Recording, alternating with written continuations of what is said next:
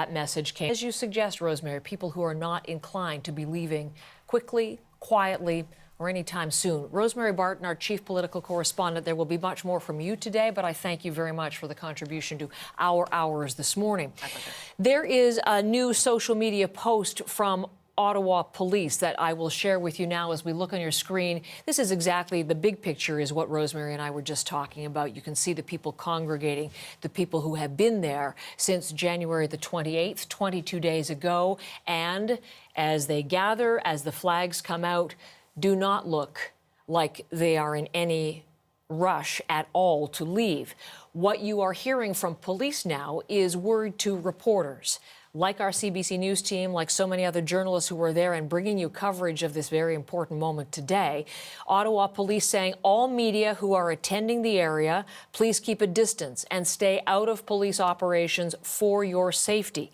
Anyone found within areas undergoing enforcement may be subject to arrest. There will be immediate availability later today. Of course, we'll be listening into that. But Hannah Thibodeau joining us from a slightly different location, now on Rideau, moving in a little bit closer to us.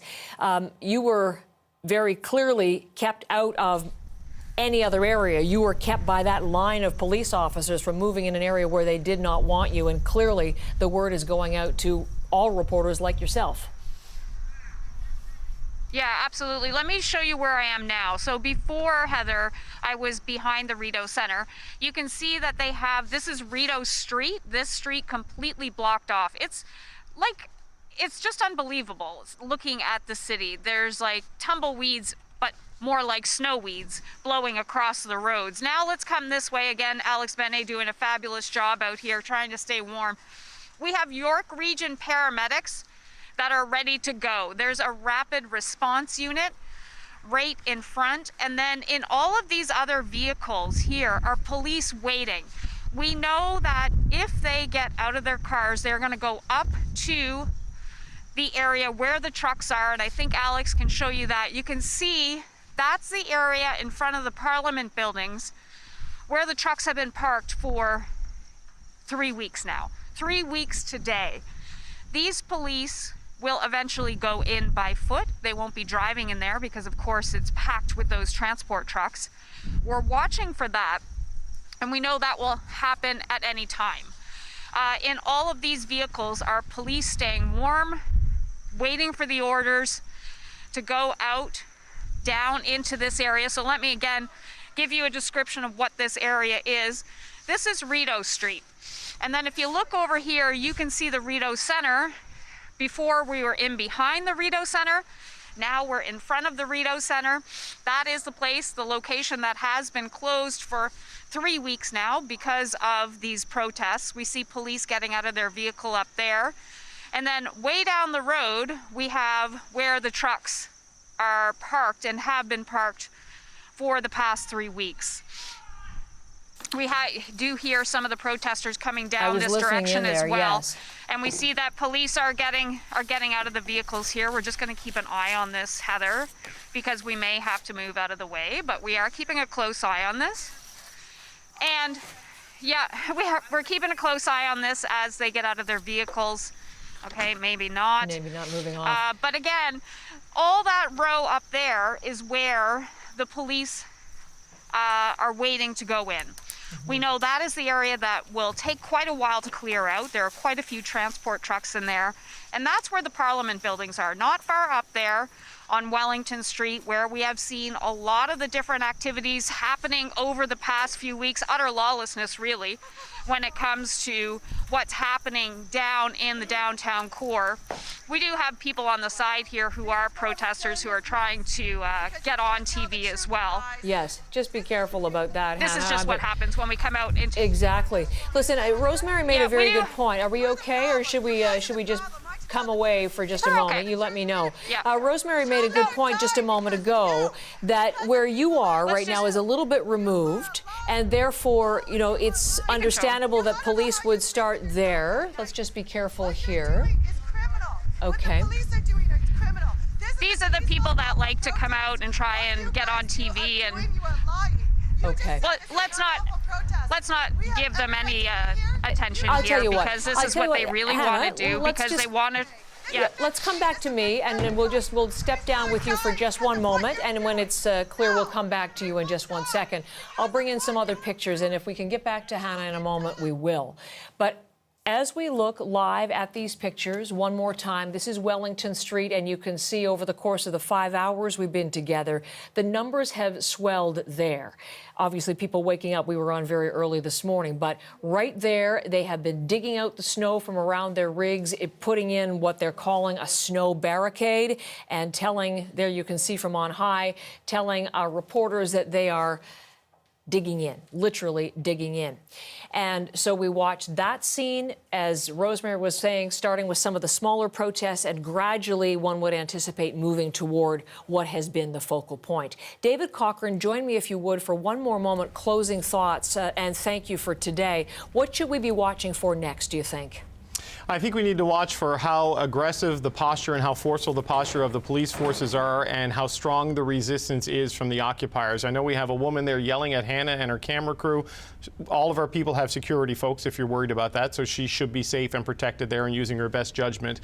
But as they move west from where Hannah was doing her last report, as they move into Wellington Street in front of the Prime Minister's office, moving toward the Peace Tower and then west towards where the temporary House of Commons is and the Supreme Court, those are the harder targets, plus another encampment further south of there at Kent and Albert. That's where the numbers have been largest, where the congestion has been the most significant, and where the crowd, quite frankly, looks the toughest and certainly has been the most strident and defiant of any threat of police action and being forced to move. So this is early hours and early days potentially in this operation, but as the police start to move west towards Parliament Hill, the response there, and then Heather, what happens at places like Coventry Road, where they set up a logistics and supply camp on public property, and dismantling that is essential to shutting down this operation. David, thank you for everything. Our comprehensive coverage continues.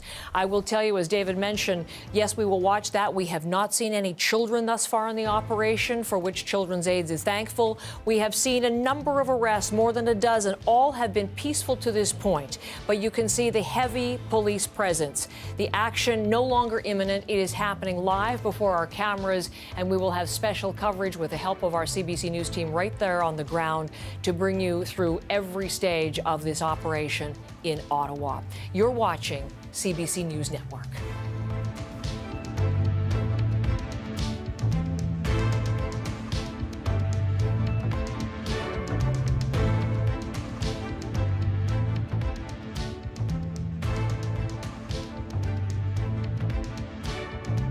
Powerful stories, compelling interviews, the people at the heart of what's happening. Do you have any advice for the next person who's going to take that seat? Join Janella Massa on Canada Tonight.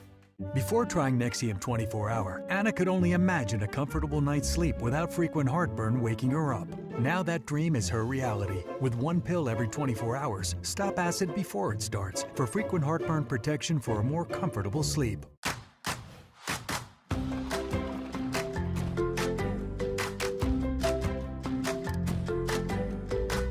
Make the wait a visual escape with custom deep sea signage. Fast Signs. Make your statement. Having your car stolen is terrible, and it feels like you'll never move past it.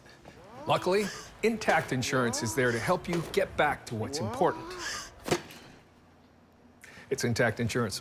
Intact. Coffee? When you're a champion like Michelle, it takes guts to challenge yourself. Oh, good. Start your day with Activia's new drinkable yogurt with vitamin A that contributes to the normal function of your immune system.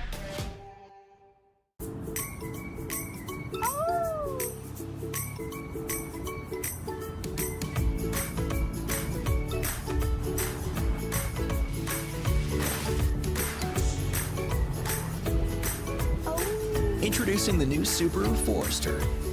Trusted to be safe.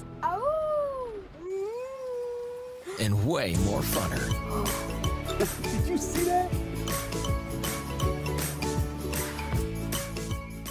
I'm here for the challenge. Embracing the ups and downs. And enjoying every twist and turn. eHarmony gets to know you better to match you better. eHarmony, here for real love. Start free today. Must be 18 or older. Nearly all men will develop BPH. To reduce the symptoms of BPH, more urologists recommend Super Beta Prostate. Finally, less urges to urinate. Find it at these fine retailers. Climate change is one of the most pressing stories of our time. CBC News is committed to even more coverage of this issue facing Canada and the world. Look for Our Changing Planet, only on CBC News.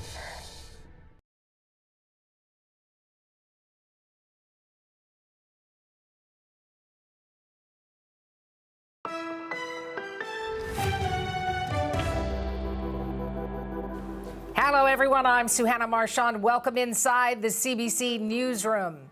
Breaking news from our nation's capital and the protest that has paralyzed Ottawa for 22 days. Police are making arrests at the truck blockades around Parliament Hill. We have seen multiple people taken into custody. The arrests are peaceful so far, with protesters surrendering themselves to officers. The emergency debate in the House on that Emergencies Act, I can tell you that has been canceled due to the police operation. Now, we do have comprehensive coverage of that police action for you. You can see David Cochran on the very left of your screen. He's going to give us all the political reaction, the insight there. Thomas Daigle braving the cold. He's out there in front of Parliament Hill. We'll get the latest from inside the security perimeter. And Hannah Thibodeau dealing with some, the people on the street who really don't want this coverage that we are giving you, but we want to give you the coverage that is happening in our nation's capital. Thomas, let me start with you. What is the situation where you are? What are the developments? We've seen a number of arrests, no confirmation on the current tally of arrests, Sue Hannah from Ottawa Police, but they, along with the RCMP and Ontario Provincial Police, have been carrying out a series of targeted arrests on a number of sites, perhaps as many as 11 sites they are targeting today throughout Ottawa. It gives you a sense of the size of the operation. It is much bigger than the police operation a week ago in Windsor that sought to clear out protesters who were blocking the Ambassador Bridge. In this case, they are blocking practically an entire downtown. As you can see here on Wellington, just adjacent to Parliament Hill, protesters are still camped out. They still have their big rigs parked, despite police clearly telling them over the past 24 hours, it is time to leave or you will be arrested. Over there, after this fresh snowfall over the past 24 hours, protesters are either shoveling to clear the way or shoveling to make a wall of snow to prevent authorities from approaching. I don't think that will be very effective if that is the case. But they are still camped out here, and there is no reason to believe that anyone who is remaining at this time does not believe that they will be arrested if they remain any longer. And Thomas, there were people who were lighting fires to stay warm. They were at one point getting supplies from outside of that perimeter. I take it that has changed. Yeah, we haven't seen any police operation in terms of arrests here on Wellington at the main encampment that has been, in all the coverage over the past 3 weeks. But we have seen just over the past half an hour one of the big rigs pull out. It was a little difficult in the snow, but maneuver their way out of Wellington and towards the highway. Perhaps the first such example of a big rig clearing the way, as police have been telling them, if you don't leave, you will be arrested, Suhan. Is there any indication, any word from police, and I know that you're pretty much on your own there where you are standing, there might be some police around you, any indication of timing on all of this? We do not have an indication of timing. We do expect this is going to take several hours or several days. If you look at the sheer number of transport trucks parked here on Wellington, people who are experts in this sort of thing have said that in some cases it's going to take 3 hours to remove these big rigs if the driver is not there and doesn't want his or her big rig removed. I mean, there are still dozens of them parked here. So we're talking many hours of police work as this operation continues. Thomas, we'll get back to you. We've also got our colleague Hannah Thibodeau standing outside on Rideau Street, just east of Parliament. Hannah, what are you facing where you are? Yeah, let me show you where I am, Suhana. This, you can see, this is Rideau Street. It's completely blocked off. It's snow dust balls in the air in the downtown core. There aren't a lot of vehicles. People have been warned not to come into this area because of the police involvement. Now, we're going to get Alex to go up this way. You can see that there is a paramedic ambulance off to the right here. It's from York Region. We also have the response unit in front of it. And all of these vehicles here are police. And when they are ready to go, what we're told will happen is they will go on foot. Now, if Alex zooms in a little bit there, you can see that that's where all the trucks have been for the past couple of weeks. Parked just past the Rideau Centre. That's the big mall in the downtown core that has been shut down for about 3 weeks now because of these protests. Up there, that's where the trucks have been parked for quite some time. I think Thomas Dagg would be just past those trucks on the Parliament buildings on Parliament Hill. But we were over behind the Rideau Centre a little while ago, and that's where we first saw this influx, this increase in police presence in the downtown core. There were some trucks that are parked that just come off of the highway, have been there for quite some time, and when the police came in early this morning, they did make a few arrests over in that area. That's just behind where we are right now. You can see better where the trucks are located up the street here. At this point, the police haven't moved into that area. They moved into an area that's behind the Rideau Centre and made a few arrests there, Suhana. But getting into this downtown core is pretty difficult. If you don't work or live in the downtown area, you can't get down here. When I came to work, in our building is 1 block from what's designated as the red zone. There are a lot of highway exits completely blocked. You can't get off at many of the different exits into this main part of Ottawa. Then to get into the area, I had to go through 5 different checkpoints. So you show your ID, you tell them where you're going, and then they let you through. So it's very difficult to get in because of the police coming in and having this big influx, as we heard from the interim police chief yesterday, that everything was imminent. And that's kind of what we're out here now watching for, because eventually you'll see these police and these vehicles get out of their cars and they will go up to the next area, and that's where they'll start making their next move. So we'll keep a close eye on that. You can see in all of these vehicles here, the white vehicles, Alex doing a great job out in the cold all morning, waiting, you know, for the next move, waiting for the orders to make the next move on those areas up by the trucks past the Rideau Centre. And that's where a lot of the trucks remain that have dug in and have decided they are simply not going anywhere, even though the police chief has said you must leave this area right now. Hannah, you went through 5 checkpoints to get to your position right now, yes, so that you can keep our viewers informed. How challenging is it, not just to get through those checkpoints, but once you get there, to actually tell us and share those stories? Well, I think in the last hour you heard there are protesters who are very frustrated with the fact that, you know, they don't believe what we're telling them. They don't want us to tell what is happening down here. I think when you saw the last protester get frustrated is when I said that it's complete and utter lawlessness in the downtown. Well, yes, it is. There may not have been violence to this point from these protesters that have taken over the city for the past 3 weeks, but it is utter lawlessness. You have to, you know, cooking pigs on a spit. They also have hot tubs up there. They have been partying. They have been honking their horns.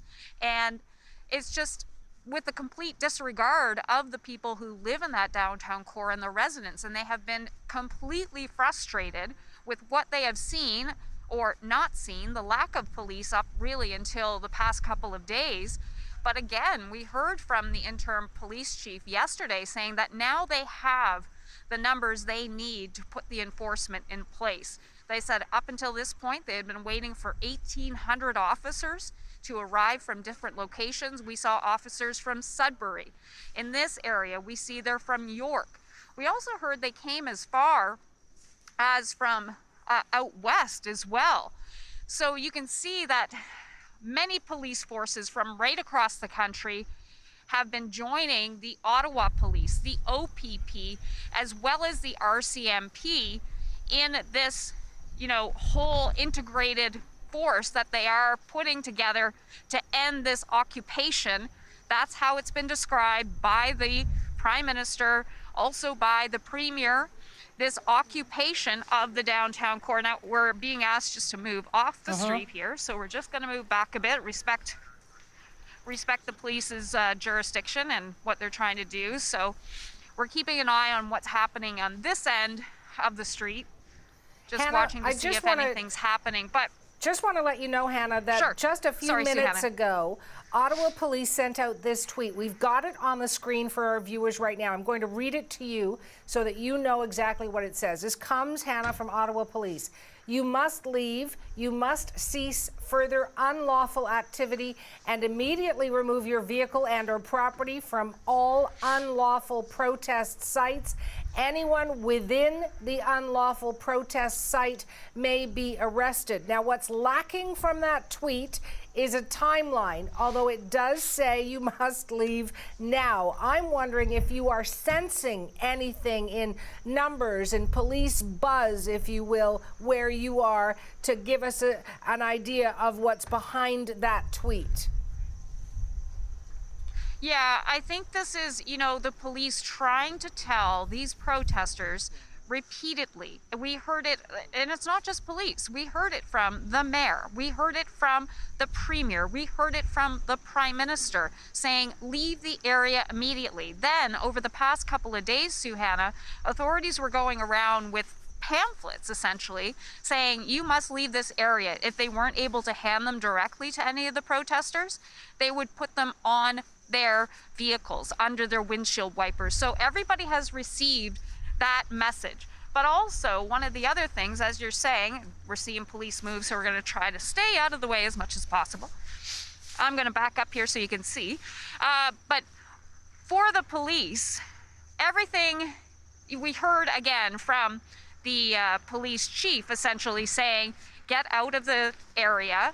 This is kind of your last chance. And today, again, they're saying that. So they're hoping that peacefully they can end this protest. They are warning protesters repeatedly, if you do not want to be arrested, if you do not want to have your vehicle seized, lose your license, lose your insurance, all of those types of things, you must leave the area immediately. Some of the protesters I spoke to after that first pamphlet was sent out, I went down to talk to them. Does this scare you? Do you want to lose your truck? Many of them, most of them actually, I can't even think of one who said, yeah, we're going to leave the area. They said that a couple of them, they're dug in, they are ready to stay, they're ready to get arrested, they are ready to lose their vehicles and their licenses, and it's kind of shocking to hear this. There was one protester who actually told me that he would take this to a civil war.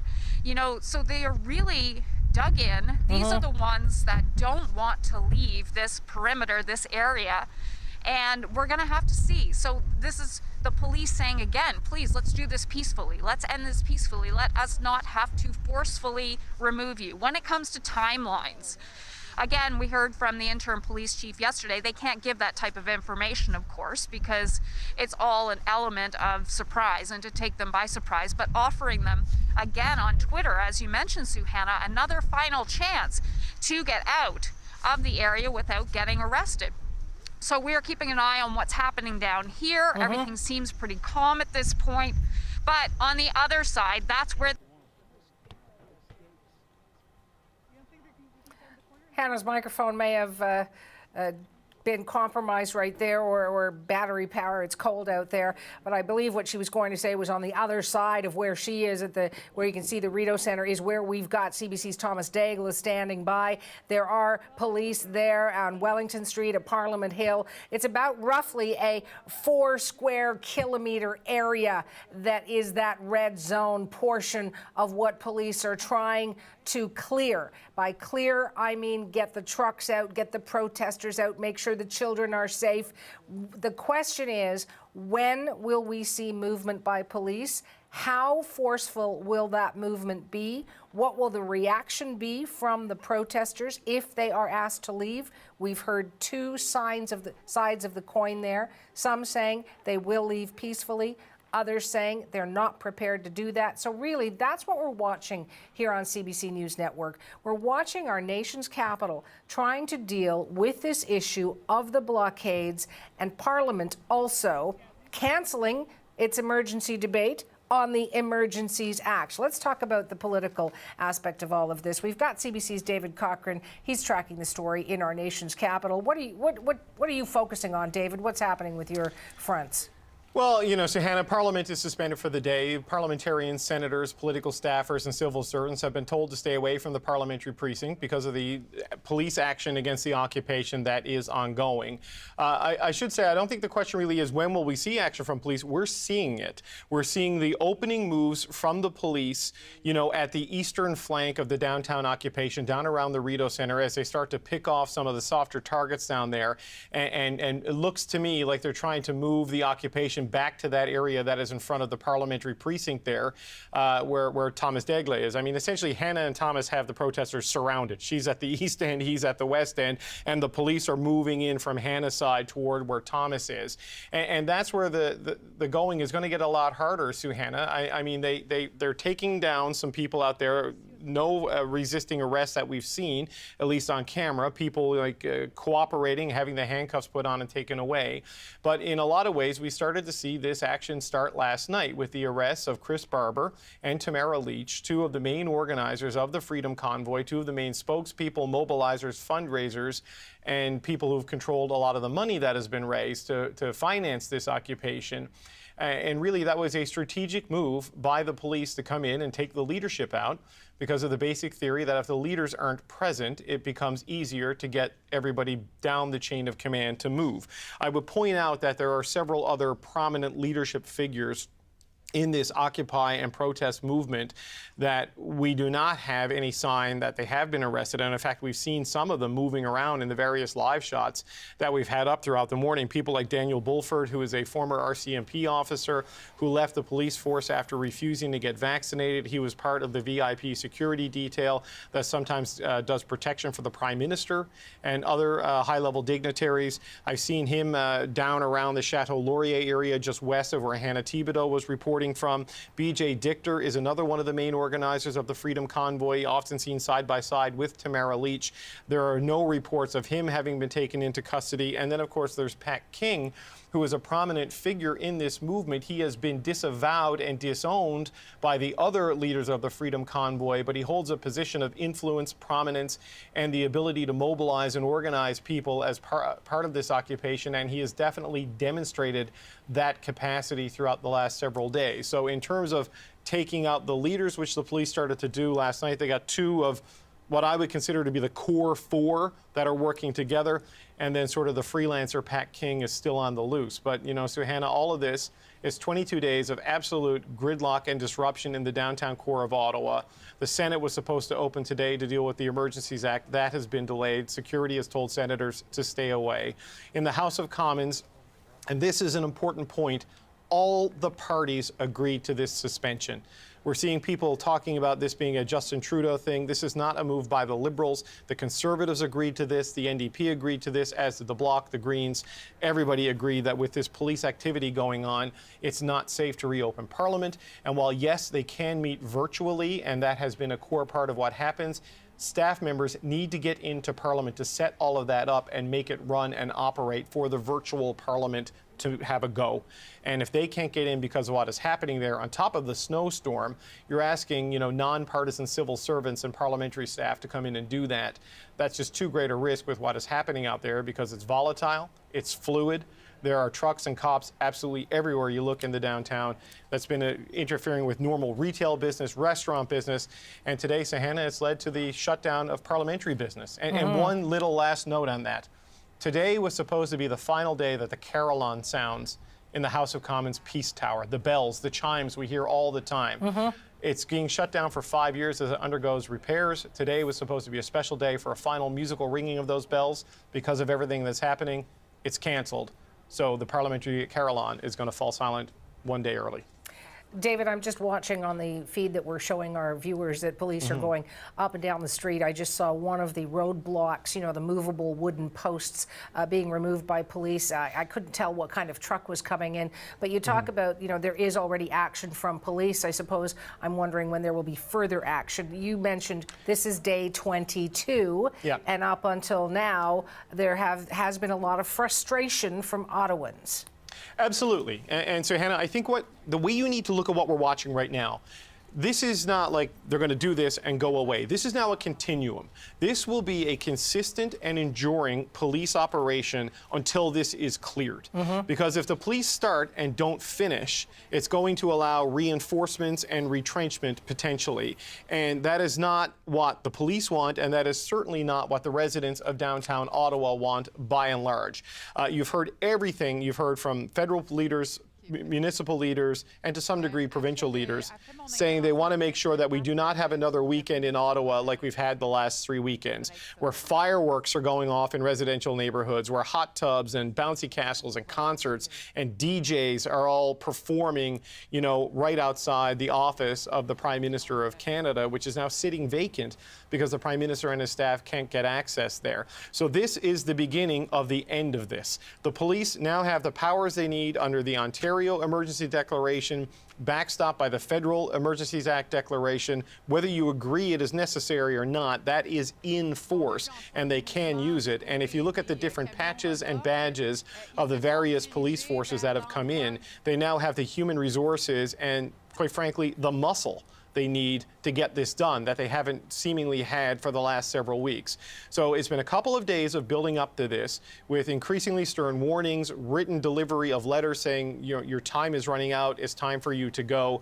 They set up security fences and hardened the perimeter around this area over the last 24 hours. This was a physical manifestation of the intent from the police that this protest end is imminent, and now you're seeing the police officers moving in. So far, it's at the edges. There's we show this shot a lot, Wellington Street being occupied because it's right between the Prime Minister's office and the Parliament of Canada. But there are other pockets throughout the city that they also need to clean out, and the residential streets just south of these major blockades on Wellington and places like Kent and on Metcalfe that need to be dealt with.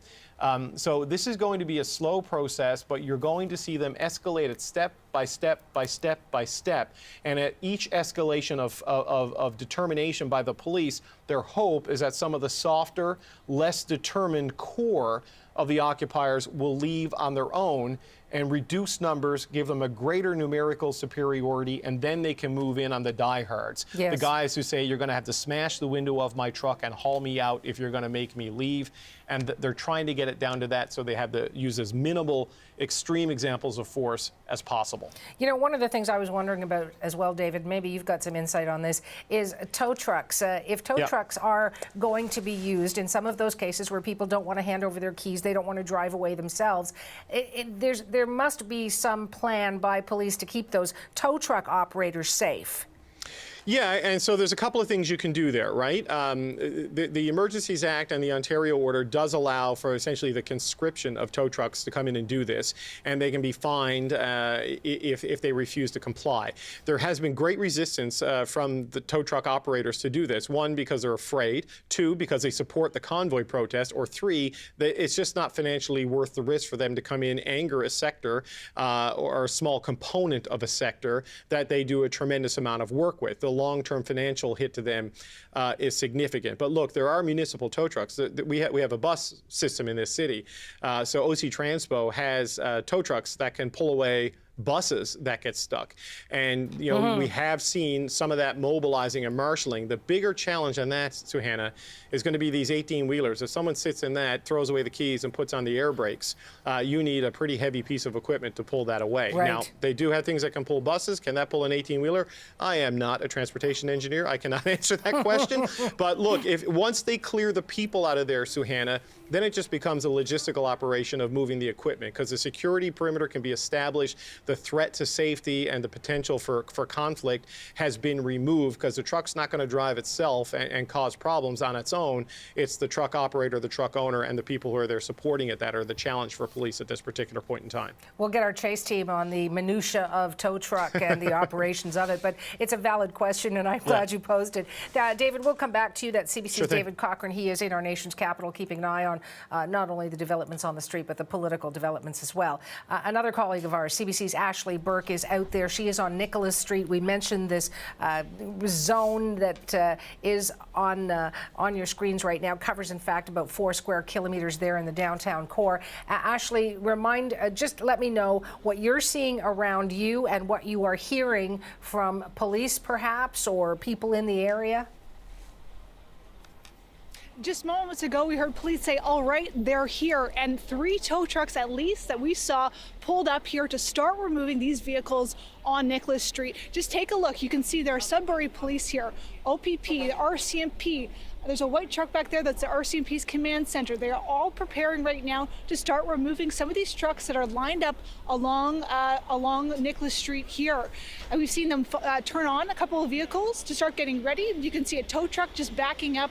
They are getting these vehicles in line. Look at that, a blue truck being hauled off in the back of a tow truck right now. This area has been jammed up for the past for weeks now, as demonstrators have really dug their heels in. And this morning at this location, we have seen some arrests by police in this area. They've also been going up to trucks and asking people to leave. And police say that some have left, and we've seen a couple of trucks drive off while we've been here. They've been warning residents to stay out of the area while this police operation is underway. This is an enormous police effort. This is just one part of it, but it stretches across the city. Since last night, we have seen an increased police presence, but now they are starting to tow these vehicles here. And Ashley, it's got to take some time for that tow truck to get there, to hook up, to try to move that vehicle. I'm assuming this is going to be an operation that doesn't just last for a few hours. Could this be a day-long, operation? Well, the interim police chief, Ottawa police chief, yesterday said this could take days. Just take a look just on this one part of this demonstration alone on Nicholas Street. Look at this line of vehicles stretching down all the way past Laurier Street. We are standing on the bridge. In the distance, we can see police lining the road way farther than you can see on camera right now, and just starting to go up to those vehicles. And I think most of these vehicles are empty at this point, and trying to start the logistics of getting these vehicles out of the way. What you're looking at is a road that is a pretty busy road most days. A lot of people take it to work. Obviously, shut down, the whole city shut down this morning as they work on this operation. Ashley, when I was speaking with our colleague Hannah Thibodeau, who has a different vantage point near the Rideau Centre, but she was telling me that she had to pass through 5 different checkpoints to get to her camera shot this morning. And even then, there were those who were upset that she was there as, a member of the mainstream media. I want to know from you, Ashley, how difficult is it to actually get to your job today so that you can keep viewers across the country informed? It took me an hour. It usually takes me 10 minutes to get into work. The LRT system was shut down. To drive in was incredibly difficult. Navigating these roads that are one way and shut down at every point you can. I actually had to leave my 3-year-old and my husband that was on their way to daycare on the side of the road somewhere because we were stuck for so long. So really challenging to get in this morning. That's just really a nuisance. But for people living downtown, for residents who are working here and living here, they describe this as really being a nightmare. I just want to show you again the tow trucks and what's happening here.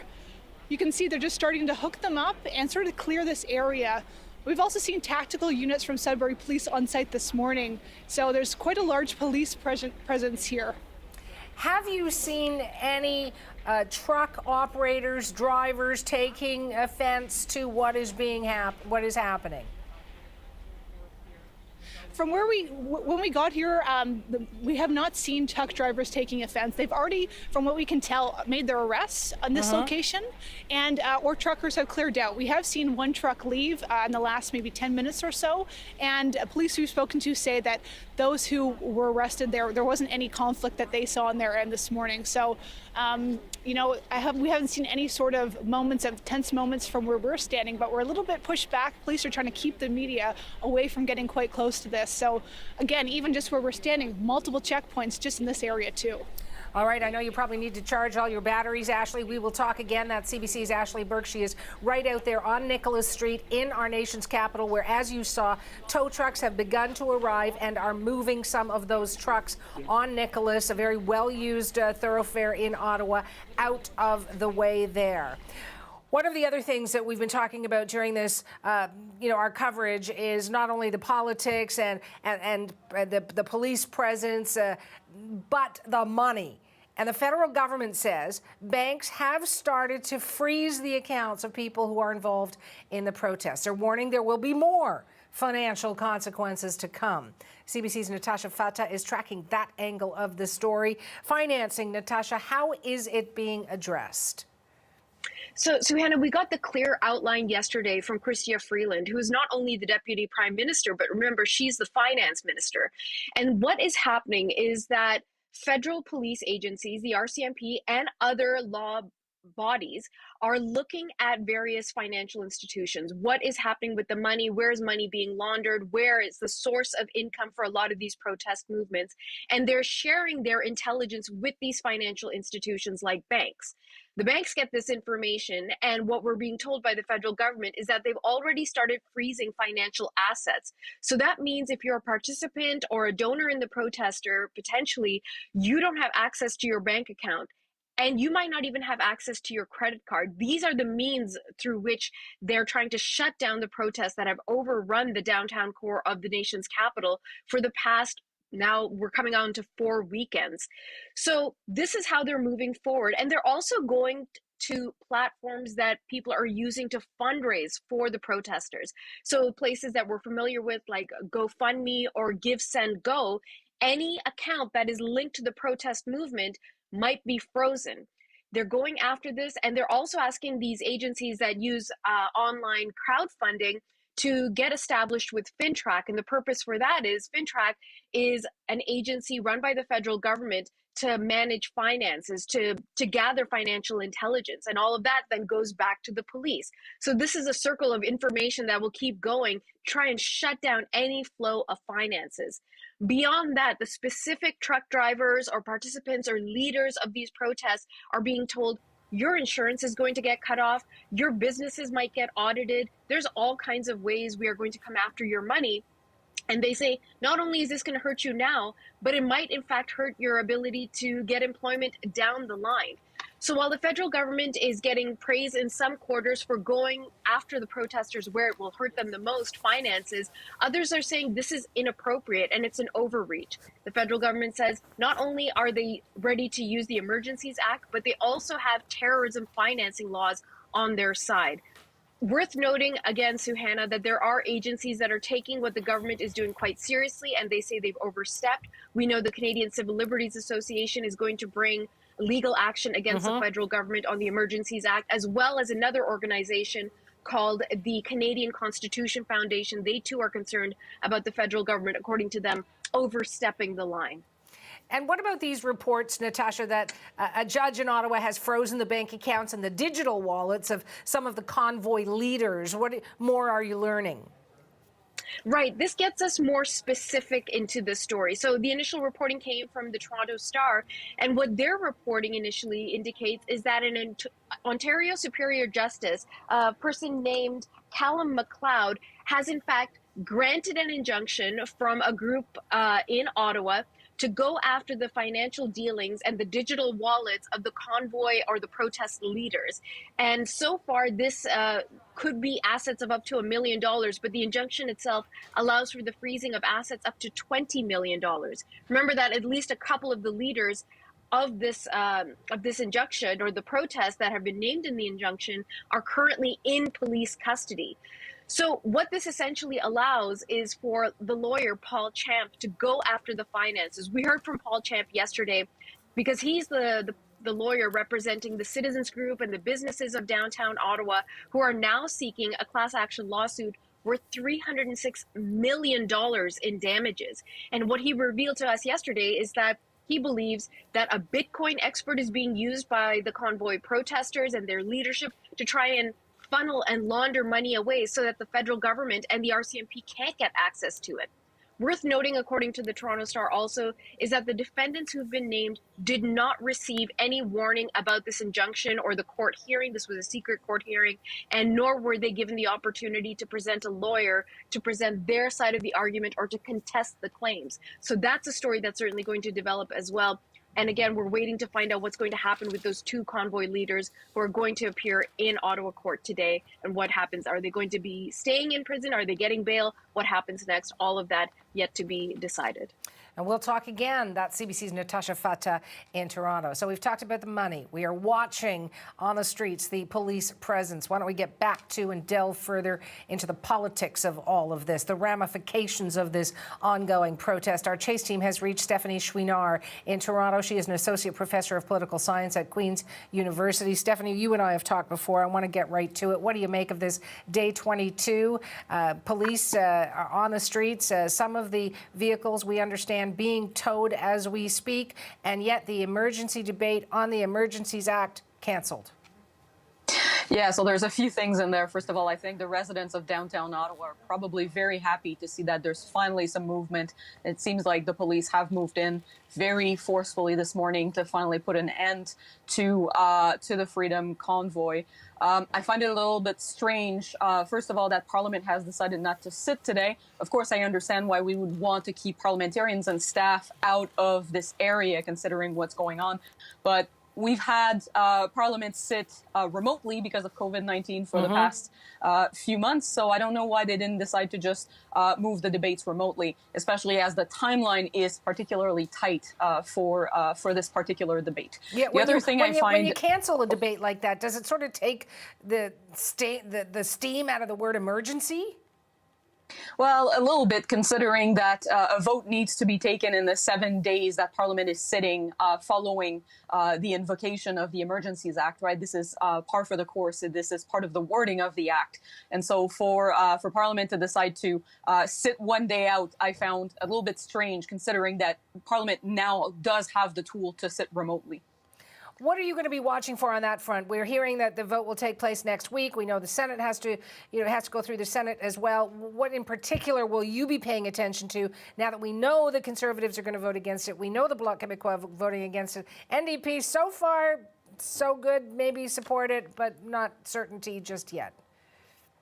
Yeah, I'm not particularly surprised to see the Bloc Québécois deciding to vote against this, considering François Legault very early on decided to come out and say, I'm not entirely certain that the Emergencies Act is necessary. I certainly don't want it to apply on my territory.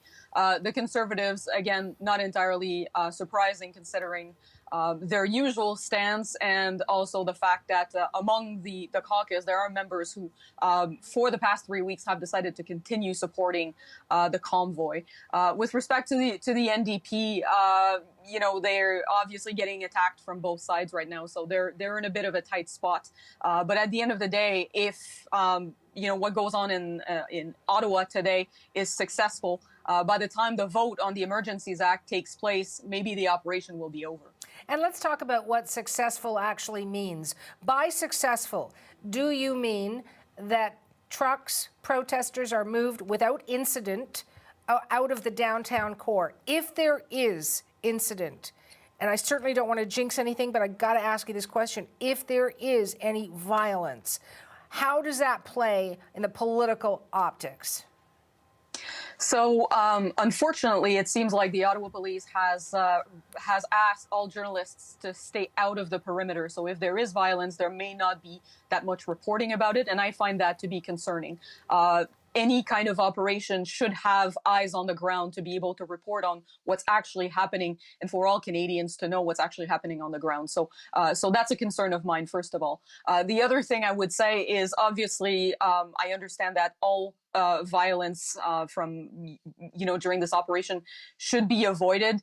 And I'm going to assume that the police are doing their utmost to make sure that these people leave peacefully and that nobody gets hurt. From what I've been seeing in the polls, though, and this is kind of surprising considering the usual stance of Canadians on these things, is that the majority of Canadians faced with this situation in Ottawa would be okay with the use of force if it meant that the protest was to be cleared out finally. So it seems like there's quite a movement of fed-upness, if I may say, about what's going on in Ottawa. Stephanie, I want to thank you for your time. It's always great to have you on the program. You be well. Thank you, Suhana. You as well. Stephanie Chouinard in Toronto. She's Associate Professor of Political Science at Queen's University. Two very familiar faces as we continue on with this story. Rosemary Barton and David Cochran. They are in our nation's capital. They are watching the police, and we can see some of the trucks being moved, tow trucks being brought in. David and Rosemary, are you on the line? I'm here, yes. Excellent. There you are. Rosemary, I was just speaking with Stephanie Chouinard, who said she was surprised that the emergency debate on the Emergencies Act had been canceled because Parliament has, there have been so many meetings virtually. We all know how to link into Zoom. Does that surprise you? Well, I mean, I would point out that all parties agreed to not go ahead with the debate. So obviously there was, I would imagine, first of all, desire for the debate to happen in person because it is historic and important. And secondly, that they also were told that there were security issues. So I'm not sure I'm surprised that it's not going ahead virtually. I'm surprised that debate had to be suspended. That does give us some indication, I guess, of what we can expect from police up near the parliamentary precinct later today. And of course, parliamentarians should also feel safe to go to work, and so they've put this on hold for now. I guess I wonder what it does to the overall debate, whether they'll be able to continue tomorrow, which is the hope, and then what it does to the vote, which is what is needed in order for the Emergencies Act to remain in place beyond the 7-day period. David, you're watching, and we talked earlier about some of the scenes that were unfolding on the streets. When we last spoke, Ashley Burke, who was on Nicholas, was showing us some tow trucks that were actually moving some of those big rigs, and you and I had discussed, how do they actually move those easily, but they didn't have loads attached to them on these trucks. And then Hannah Thibodeau was suggesting that, police were asking reporters to move aside. Perhaps there were going to be more police coming in, perhaps tow trucks coming in at her spot as well. Could this, in fact, this emergencies debate become moot? Well, no, I don't think it'll become moot, and just because clearing up an occupation doesn't mean the movement is over. This is the argument coming from the government, and for example, they cleared out the Windsor Bridge, Suhana, and then late last week there was a second convoy that tried to reoccupy it that had to be intercepted by police. So I think until they have a clear sense that calm, peace, order, and good government have been restored, they won't necessarily revoke it, though there is an assurance from the government that they will revoke the Emergencies Act the minute that it gets to that point, and even earlier than the 30 days that they're allowed to keep it in operation for if they feel that the urgent need for it is passed. But just a bit more clarification as to why there isn't a virtual debate today, Suhana. It's not as simple as MPs getting on FaceTime or Zoom. This is a complex operation, technical operation that requires simultaneous translation, and for that engine to be fired up, staff of the House of Commons, parliamentary staff, has to be able to get into Parliament, to turn the computers on, to set the system up, and translators need to be able to get into the booths to do their work. And a note went out at 5 o'clock this morning from Parliamentary Security telling people not to come to work because it wasn't safe because of the pending police operation. So even if MPs and parliamentarians wanted to have this debate today virtually, the staff have been instructed for their own safety not to come into the House of Commons or into the parliamentary precinct to set up the apparatus that they need to be able to have a virtual parliament operating. And I think we can understand that it is quite unfair to ask nonpartisan career civil servants to brave something that the police are telling journalists to stay out of, to come in and fire these things up. So this is not a lack of will. Necessarily, it's a lack of ability. It's just not safe for the translators and the staff to come in to set up virtual parliament so it can function today. Rosemary, I know you're always on the phone. You're reaching out. You're getting information. People trust you. They want to pass on information to you. So what are you working on as we try to, continue to share this story with our viewers across the country? Yeah, this is not one of those instances where people are calling to tell me what's going on. I mean, this is a highly sensitive police operation that is happening. I would imagine that to the extent that they can, government and cabinet have been briefed by Ontario Police or RCMP about the situation. Obviously, they knew it was going to start unfolding today, given the arrests that happened last night. And I would imagine they are just watching to make sure that it unfolds as peacefully as possible, as we've been talking about. The arrests to date have been without incident. They are beginning to tow vehicles away, but these events have been happening really on the perimeter of where it is most concentrated, even outside of the actual red zone where David and I both are. So things are going to get harder for police as they move in, unless some of the people who are encamped here feel the pressure and feel that they do need to just walk away, given the arrests that they start to see. So yeah, this isn't something where people are being particularly loose-lipped, Suhana. I would say that the government is watching very closely and hoping that it ends quickly and that it ends well, because remember, the government, by sort of invoking the Emergencies Act, has kind of taken responsibility for cleaning this up. And if things go sideways, they will have to wear some of that too. All right, I want to thank you both. I can tell you that we've got a city councillor coming up. I know politicians federally, provincially are watching. We're going to hear from Doug Ford a little bit later this afternoon. I'm sure he'll get questions on this, but I'll come back to you guys, and thank you as always for your insight. That's CBC's David Cochran and Rosemary Barton live in our nation's capital. So we have reached Ottawa City Councillor Catherine McKenney. Our Chase team is on the phone trying to get all kinds of reaction for you, thoughts about where this might go and how it could end. Councillor McKenney, you've seen the video, I hope, on CBC News Network. We're showing you live footage. There are tow trucks on Nicholas Street. The convoy is still blocking Wellington Street in front of the Parliament buildings. Where are you in location to all of this, and what is your big concern? I'm not directly in it. I expect to go down a little later today. Probably stay on the outskirts a bit, but just to check in on some residents. This is giving us hope, certainly, that it is coming to an end. The worst of it is coming to an end, and at the very least, this weekend will not see that swell of sympathizers to this illegal occupation arrive back in our downtown. As you meet with your fellow councillors and you discuss, the what ifs, what is the worst thing that could happen as police try to clear this up? We all want this, everyone across the country, in this city, anyone wants this to end peacefully. Mm-hmm. There has always been a volatility to this occupation.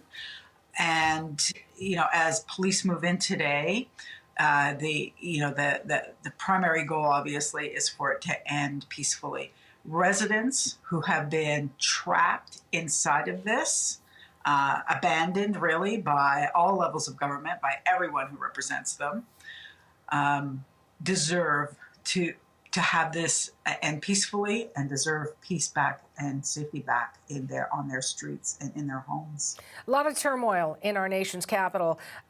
22 days, that's how long this has been going on. There have been frustrations voiced from residents, probably in your writing as well, that not enough was being done. And then the police chief resigns, and then the police services board goes through its kerfuffle with one resignation, one firing. Now we have police on site, but it is day 22.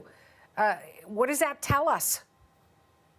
Oh, the frustration is heightened by the day.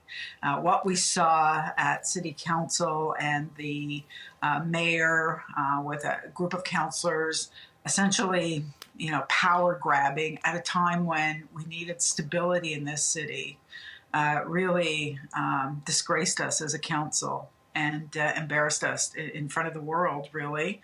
This is a time where politics and anything else need to be set aside for the safety of a neighborhood of 30,000 people who are caught, who are trapped in the middle of this. It's really been an embarrassment. There will be much to answer for when this is over. We have seen our very first Black police chief have to resign through this.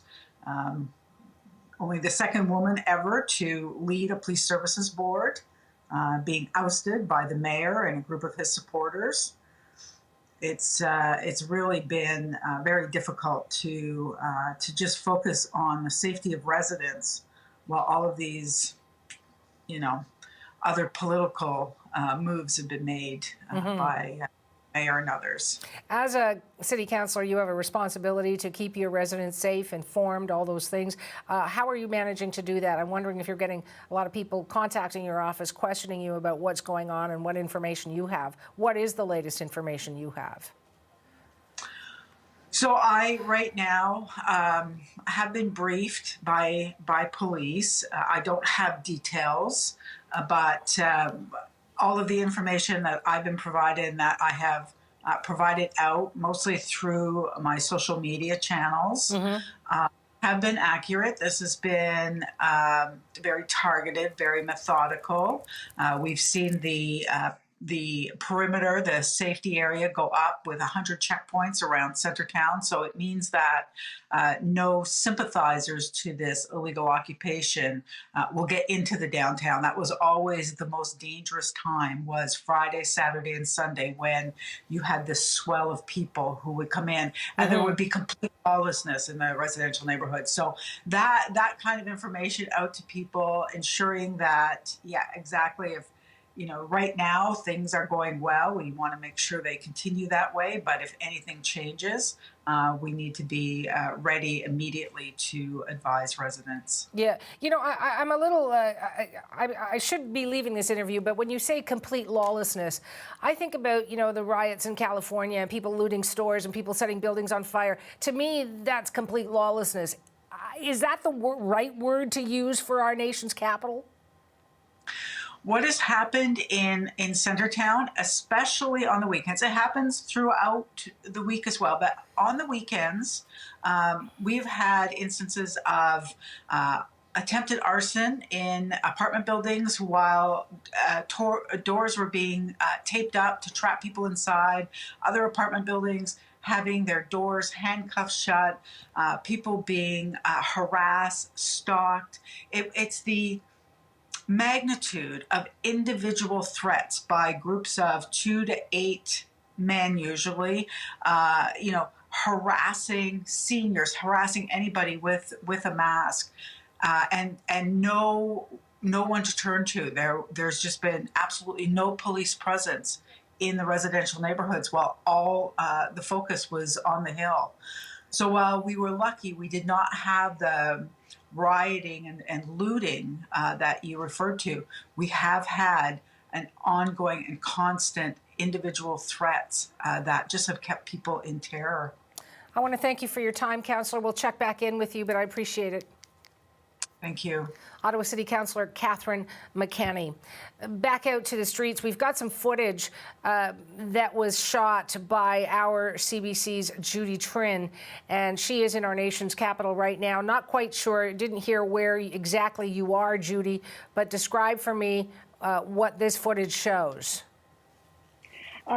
So, Hannah, this footage shows a checkpoint entering from the suburbs. This would be at the Ottawa Police Station by Pretoria Bridge. It is one of the major roads entering downtown. You'll see that this is at 11 p.m. and notice the traffic jam there. So it's crazy. I actually pulled over because I was on my way home and I took this footage. Now, what is remarkable about it is that we have 100 checkpoints. We have this show of police force right now on the streets, and residents are wondering, why did it take so long? You heard from Catherine McKenney earlier. There are more than 12,000 people who live in the neighborhoods surrounding Parliament Hill, and they've basically been held hostage for 22 days to the sound of blaring horns, to constant harassment if they're on the streets wearing masks. We've talked to business owners who say that their employees, when taking the LRT in, have been assaulted for wearing a mask. They've had their businesses interrupted by protesters who don't like the fact that they're enforcing the bylaw rules for masking. The other thing that I want to point out to you that It's citizens that are taking action on their own first. You're seeing police action today, closing down the roads. But you know what? Last weekend, Suhana, we had dozens of residents wander into a major thoroughfare to block traffic, to basically do what police are doing today. So they did this nearly a week earlier because there was police inaction. I want to give you a sense of the chaos that has been happening in this city. We've had the police chief resign. We've had the chair of the police board basically removed from her post. This is what is going on. So citizens have difficulty right now placing trust in law enforcement, in police, in their city politicians. Now, I want you to take a listen to this clip. Her name is Zexi Lee. She is the primary complainant in a class action lawsuit. More than $300 million in damages is being sought. The lawsuit names the organizers of the Freedom Convoy, but also more than 100 names of other people that the law firm that she's working with, Paul Champ and his associates, they've actually gone up and down the streets, taking down the license plates of heavy vehicles that they've seen. And they've actually tracked down the names and they've named them in this lawsuit. For Zexi, she did not want to see the show of force, but she feels there's no other way. Take a listen. I worry about those that fear for their own safety, even as the police move in. But I think ultimately the fact of the matter is that this has gone on far too long and it needs to end. I can only hope that it won't come to violence, and I can only hope that more and more of these individuals will choose to leave peacefully. But ultimately, the police will have to decide what is necessary to bring safety and peace back to the streets of Ottawa. Second question. So far, we've not seen outright violence erupt. We've seen some skirmishes, police having to wrestle one or two protesters to the ground. But for the most part, protesters have left willingly and they are being arrested under control. I can tell you that police have set up temporary holding cells across the city, expecting to do these mass arrests. Suhana. Judy, I want to get back to you, but I just want to share with our viewers something that we're getting from Ottawa Police, and we've seen it before in other instances, but this is a tweet from Ottawa Police. Let me just show it to you as well on your screen. It says, "We are aware of a concerted effort to flood our 911 and non-emergency policing reporting line. This endangers lives and is completely unacceptable." Police go on to say that it is a crime to unnecessarily call 911. They track the calls and they will charge, they say, anyone deliberately interfering with emergencies. So, Judy, just sharing that with you, that a tweet coming from Ottawa Police just moments ago on this concerted effort, they say, to flood the 911 line.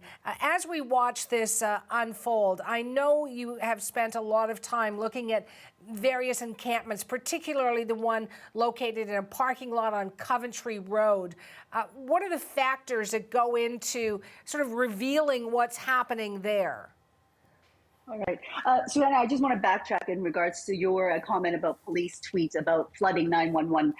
This is not the first time that that's happened. That also happened last week. We found out that they were actually being flooded by calls over the internet from American sources. So American-based numbers were doing this. So you can see that this is a concerted effort that crosses borders. Now, back to your question in regards to what's happening at Coventry. Now, Coventry is a supply camp. It is a logistics center. It's located next to a baseball stadium between the hotel, the Courtyard Marriott on a Hampton Inn.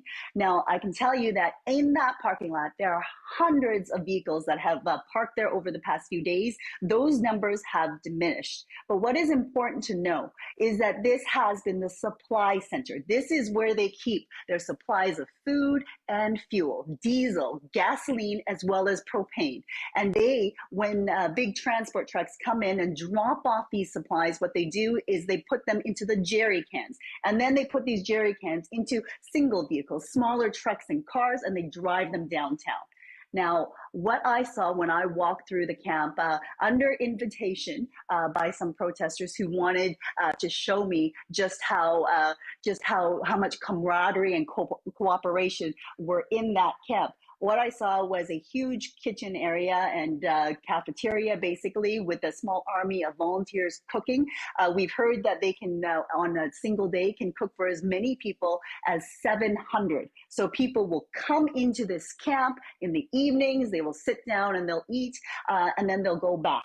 I can also tell you that within that huge dining tent, there's also like a play area, almost like a daycare center, set up with toys and reading and craft materials for children. When I was at that camp 2 days ago, I saw at least six children. So we know that families are there. Right now, the Children's Aid Society says that they have not removed any children from their families. So that's good. So we know that the police are keeping the safety of children in mind. But that is something that we have to concentrate on, because Coventry has the highest concentration of protesters in one area and will require a high concentration of police to dismantle. Suhana. We'll talk again, Judy. Thanks for that. That's CBC's Judy Trin in our nation's capital, and that's where all eyes are focused today, our nation's capital. You're seeing on the big part of your screen Wellington Street in front of Parliament Hill. You can see the trucks still there, police surging into that area. And another part on the periphery of that red zone, that 4 square kilometer area, police are beginning to use tow trucks to remove some of those big rigs. We're keeping an eye on how quiet this movement remains.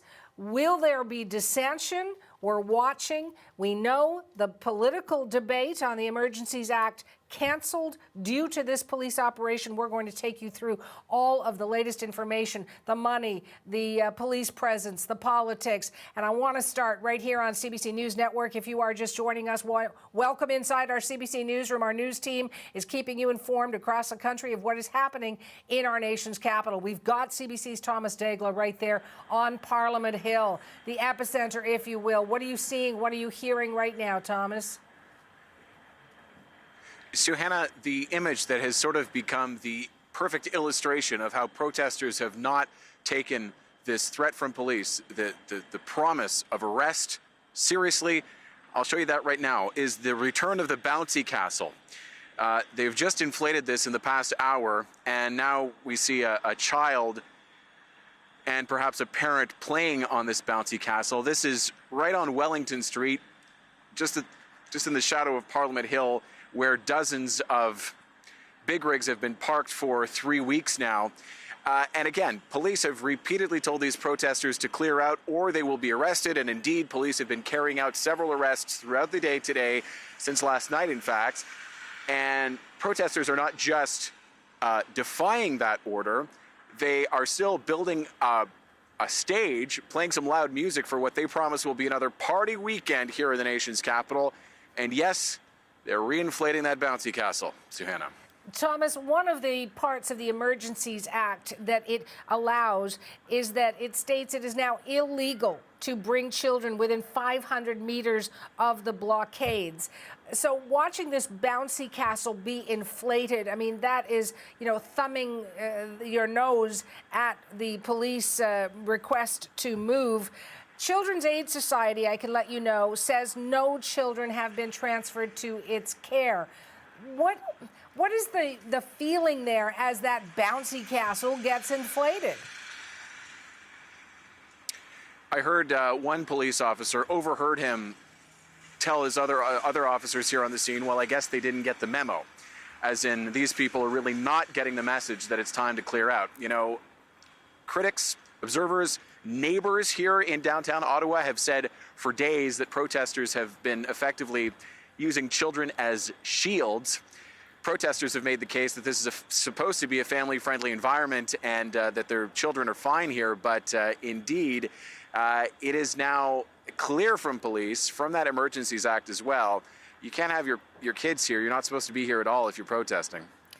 I spoke with a city councillor just a few moments ago, Thomas, and asked, what is the worst nightmare? Everybody has their fingers crossed this will unfold and end peacefully. Are you sensing more police presence there where you are? Because the aim is over the next few days to get this blockade cleared up. But is there anything that you are seeing, that you are hearing, that shows you there is a heightened amount of tension?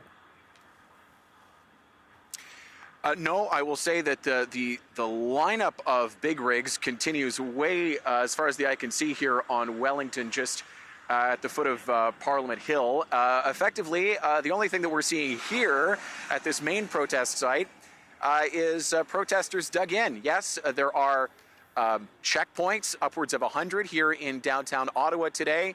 There are barricades and indeed more barricades preventing people, even who work here, MPs who would normally be coming up these steps to the West Block.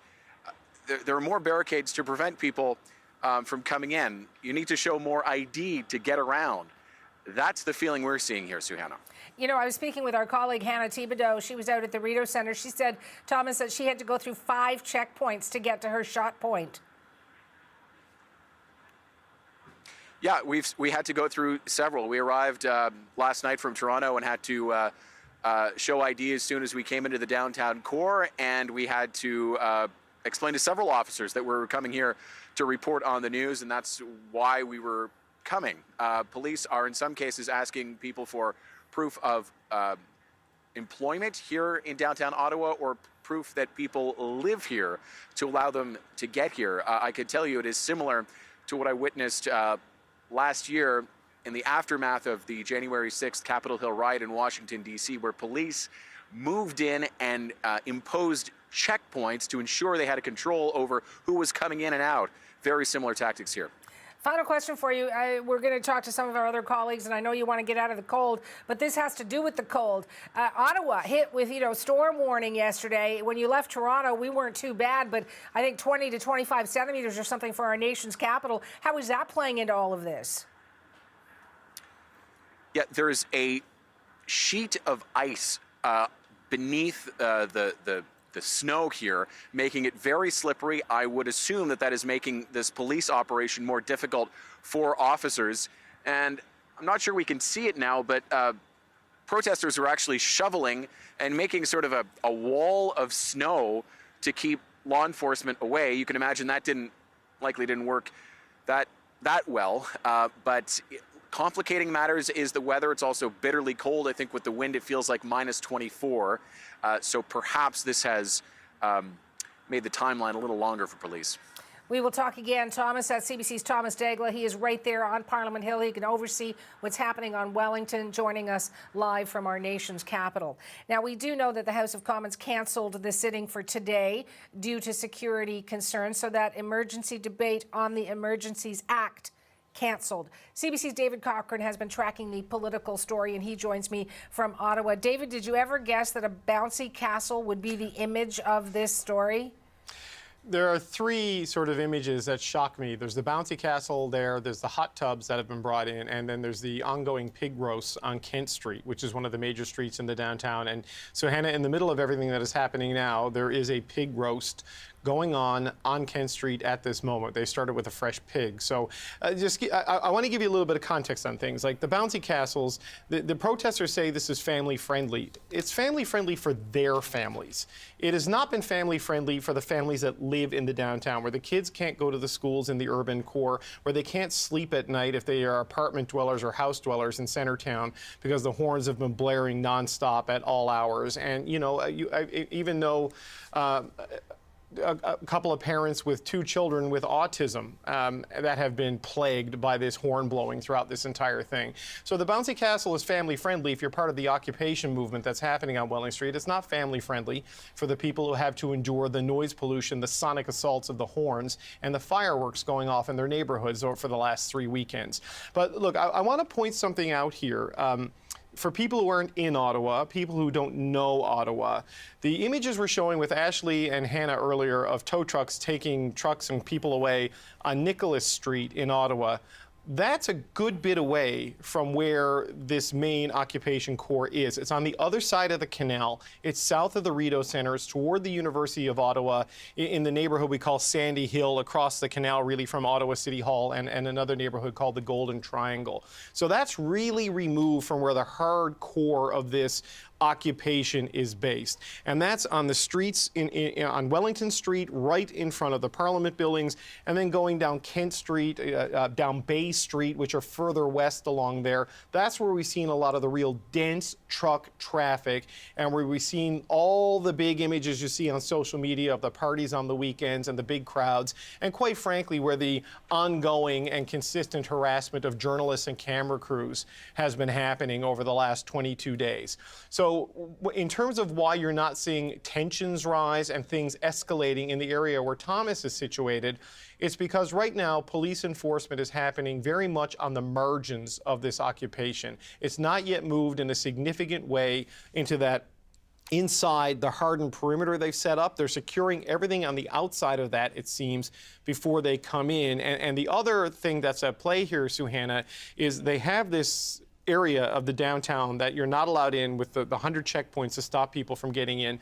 They've also cut off all of the exit ramps along the Queensway, which is sort of the main, highway that runs through the center of the city.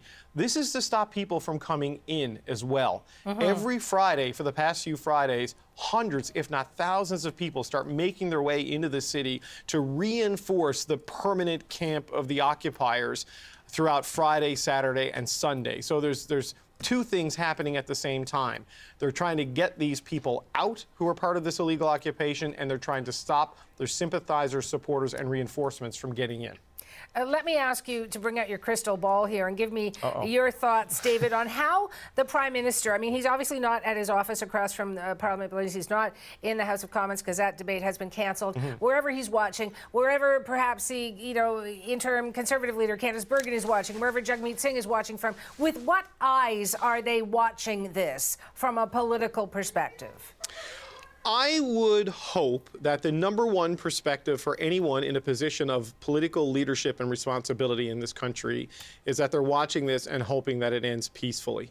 I think the last thing you want, just several years after the shooting on Parliament Hill, which was one of the last times that, Parliament was forced to suspend for safety reasons, that they want to see this resolved in a way where nobody gets hurt, especially considering some of the hardcore rhetoric we've heard from some of the longer term and more committed occupiers on Wellington. The presence of children is certainly something that is very alarming. And also there's gasoline, there's diesel, there's propane. There's a lot of things that can go wrong in there if this isn't done right, and if people on both sides of the inevitable conflict at this point don't respond in proper fashion. So, you just think as a Canadian, as someone who lives in Ottawa now, that you'd hope that's how your political leaders and their staff are watching it. People will always try to squeeze out and eke out partisan advantage in this. I think there is risk here for the Prime Minister in the sense that he is facing some criticism and challenge from his opponents for invoking the Emergencies Act, who say it is unnecessary and it's overreach. If you're going to take the risk and invoke it, it has to work.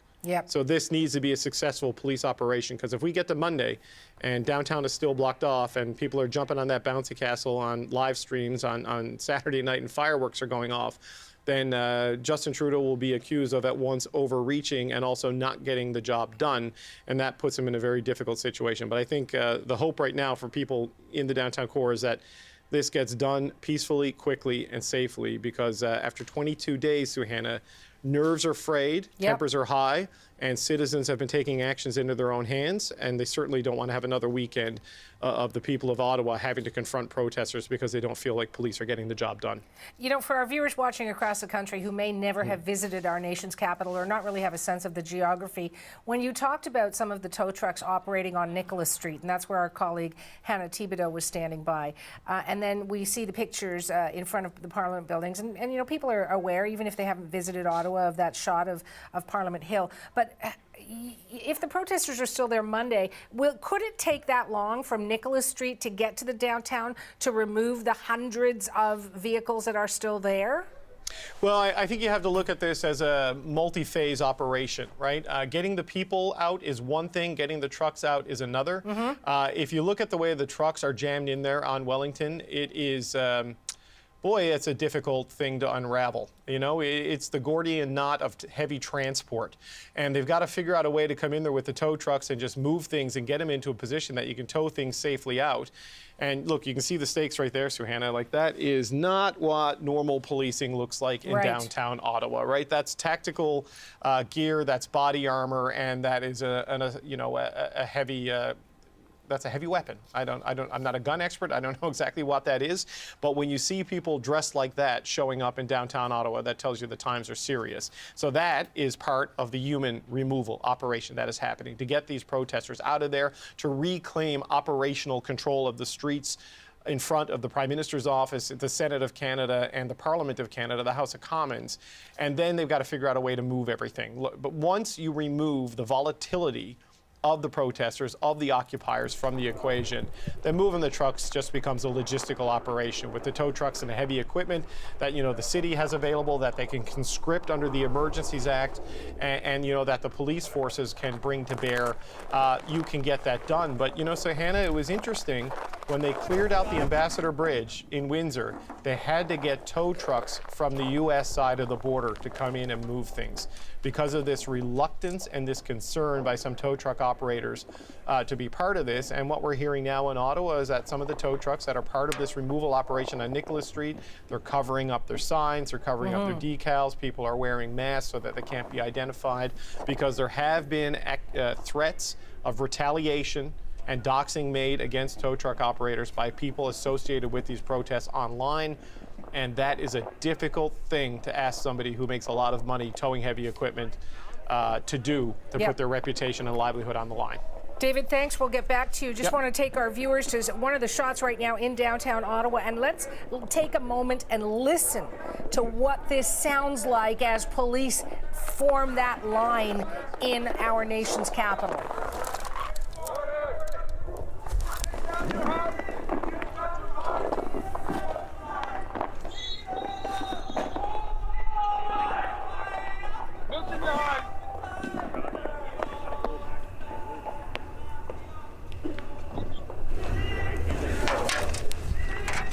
You are watching this unfold live from our nation's capital. You can see police with those lime vests on. What you also see in the forefront of your screen is a tactical police officer with, body armor and, a rifle.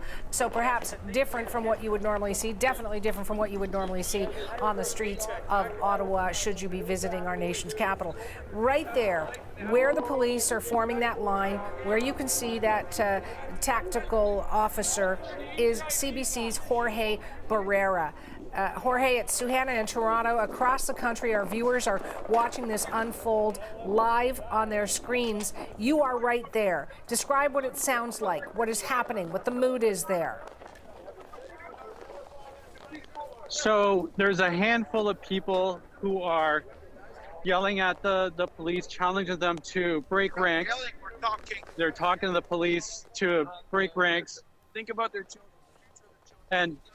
And they're saying that, and as they say this, the RCMP is, and not just RCMP, but there's ERT police lines are starting to build behind me. There's sort of two armored vehicles in behind them, and it looks like that this is sort of the tip of the spear, if you will, of their enforcement. Now, I just want to show you what's on the other side. So we're on Rideau Street, and behind me is, this is the Rideau Mall here, and beyond that is a kind of like they built a snow barricade in front of the trucks they're lined up there. They have barricades on both, like mini snow walls on both sides, and so there's a group of people who are there, and I spoke to them earlier, and some of them said, we'll go peacefully if it comes to that. Others said that there's people there who didn't believe that the police were actually going to come. And there's others who say, the reaction here will depend on the forceful reaction of the police. So there's various types of opinions as to what will happen. But I'm gonna just flip it around again. Jorge, we can see the police officers, no reaction, physical reaction, it seems. They're all hearing what's being thrown at them and what's being said, but standing firm in those lines. I also did see some officers wearing tactical unit uniforms. Those were the brown ones, and carrying what looked like automatic weapons. Can you describe for me the numbers that you're seeing there? There's about 2, 3, I would say about 4, 4 tactical type of officers. They're there just at the back of a line that is now about 3 officers deep. And there's a bunch of media on the other side of the officers, but there's a line of vehicles behind them, and they've been slowly. First, they started just within, lining up within the curve, between the curves of the street. Now they've moved straight across from the sidewalk to sidewalk. We're at the corner of William and Rideau here. In the summer, this part here is just full of outdoor patios. But now it is the front line of police enforcement against the protests created by the Freedom Convoy and the protests against vaccine mandates. And it looks like this is the place where it's beginning. Jorge, you are right there, as you said, perhaps the tip of the spear. How challenging was it for you to get there to let our viewers know across the country what is unfolding? Checkpoints for you? Was there police presence that you had to go through? To come into downtown Ottawa, you go through. You have to go through checkpoints. I came in from Gatineau, and I was stopped as I crossed the bridge and asked why I was coming in. You have to say this has created, traffic snarl-ups as people get screened. Downtown, the Parliamentary precinct is empty. The streets around the Parliamentary precinct are empty. It's like, New Year's Day morning at 6 a.m. There's just 1 car or 2 cars. And within this, there are pockets of, semi trucks taking up, various intersections, various streets, but it's all isolated. So you have one pocket, then empty streets, another pocket. Now this here on Rideau into Wellington, the main Wellington site where you had the flatbed and all of that is actually severed from the sort of the truck encampment behind me down here by a big trailer that was put in by the demonstrators, I believe yesterday. So the group that is up this road are cut off from the main Wellington camp with the flatbed and the concerts and all that stuff. That's cut off, and there's actually police cruisers, parked around in front of Chateau Laurier that also have created, they've penetrated that area. So it's cut off. Before, like, this whole area was under Freedom Convoy protests. There was dance parties and people just walk freely. Now there's these barriers between all these areas, and the police have penetrated all the way through. So now it's just a matter of time and waiting and I guess the tactical secrecy of the enforcement that's coming, and they're slowly moving up, but it's just basically wait and see.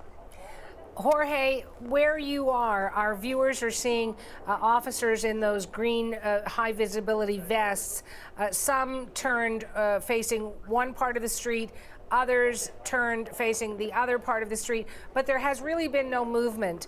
So while I can see for any physical movement, I'm wondering if you're hearing any communication there between those lines of police officers. I'll give you a moment. We'll listen in to see if we do hear anything. And you're closer. Can you hear anything?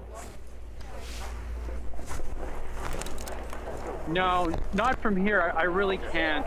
I think the communication is, from sort of being told to whoever the incident commander is, and then it's being relayed. Okay, now take a step forward. I can't hear what what's being said from that side. A lot of it right now is just people, going up to the officers and like for example right here, just staring them down. There are people, and the reason they turn around is because there's a group of people behind the officers waving a Canadian flag, but there's really not a lot of people here right now.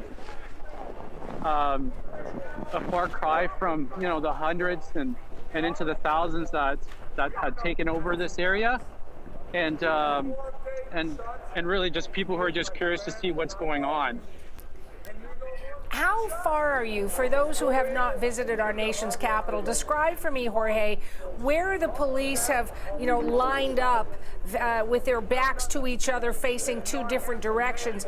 How far away are you from, where the Prime Minister enters West Block for his duties in the House of Commons? Okay, yeah, we're not very far from, I'd say, a few hundred meters from the Parliament Hill precinct, a few hundred meters from the Chateau Laurier.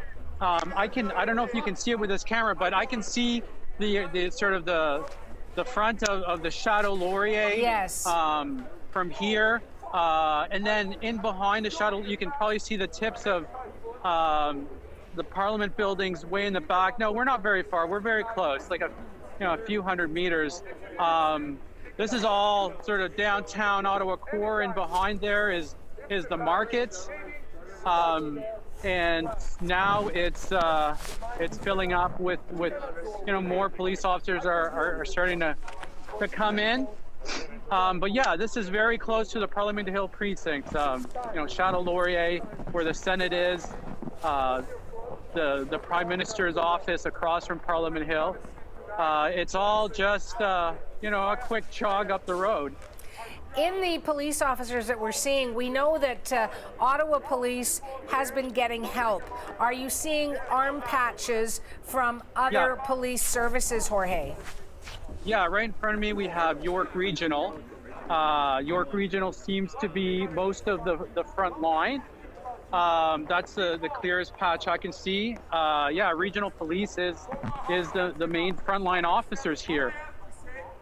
Pretty much all of them are from York Regional that I can see.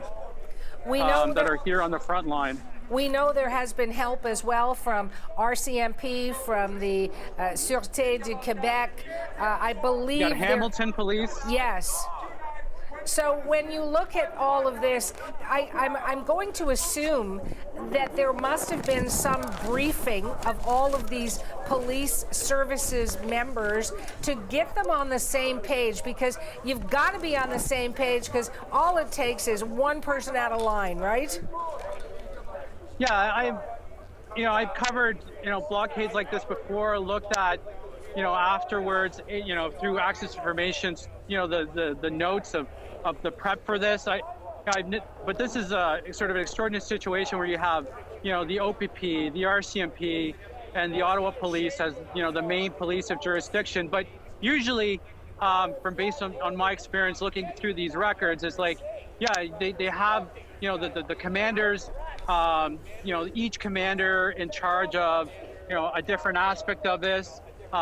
In terms of like the RCMP, when they went after the Wet'suwet'en blockades, they had individual people in charge of individual things, and they sort out what everybody's role is going to be, and then that's how they roll out, and they're in constant communication.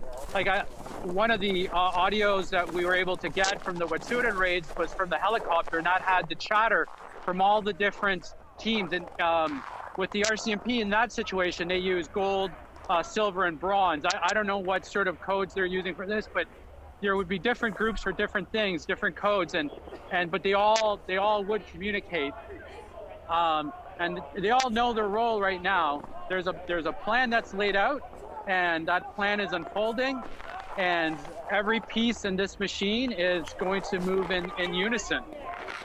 You know, as we wait for that. And they're moving. They're moving. They're taking some steps forward. So they're taking up territory, right? So this is about, you know, basically this comes down to reclaiming territory. So every time they reclaim territory, they harden up the lines. It's you know, it's inch by inch sometimes. But this is, you know, they're not in a hurry.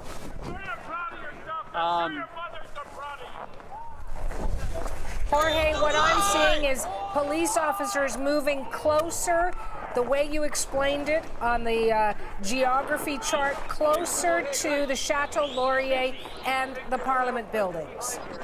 Yes, so we're passing, we're right now in front of the Rideau Center. We got Bridgehead, H&M right here.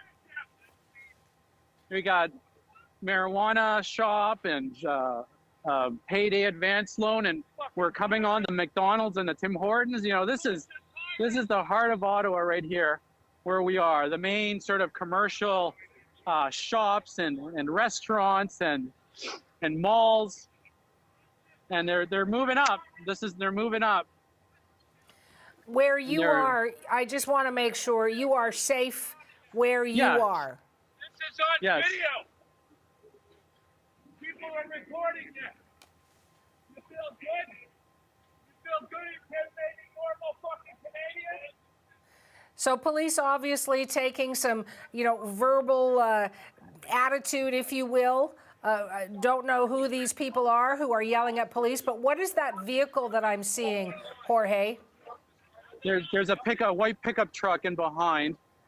I see the RCMP vehicle. Is that a tactical armored vehicle? Yeah, the armored vehicle, right there, right in the middle of this shot. It's starting to move. Do you see any tow trucks where you are? Are there vehicles that need to be towed? I can't see any wreckers, any tow trucks for semis, but where they're heading there is a whole lot of semis that are sort of packed into this area that's, you know, with walls of snow. They built around it sort of a mini snow fort, and within it there's a whole bunch of semis. So I'm just backing up here. It looks like the armored personnel carrier type of vehicle is leading the vehicles behind the line of police. And there's shouts of hold the line. We got two.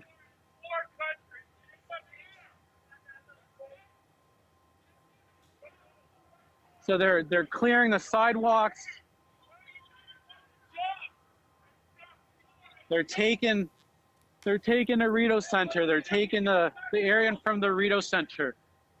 And you know, and there's a key intersection behind me, you know, Sussex and Wellington and Rideau. I mean, you know, this is an area that's been gridlocked by the Freedom Convoy. You used an interesting term there. You suggested that police were reclaiming this land, that as they move forward, they have vehicular backup. Have you noticed anything in the air? Is there any air backup? I have not. There's, which I'm kind of surprised about. Usually there's, you know, a helicopter overhead, but I can't see or hear any right now. But if I do, I will let you know. So the horns are starting to honk behind me. We're getting close. Okay, so now there's two vehicles, two armored vehicles that are moving up. It seems to me, just from my vantage point with the shots that I'm seeing, Jorge, that the numbers of police who are on foot has increased, or it seems to have. Am I incorrect, or are those protesters perhaps joining in that? Yeah. No, there's a. You give me a second. There isn't a massive line of police right now. It's, you know, right now it's like basically a single front line, and then you have some tactical guys in behind. But then you got these major major vehicles, armored vehicles that are all behind, and then a line of SUVs coming, police SUVs coming in behind them. And then you have a line of officers on the other side. So they're creating, they're basically creating a secure area between the RCMP vehicles and the public to east of here. And now they're singing "Oh Canada." There's a line of people who are linking arms at the front of this zone that's been fenced off with these snow walls, and they're singing "Oh Canada." That only looks like, what, a dozen people or so linking arms, Jorge? Yeah.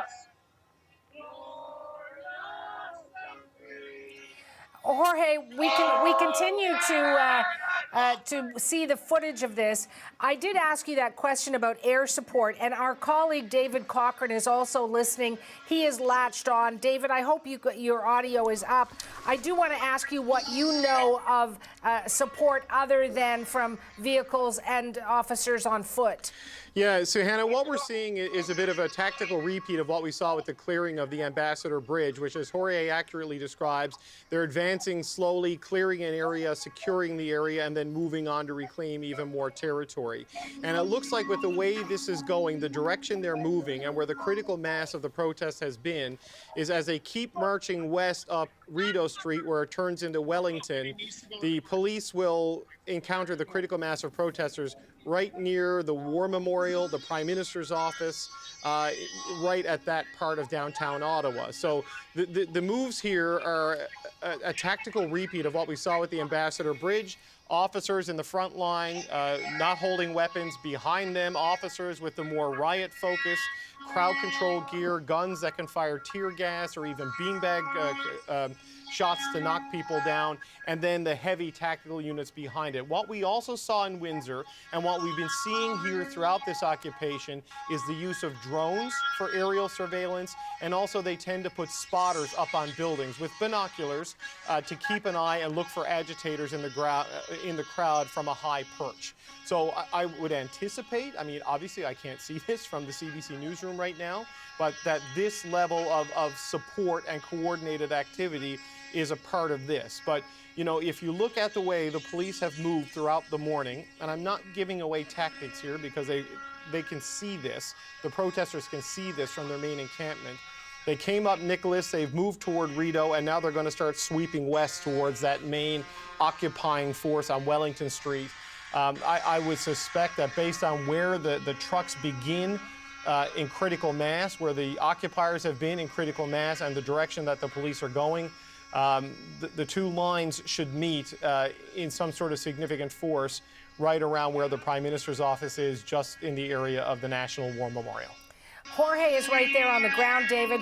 Jorge, can you give me a sense of the numbers of officers that you are seeing standing in that file and now moving backwards, taking back that ground?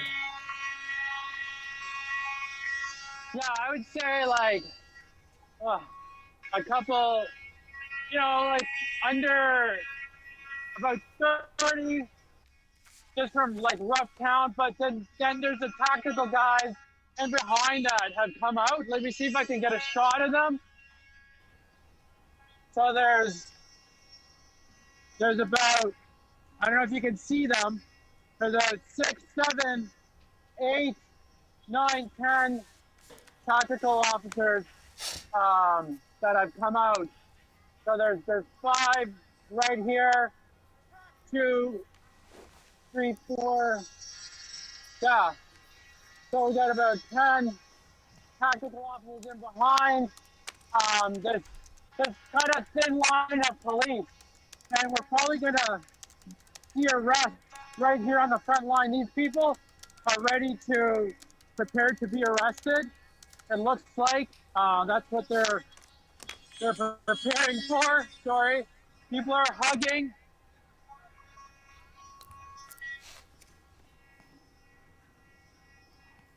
Some people are on their knees.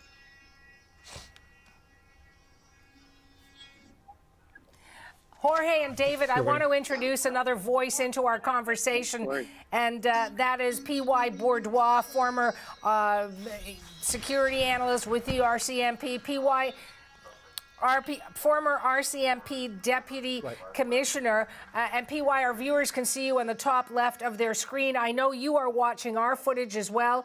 You've heard my colleague Jorge Barrera. He is there on the ground at the Rideau Center watching the police take back, reclaim, in his words, some of this ground.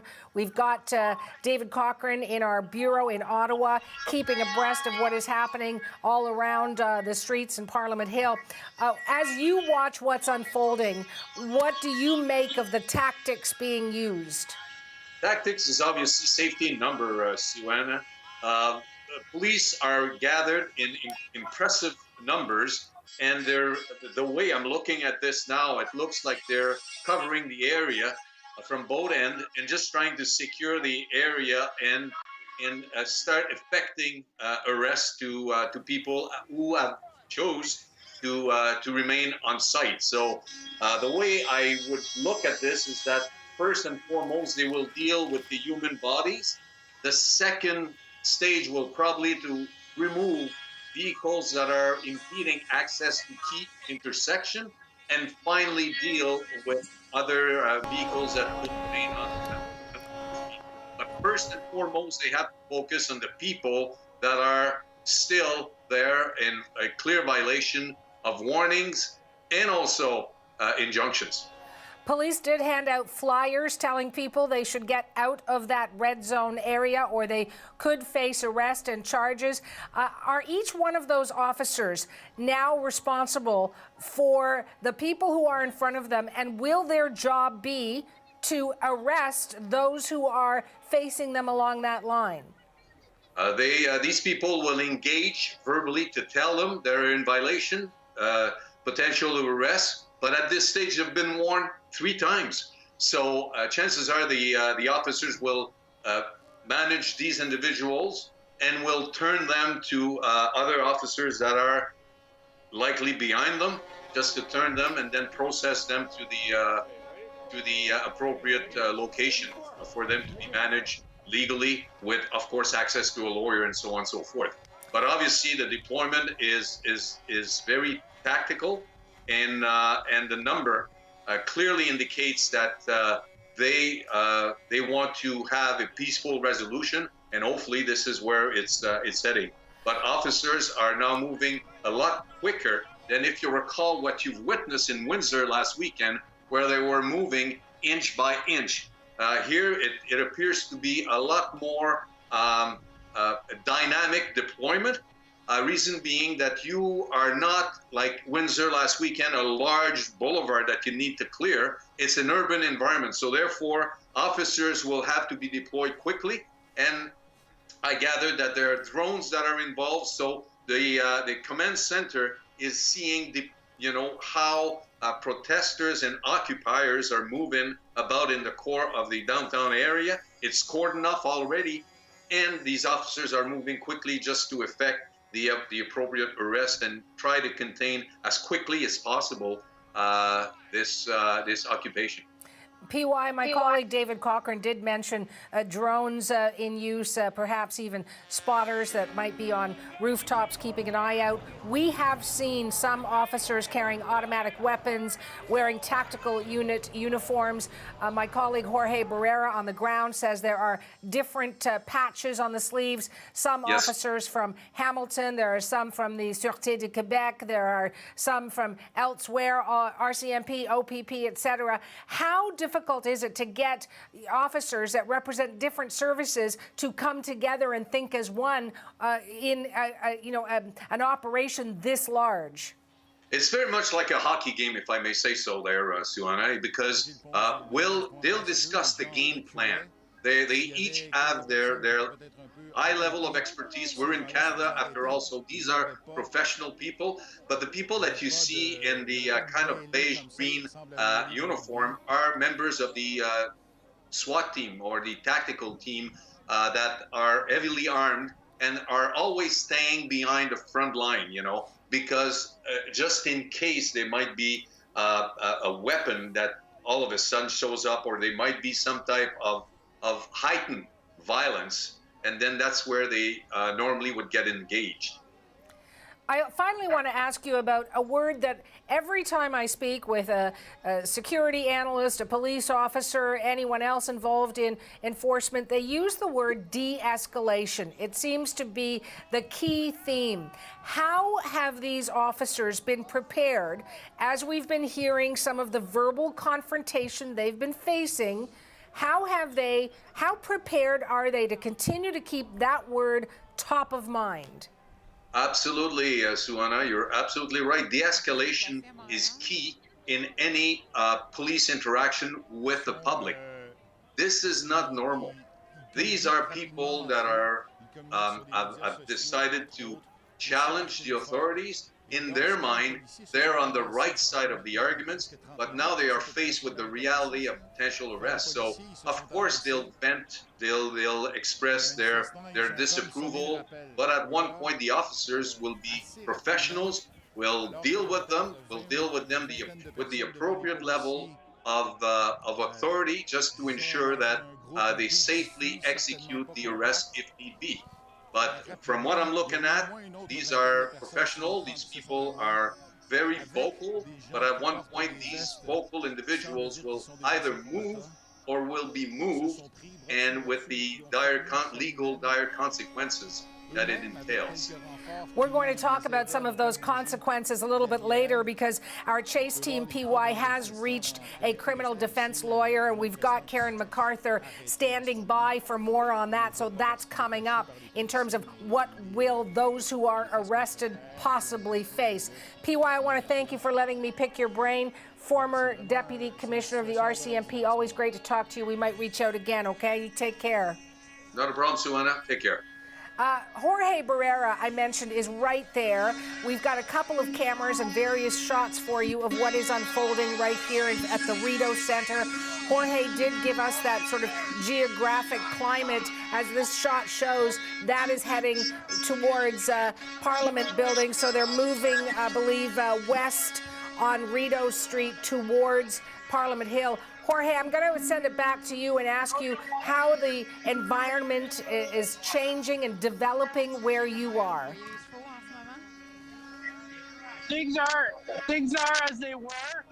You know, these officers are listening to, really emotional demonstrators. Some officers seem to be trying to talk to them, probably telling them, you can always walk away.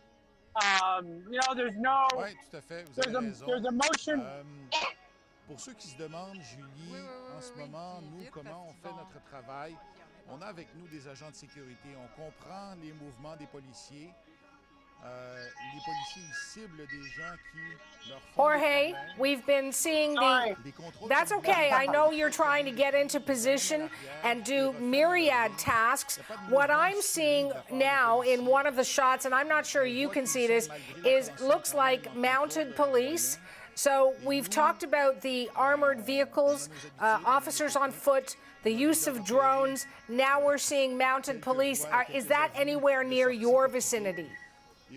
No, I do not see mounted police here.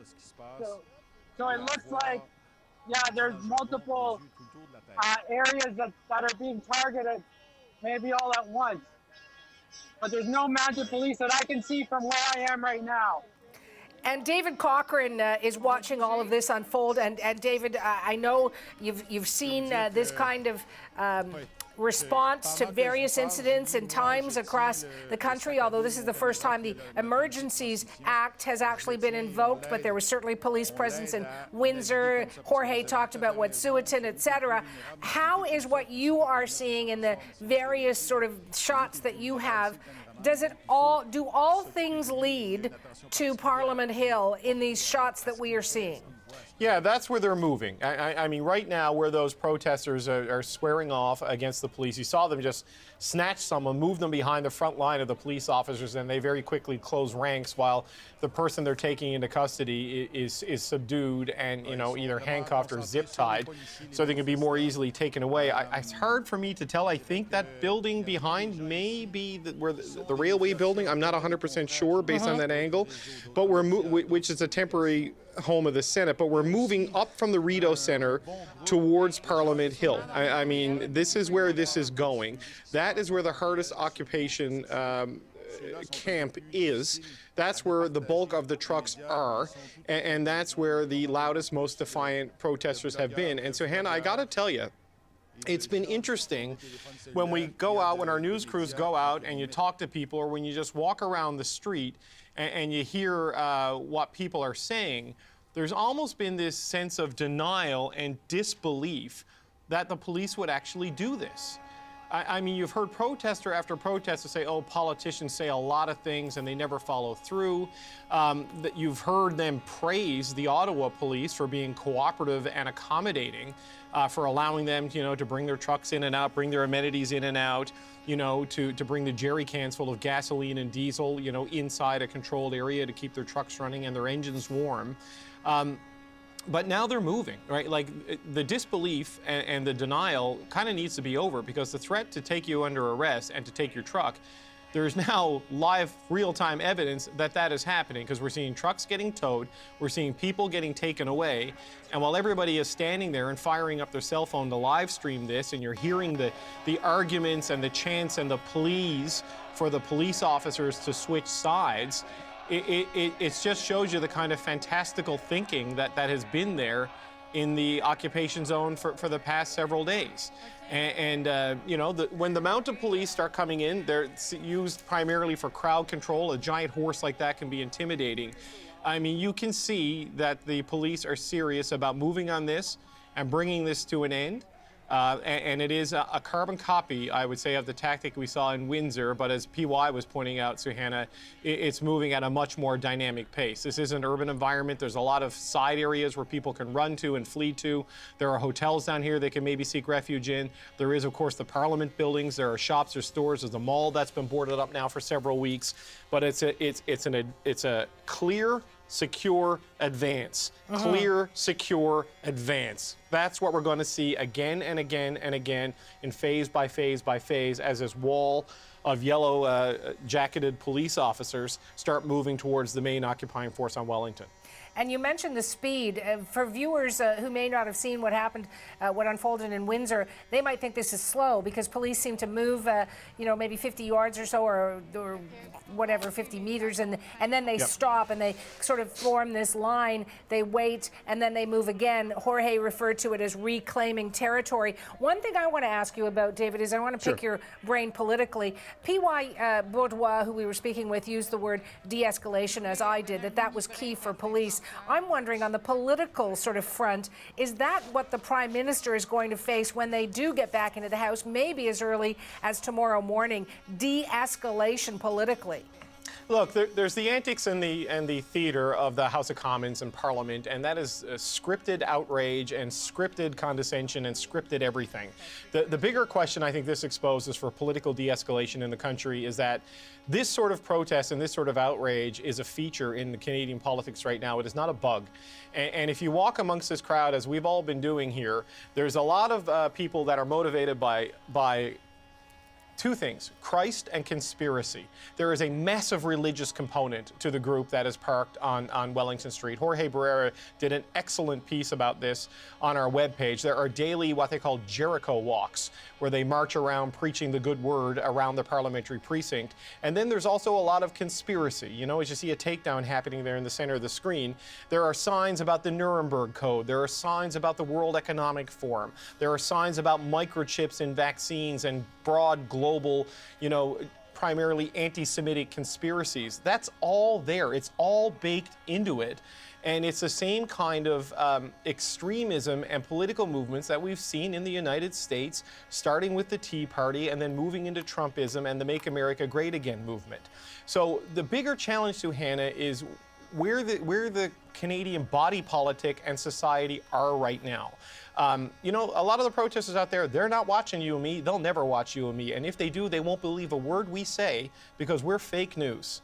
And they get their news from Fox News or from Facebook or from social media or from algorithms. And the public square is being divided algorithmically into separate cohorts and factions where people have a different sense of the world and a different set of facts, and that is fueling the rage and the toxicity in our political culture. So what happens when the House of Commons is eventually able to resume, that's going to be kind of mainstream political theater with a lot of outrage and umbrage and tut-tutting from all sides. What we're seeing with this movement and what we saw with the ugliness of the last election, with people bringing children to rallies to throw F-bombs at the Prime Minister and throw rocks at him, quite literally, that is the bigger de-escalation the country needs to deal with. This is a real challenge for civil society and politicians of all stripes at every level of government, because you need to look no further, Suhana, than the United States, where millions of Americans still believe their election was illegitimate and that it was stolen, and that's not the sort of sentiment you want taking deep root here in Canada. I'll certainly be watching for that kind of discussion on Rosemary Barton Live this weekend. There's certainly a lot of fodder, David, to discuss, and you're right on de-escalation, not only with police, but with politicians as well. Stand by, David, because I just want to share a tweet from one of our colleagues. Ashley Burke says, and we showed our viewers a picture, "Here come the horses," so referring to the mounted police, and she also says, 10 demonstrators arrested so far. So we're trying to keep a number, keep watch on the number of people who have been arrested in this shot that we're seeing on Rideau Street as we, police try to move and make their way towards the center there at Parliament Hill. Have not seen police make any arrests, but that could be coming, so we're continuing to watch. Speaking of those arrests, I want to bring in my next guest. Her name is Karen MacArthur. And this all comes out of the arrest of the two main protest organizers, Tamara Leach and Chris Barber. Now, they were arrested yesterday. They have been charged. And I want to talk to Karen MacArthur, who is a criminal defense lawyer in Toronto, about that. Karen, it's Suhana in Toronto. I just want to make sure you have my audio. I can hear you, Suhana. Good morning. Good morning to you. Tamara Leach, 49, Medicine Hat. Christopher John Barber, 46, Swift Current. Both of them charged, and Christopher Barber faces more charges, but with counseling to commit the offense of mischief. I'm reading that. I hear the word mischief. I think of kids, breaking the flower pot at the front door. What does it mean in this context? It means telling other folks to interrupt the use of city streets in Ottawa, etc. Counseling, encouraging others to obstruct streets, obstruct the use of property that you normally would be able to use. And how strong a word is mischief in a charge? It's a loose word. It needs particular. You have to particularize. So when they appear in court today, because they have to appear in court today, the Crown on the charging document, which is called an information, will have to flesh out how it is that the mischief has been perpetrated. I would like to see that. Are they saying that Rideau Street has been obstructed? What are they saying? Or just the entire city of Ottawa has been disrupted? How will they particularize this offense? There's two parts to it. The counseling, so what is it, the words that they were form and they were doing it, and how were they encouraging to obstruct or disrupt the rights, property rights. And does there need to be proof on the counseling? Do people have to come forward to say they acted because of Ms. Leach or Mr. Barber? No, it can be proved circumstantially without people coming forward saying, I acted as one of their soldiers. You can prove it circumstantially through, social media and what they actually said when they were on the street. Or police have tapped their communications. Your audio is cutting out just a bit. I wonder if we could try to maybe have you sit closer to the microphone. Maybe that'll help. But I do have one other question. Police, I'm watching the tweets from Ottawa Police. They now show 15 arrests. No charges have been listed for any of these arrests that police say were made today. Should we assume they are all for mischief? Is there anything we can assume here?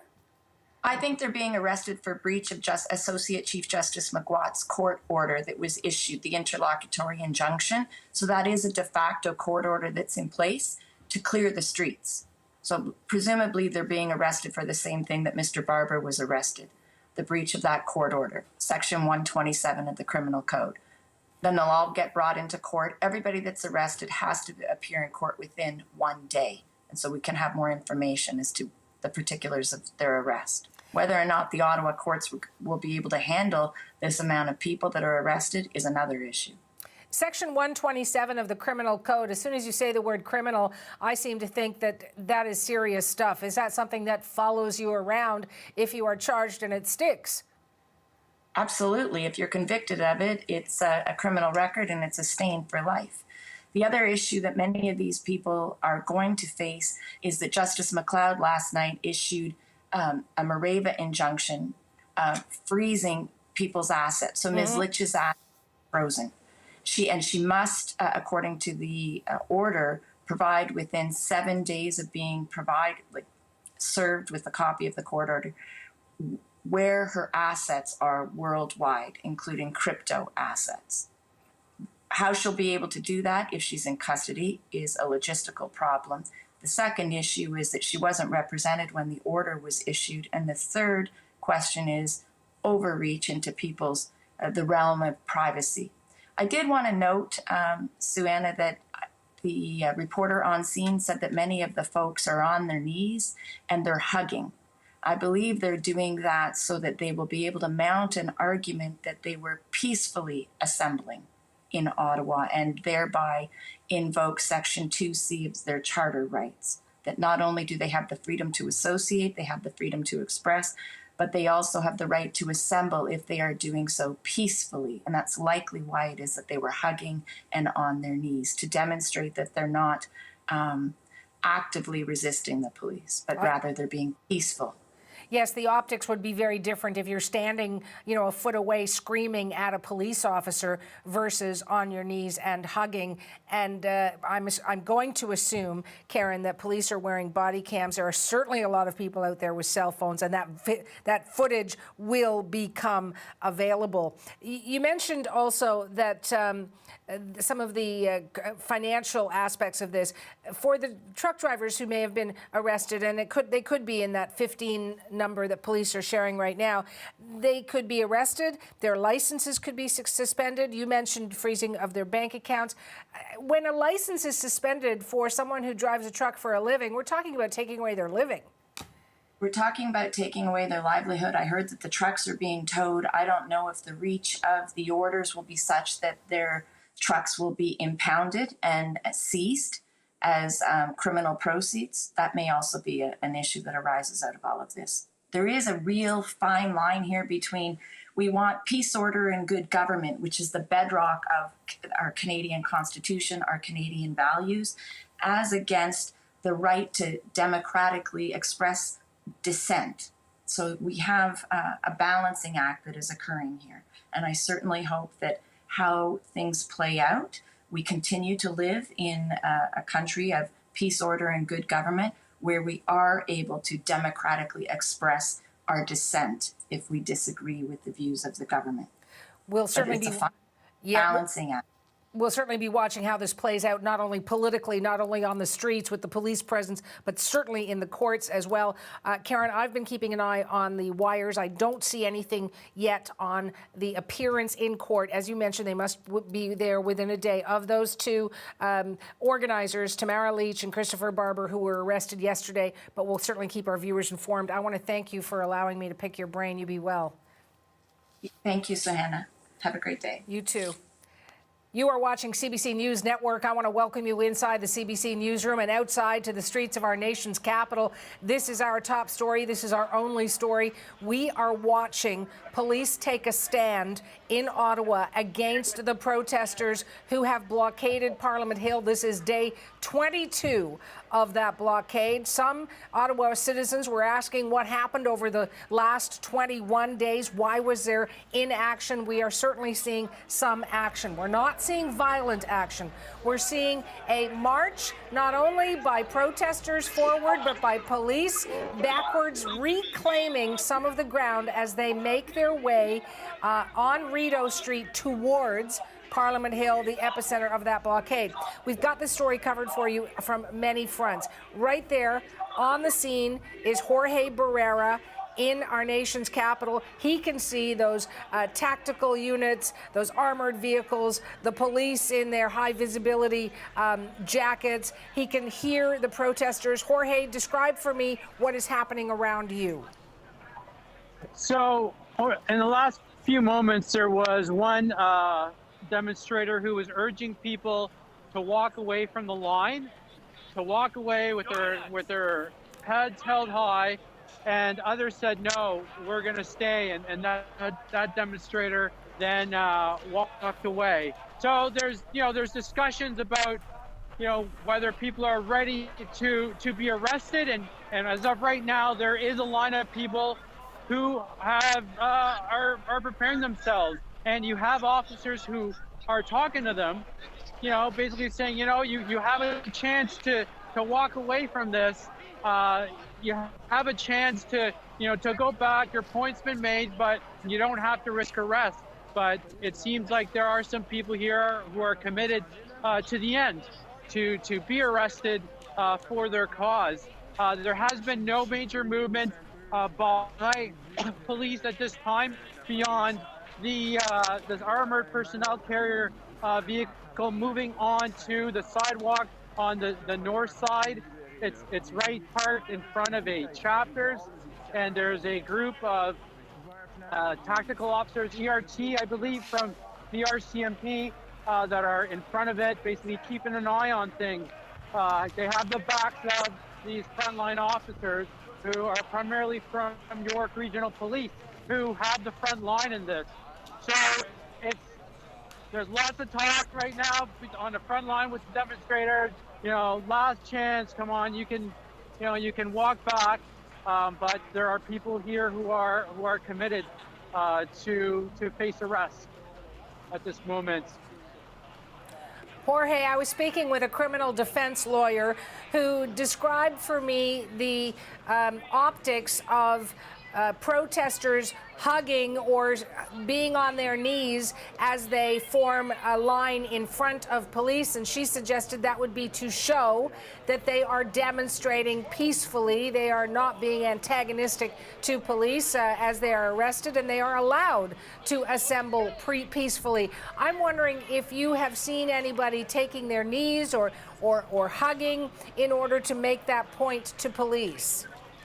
Yeah, there's three people right here who's linking arms. People at various times have hugged each other, preparing for what could come next. And it's been part of a message of this protest, this convoy, that they are peaceful, that this is about unity and bringing in people who they feel have been marginalized for not being vaccinated. So this is part of the message that they've been sort of trying to push since they pulled into Ottawa and parked in front of Parliament Hill. It's a small group. There is still some people in this encampment behind me with the semis, with their engines still running. No one looking to pull out right now.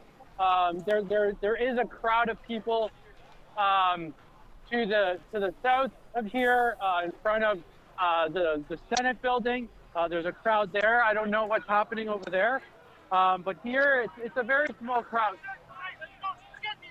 and they're calling people to head back to Parliament Hill to call the line. Some people just came down, telling, forget these guys.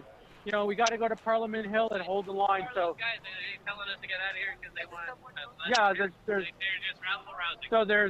And some people don't believe what these guys are trying to do.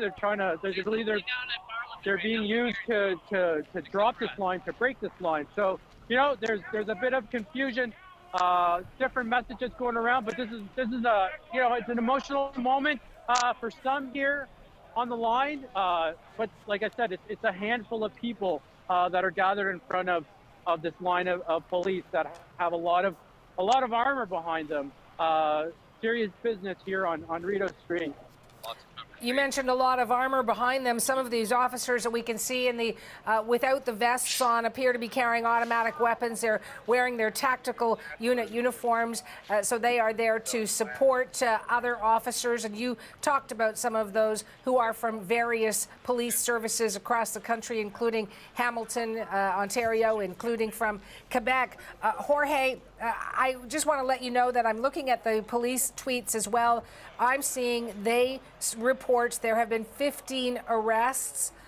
You haven't seen any where you are. I haven't seen any in the shots that I'm watching here in studio, but that's the latest coming from police, that so far 15 arrests, but we do not know about charges. The other thing I want to ask you about is de-escalation. It's a word that P.Y. Bourdois, our security analyst, used, and that is very important for police and in any situation today. Are you seeing police talking to protesters to try to calm the situation? Because police certainly seem to outnumber the protesters right now.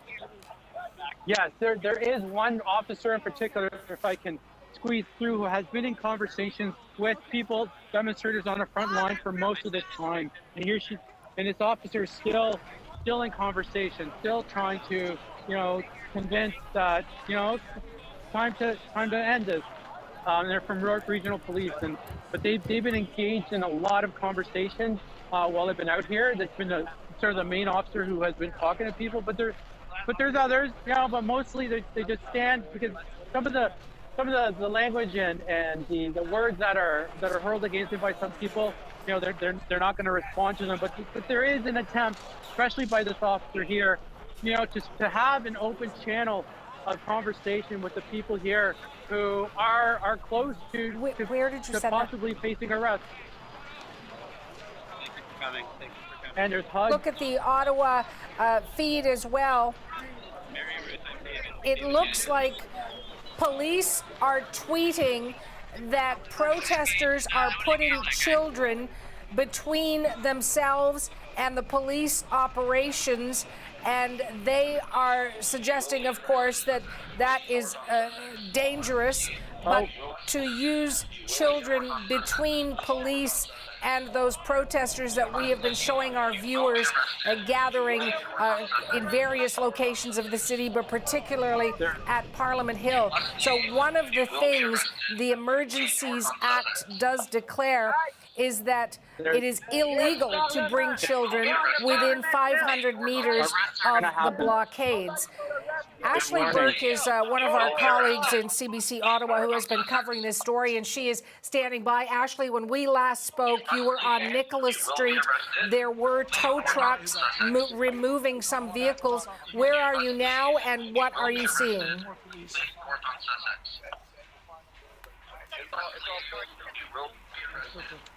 Ashley, it's Suhanna in Toronto. Can you hear me? Oh.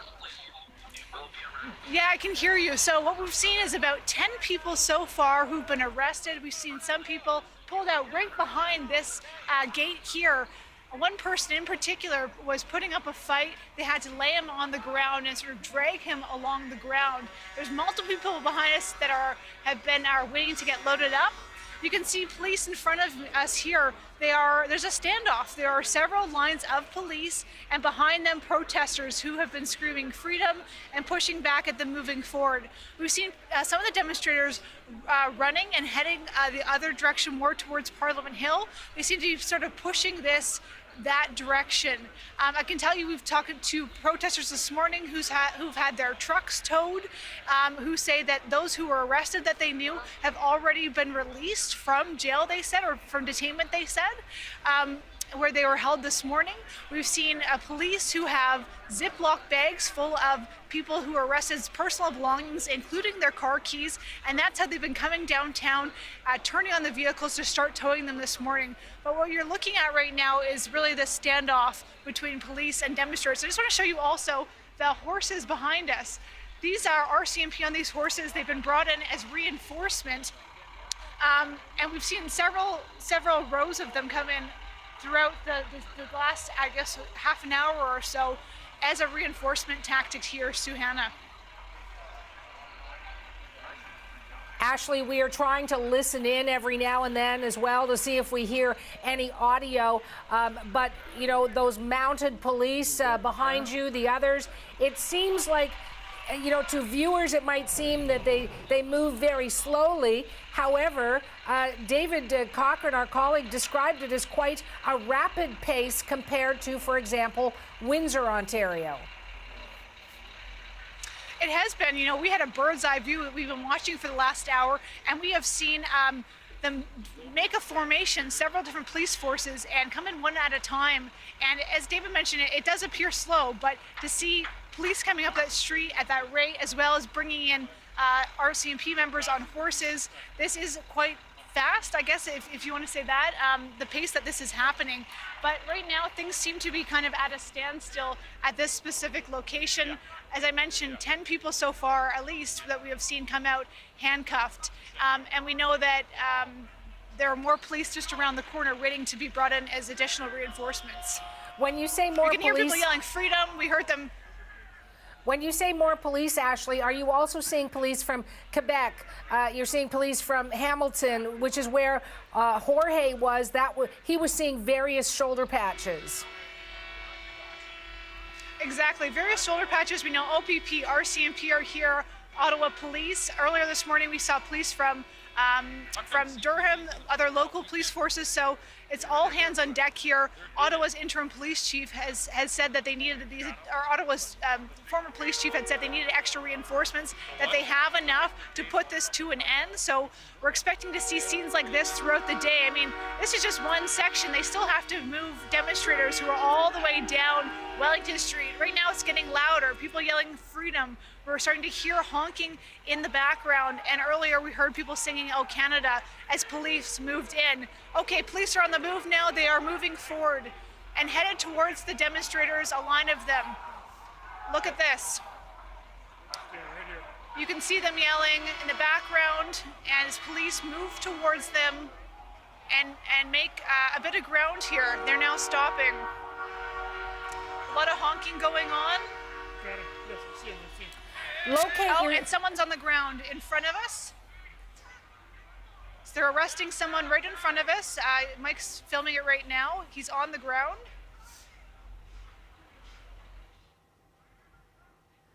I know you're keeping an eye on those people who are arrested. And afterwards, where are police putting those people, Ashley? Well, we just passed them when we came by here. They are in, we saw a line of them, 6 of them lined up, handcuffed with 2 officers on each of their arms on the street behind us here. So they are lining them up there and putting them into vehicles from that location. That's just right behind where we're standing, that's all going on. And just locate yourself for me for, you know, perhaps viewers who are watching in Cranbrook, BC, perhaps never had a chance to come to the capital. What is it that we are looking at from the backs of those police officers right now? Well, right now, the Chateau Laurier is in front of us, and to the left of that is Parliament Hill.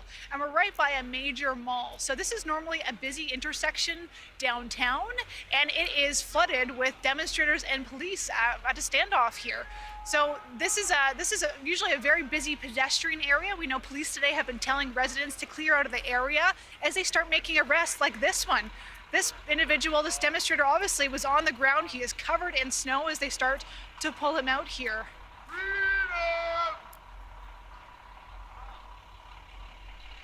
The interim police chief had suggested... You can hear him insulting the police. The interim police chief had suggested that we would be seeing techniques that had not been seen before in Ottawa. and here another arrest. Can you just walk me through how that unfolded, Ashley, for viewers who might be just joining us? Okay, there's another arrest coming too behind us. They're starting to pull some people out, and behind them you can see a tearful family, some young children. We're gonna show you that next here. So I can see in front of me a young family. They are falling behind. They've got a sign in their hand, tearful, upset. This is obviously an entire family following along, as it appears maybe one of their family members was involved in this. These children are hiding behind this, hiding here, their faces, as people behind them are arrested. Police have been very clear that families should not be on site here. They said that it could be volatile and dangerous, that they did not want children in the middle of this. And police have emphasized that their priority has been making sure that children were removed from any sites before they moved in. They've been in contact with the Children's Aid Society to get families out. They've told families to make arrangements in case there were arrests. So it's interesting to see that there was a family in the middle of that crowd. Take a look. This is another arrest. I think we're up to about 15 now. Someone being pulled aside here, just behind that family. So they seem to be pulling more individuals out of this crowd here. And I'm hearing people chanting freedom again, and sort of pushing back against police here. It's getting quite loud. These arrests that we've seen, Ashley, it seems, police officers, regular police officers, not the tactical unit making these arrests, because those tactical members are in the crowd there amongst police. Yeah, that's a good point. And I'm just going to get Mike Kohler, our cameraman, to show you this truck behind us, this big black truck. This is something they usually bring when they're making arrests. I believe this is the OPP, but it might be connected to the tactical unit. And it's something that pulled up once they started moving in and making those arrests. So another layer of reinforcement here. But certainly we have seen tactical officers in and around this area this morning, as well as police that did have, large guns on them. They were armed. You mentioned the family and a couple of children that I saw who seemed to be, hiding their faces behind that placard they were carrying, Ashley. I can tell you I've been watching the wires to see if there has been any involvement by the Children's Aid Society. They are not reporting any of that just yet. But with that Emergencies Act, it did become illegal to bring children within 500 meters of the blockades. Around you there, behind you, I can see mounted police. I can see over your right shoulder that tactical vehicle. But what if you look to your left, or what is it you're seeing in terms of the crowd? Are there children still there? Are there tactical unit members there as well? Yeah, well, let's just go take a look over here so you can see yourself. But I do not see personally children from where I'm standing in this crowd. I know we talked to a lot of parents when we were out on the street yesterday who said they were not going to put their children in the middle of this. One family in particular, between the two sisters, they had 14 children in total, and they said that they've got a hotel room and they are not going to be silly. Their kids would be behind them, not in front of them, and that they're going to make sure that their children are safe. This is not a sort of situation they would put their children in the middle of. Residents have been accusing some demonstrators of using children to prolong the demonstration so police couldn't move in. Okay, the truck's moving in now. The tactical truck is moving in behind us. As you can see, it's inching forward behind the police here.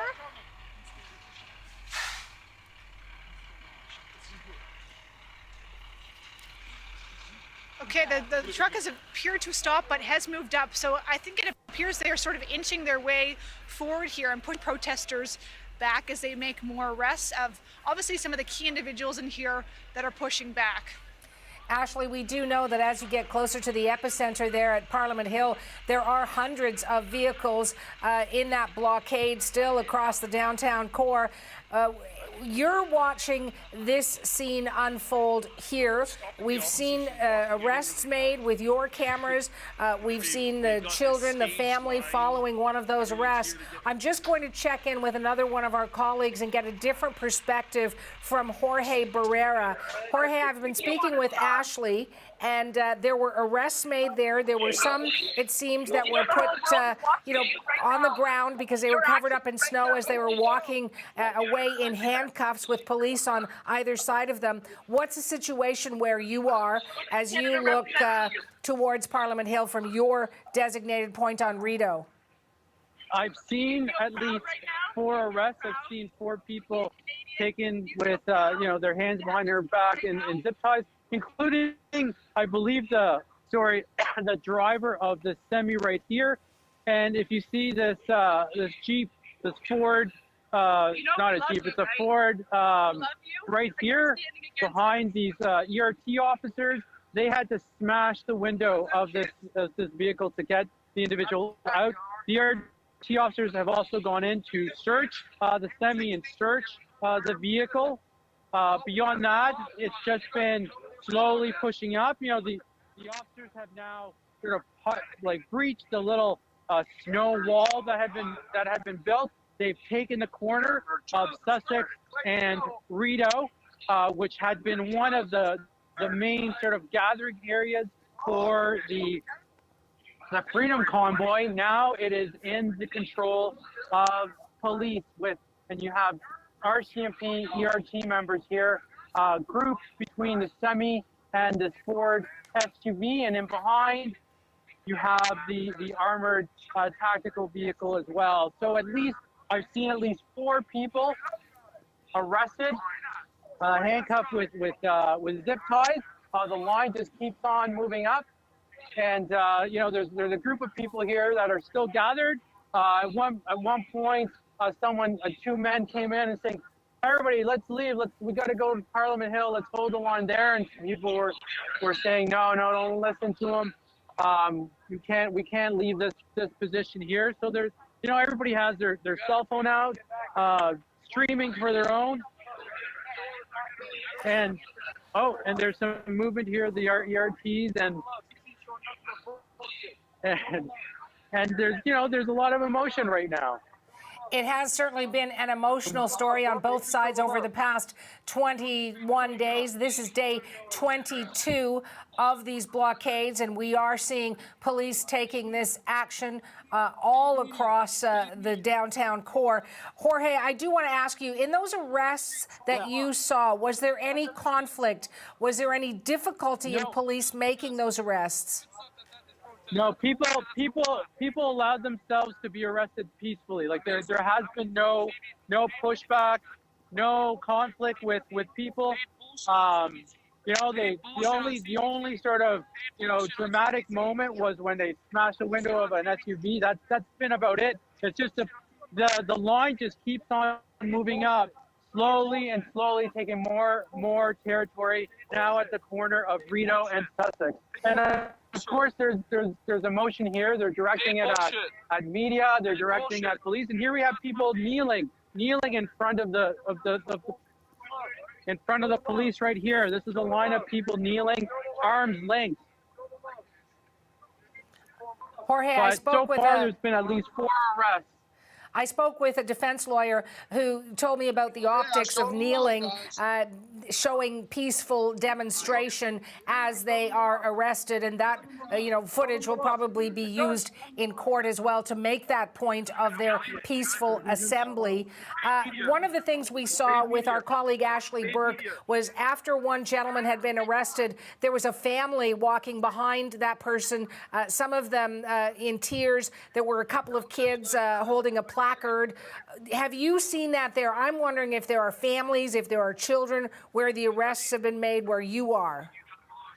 I have not seen any children here at all. There's people of all ages who are gathered here, young and old, women and men, but no children. This crowd. There are, there are like a father and his older daughter, but no children at all here. And these people are still kneeling in front of the police here. The line has moved up substantially. They've taken over several vehicles, including a semi. A driver of a semi has been arrested. They've smashed the windshield of an SUV, and at least 4 people that I've seen have been arrested so far. Their hands bound behind their backs in zip ties. And, people are still, holding the line. They're approaching the police line, and it's actually grown a lot since this whole episode began. And now it's just wait and see what the next step will be, what next steps this line of officers are going to take. When you talk about the SUV windshield being smashed, just remind me of why that had to happen, Jorge. There was an individual who locked himself in the SUV. That's I don't know if this is the shot that you see, but this SUV behind these two officers there. He was locked in, and an ERT member had to come and smash the windshield and open it up and take him out, and they searched the vehicle. And then you had the driver of the semi here. He was also detained and taken away. So at least 4 people that I have seen have been detained, but there has been no resistance in terms of the arrest. People have gone willingly, and people are still lined up here, ready to go and be arrested willingly for this cause. Jorge, we'll come back to you. You're doing a great job out there. I know it's cold. The police are dealing with that. Reporters are dealing with that. Protesters are having to deal with that as well. I certainly hope as we watch this unfold that, these arrests that we've seen continue to be peaceful. Where Jorge is at the corner of Sussex and Rideau, it's a few blocks. It's a spit over to Parliament Hill. That's where police are heading towards, and soon I'll be talking with Thomas Daigle, who is a CBC reporter. He was right there on Parliament Hill. As a matter of fact, we've managed to latch that line right now. So, Thomas, I was talking with our colleagues Ashley Burke and Jorge Barrera. They're both looking at this from different angles as police and tactical units and mounted police try to make their way towards where you are at the epicenter. What's happening there with on Parliament Hill? Just to give you a sense, I believe Ashley and Jorge were both reporting from that direction, where police have been advancing closer to Wellington Street near Parliament Hill here, where we've seen those big rigs parked for the past 3 weeks. Protesters here appear increasingly creative in their way to try to slow officers' advance as they see the police getting closer and closer to this main encampment on Wellington Street. They appear to be building, it appears to be a snow wall. They've been using these orange and black traffic markers, filling them up with snow, building this wall as Ottawa has experienced a pretty significant snowfall over the past 24 hours. And they're now honking their horns again. And it appears as though that is their current strategy to try to deter police from advancing. Again, it appears as though anyone who is still remaining here knows very well that this is considered by authorities an illegal occupation, an illegal blockade, if you will, of this downtown area, and they're trying as best they can to carry on. They even have music still playing from their stage set up on site. Have they seen some of the big tactical trucks and the big rigs that police have as they build a snow wall? I think they've not been able to see it with their own eyes from the distance. Again, where maybe I can't personally see the tactical vehicles from where I'm standing here on Parliament Hill, but they are coming in this direction. And we saw a lineup. Initially, it was a lineup of protesters trying to face off with police as they advanced in this direction. But now, they appear to be building a snow wall. And I want to ask you about the status of that bouncy castle. David Cochran and I were talking about some of the images that will stay with us from this story, and one of them would be the hot tubs, the pig roast, the other would be the bouncy castle. Is that still the plan, to have that put up in a festive atmosphere on this day 22? That was still up, being inflated a short while ago when we were a little further along Wellington here. Protesters had inflated it. There was a child playing on that bouncy castle, a sign of defiance from protesters trying to project a fun, family-like atmosphere, despite police, of course, telling protesters, you can't have your children here, and in fact, you can't stand here at all. They have their stage set up. They had music blasting. And the big rigs aren't moving. The trucks are still here. if you just looked at it from this vantage point, Suhana, you might think nothing has changed, whereas everything seems to be moving in here from a police perspective. All right, thanks for that, Thomas. At CBC's Thomas Daigle, he's right there on Parliament Hill. You can see the truckers behind him. People still there at this point from Thomas's positioning. They cannot see what is coming their way. Ashley Burke, if you're on the line, actually we don't, but we're looking at some of the footage right now of an arrest. Thank you. That is happening at one of the positions where our cameras are. We've got two of our reporters out there. David Cochran, I'm going to lean on you for this as you watch this unfolding. Police, what is their plan? I suppose it's to arrest as they reclaim territory towards Parliament Hill. Yeah, I mean, that's the whole thing. They are moving west now, trying to get back to Wellington and force the main occupying group that are building that snow wall. I applaud their industry. The engineering integrity of that is probably not going to be strong enough to stop this police advance based on what we're seeing the police bringing to the table here. But it's interesting, Suhana, to think about where we are right now. Before the convoy even got to Ottawa, they posted on social media, on their web pages, and in numerous media interviews, making it clear their intention was to occupy, bring the city to a standstill, and stay here. The police didn't believe them, so they were allowed to occupy the downtown of the city, and here we are 22 days later. For the last several days, the police have been telling the occupiers they were going to bring this to an end, and they were going to move in, and they were going to take you, and they were going to take your truck. The protesters, in turn, did not believe them. And here we are on day 22. We have both sides perhaps worse off reputationally, and certainly the people being arrested now legally and perhaps financially, because they didn't take each other seriously when they stated their intentions loudly and publicly for everyone to hear. And the citizens of Ottawa have had to endure 22 days of a noisy, difficult, and at times dangerous occupation of their downtown core. I mean, the last number I have, Suhana, on the hate tip line that the police set up here is that 400 or 500 calls were made. There's been harassment. There have been people just street for wearing a mask. You know, in our preparations for our coverage today, we didn't know how hard this perimeter was going to be, and whether or not we'd be able to get to work.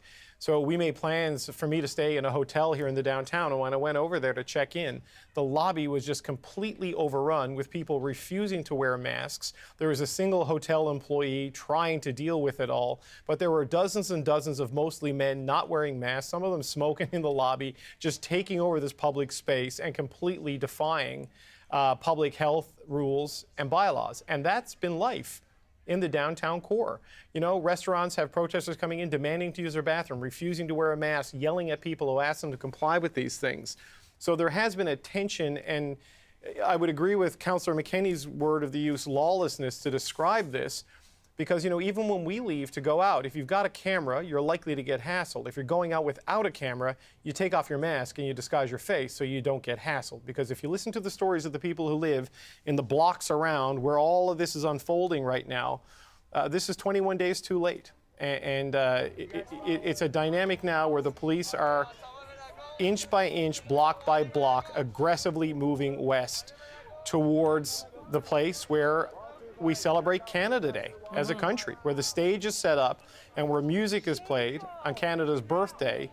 And right now, it seems inevitably that those same square footage will be the epicenter of a conflict between police and protesters who, Thomas showed, are quite literally digging in with snow to try to make it harder for the police to move them out of the place that they've occupied unlawfully for multiple weeks now.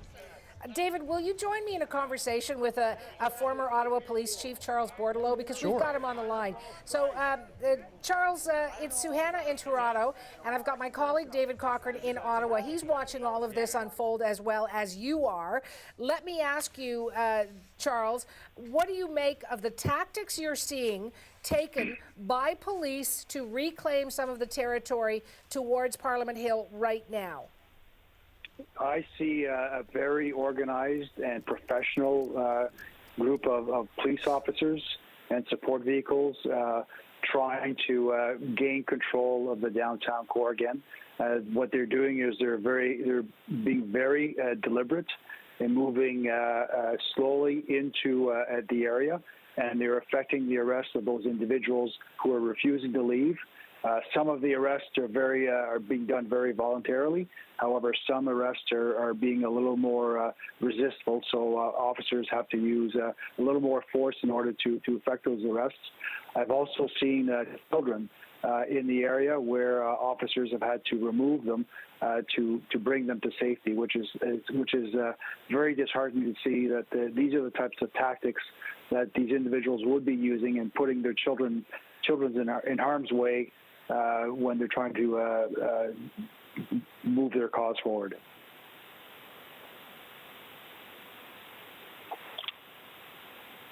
David, I've got David Cochran on the line with me as well. David, I'm sure you have something you'd like to ask Charles Bordelot. Well, Chief Bordelot, I'm just wondering if you've seen the images of, we see the protesters with the shovels and everything building a snow wall. It looks like they're intent on digging in and entrenching in that main area on Wellington Street, right there in front of the House of Commons. In your view, how aggressive will the police be in trying to deal with that? I mean, if they can sort of contain everything into that specific area, come at it from the south on Metcalfe, come at it on the south from O'Connor and Bank and sort of pin everything in there, would they try to wait that out, or would they try to force in and end this by end of day? It all depends how successful they are in first clearing Rideau and Sussex and getting to that area there. That appears to be taking some time in order to move forward. But the goal is to continue restricting and closing in that perimeter or that red zone where people are at. And it appears to me that they are very well equipped in order to deal with any obstacles that the demonstrators have put up. They will continue their efforts for as long as it takes in order to clear this area. The chief made it very clear, this is over. You have one last opportunity to leave. And if you're not leaving, you will be arrested, and they have the supports in place in order to effect the arrest and get them out of that area. And Chief Bordelot, it looks to me, and I'm not an expert by any stretch of the imagination on police tactics, but they're moving from one direction in one line, very similar to what we saw when they forced the protesters down Huron Church Street in Windsor away from the Ambassador Bridge. Is that the standard tactic, to come in one direction and keep things moving in one orderly way, rather than what we've seen from some police in the past and using the highly critical term kettling to sort of squeeze everyone in and trap them in? It seems like this is coming from one direction to push them back and give them an opportunity to retreat if that's what they want to do. You're right on point, David. It is to give those people an opportunity to leave. Kettling would prove to be very dangerous at the G20, so that practice has been discontinued, and the goal is to convince individuals to leave the area as safely as possible, and those who are physically being aggressive in not leaving the area are being removed and arrested and removed from the area, and the police will continue moving forward very deliberately in order to gain ground and to reclaim that downtown core area. Chief, it's Suhana again. I'm getting word that there are some trucks that are moving out, in the words that you've used, retreating from Parliament Hill. So this seems to be a voluntary movement in many cases. We'll be watching to see if there are tow trucks that need to be brought in. But I do want to ask you this final question about timing. This is a long weekend with Family Day in Ontario. How much pressure is there on police, on the tactical units, to get this done before people head back to work on Tuesday? They will take as long as it takes. They can't be influenced by any other events that may be taking place. They've frozen the downtown core. You saw the measures with respect to the roadblocks they were set up to prevent individuals from coming to demonstrate in the downtown core. So those tactics seem to be successful. Now they just have to make sure that no other people, pedestrians, come into that red zone. So as they're moving in forward, they also want to prevent other individuals from coming back. So they would have officers monitoring those types of activities that may manifest themselves. Thank you great to have you on the program, Charles. Oh, you know what, David, you have one final question for the chief. Go for it. Yeah, Chief Bordelot, I'm just wondering, that they keep giving people the opportunity to leave peacefully and to take their trucks and go free. Are you past the point of return now where somebody can leave without being arrested and facing consequences or having action taken against their truck under these emergency powers we've seen in terms of freezing bank accounts and that sort of thing? Because I know you're hearing from a lot of people in Ottawa who are angry about this, that they think anyone who's still there should face consequences. So from a law enforcement perspective, how do you approach that now? Is it just to clear it out and worry about that later? They will continue to give people in that red zone every opportunity to leave.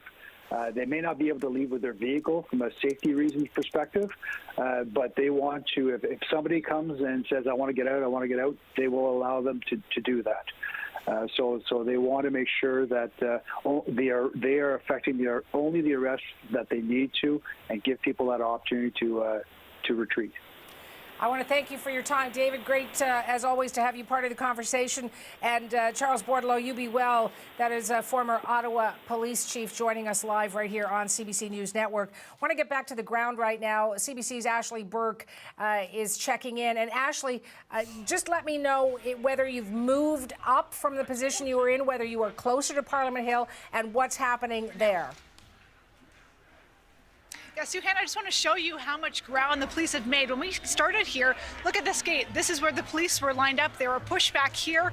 Take a look at this. They've moved up about 10 meters or maybe even more over the last, the amount of time we've been here, which has not been long. They've been slowly advancing and pushing these demonstrators back, arresting them one by one. We've seen at least 20 arrests so far, people being pulled out of this crowd, and they've made significant ground. We've seen crowd dispersal tactics used here, or we've at least seen them have the opportunity to use that. We saw a sonic cannon brought in on someone's back. There's also the tactical team here on site. So there's this big black tactical truck to our left here that you can see right beside the horses that are lined up, and they've actually been bringing out some of the police officers who've been involved in confrontations, who might be injured, pulling them back into that truck and looking them over. Some of these individuals we've seen being arrested have left and walked out on their own with their hands behind their back with the police with them. Others have put up more of a fight. We've seen people rolling around in the snow where multiple officers have had to come and help try to get these individuals out. So the situation is changing on a case-by-case basis here, but they have made a significant amount of ground. And we also saw one family, when we were on live with you last time, following behind being pulled out of this crowd. Police have said that their number one priority is making sure that children were not caught in the middle of this. There have been so many families taking part in this demonstration, a lot of them religious and large families with a lot of young kids. They've been told to stay away from this site here, but we saw in at least one case there were children that were in this crowd, Suhanna. Actually, one of the great questions that our colleague David Cochran asked former Ottawa Police Chief Charles Bordelot is, is it not too late for people to walk away without being arrested, without being charged? I'm wondering if you're seeing police allowing people to leave without, not being in handcuffs, if they will do so voluntarily.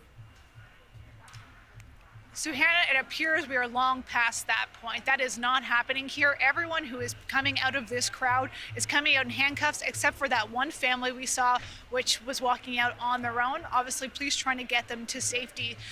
That the police have been warning they were going to do this. They told them, they've been telling them for days, we are going to be moving in, that this is imminent, and that the time to leave on your own is now. And anyone who is still stuck here in this crowd, they chose not to. They very well knew that they could be arrested, that there could be fines, and what was coming. So, people in there should not be surprised, but we're certainly not seeing anyone leaving on their own. The individuals that are inside, a lot of them have been hardcore protesters. They've been here since day one, they say, and that they're going to stand their ground.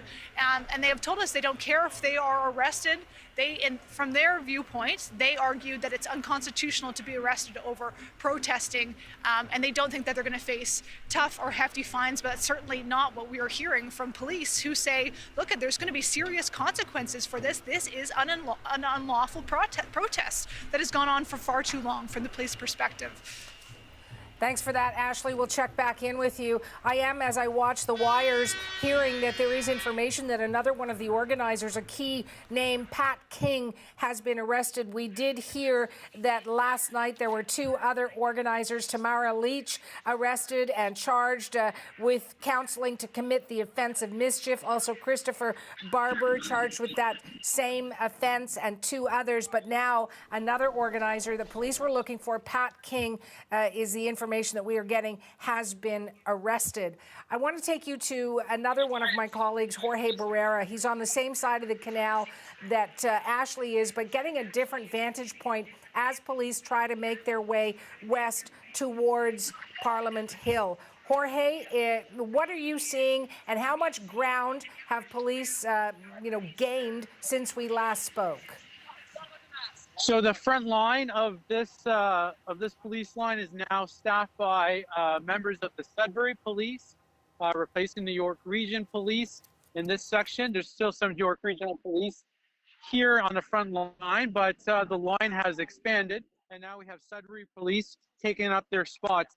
And if I could just, I don't know if you're seeing what I'm shooting, but how these 2 lines of police are actually coming together at the confluence of Rideau, Sussex, and Colonel By. So here's a line of officers that came up Rideau, and then over here, you're going to see that the line of the mounted police on Colonel By just down here. So it looks like these 2 lines are going to meet. There's really, the crowd has melted on this front line at Sussex and Rideau. There's about 5, 6, 7 rigs that are soon going to be in police possession. I have not seen any arrests since we last spoke, but this line it's a hard line, and they're telling people to leave or they will be arrested. They're telling them to go north down Sussex, north this way. And these rigs right here are blocked in by a trailer that was brought in by the protesters that's straight across the road. So you can see that very shortly, these 2 police lines will meet, and their meeting point is still littered with semis. There's semis all through here. Even a U-Haul truck is here. There's tents. There's all these gas canisters that are here that were the subject of so much controversy over officers stopping them and not stopping them. But it looks like these 2 lines are going to meet. But there's a whole lot of diesel, a whole lot of semis here, that create, mini alleyways. So it's unclear how these officers are going to approach that situation, because you don't know what could be around a corner or what have you. But here, the crowd has really melted, and these 2 lines are about to meet the mounted police, and then we have these 2 armored personnel carriers that are rolling up Rideau and Sussex. And like I said, the new front line has officers from Sudbury Police, which tells you, how far afield officers have been pulled to bolster the ranks of police here in Ottawa. Suhana? Jorge, we'll check back in with you. You said that the protest seems to be melting there. I know that not much else is melting. It's very cold. It's -11 at least in Ottawa. And our colleagues, reporters who are out there, you're doing a great job. You got to try to stay warm, and I know you're watching everything so that our viewers across the country can stay informed as Ottawa continues with this maneuver to get the protesters out from the blockades in front of Parliament Hill. Speaking of those blockades, how have they affected business? There's a gentleman that we spoke with earlier on CBC News Network throughout this. His name is Scott May. He is part of Bar Robo, which is in downtown Ottawa. Scott, it's Suhana in Toronto. Describe for me what you're seeing happening and what you're feeling on this day 22 as police try to take back some of that ground. I'm feeling relief, that we're finally seeing some movement.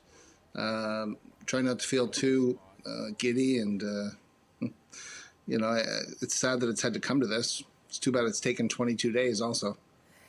in those 21 days leading up to it, what were you thinking about police and actions to try to, de-escalate and remove protesters?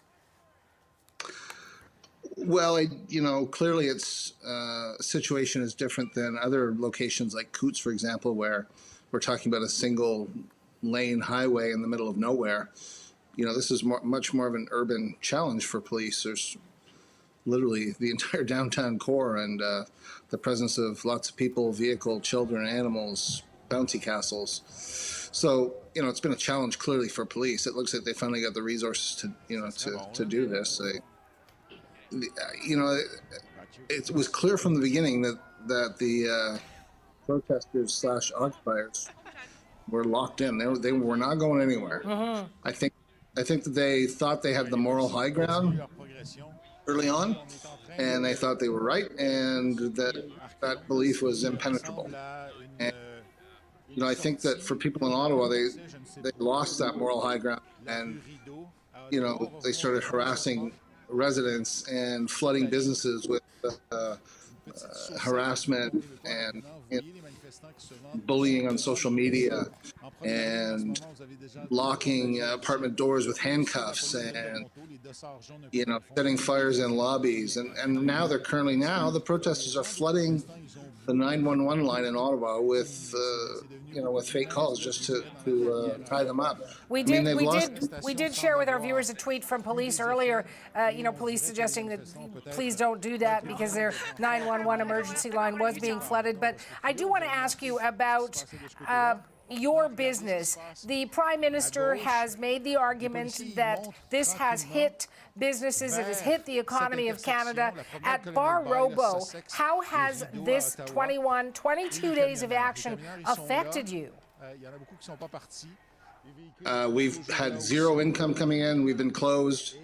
No opportunity to be open. No opportunity to deliver food via third-party delivery apps. Canceled several, probably 20 live events. As a result, 40 to 50 musicians have not gotten a paycheck. 40 to 50 employees at my business are not getting a paycheck. That includes, the dozen or so local breweries that are not getting orders for the hundreds of dollars of beer we sell every week to them. I'm just one of hundreds of businesses.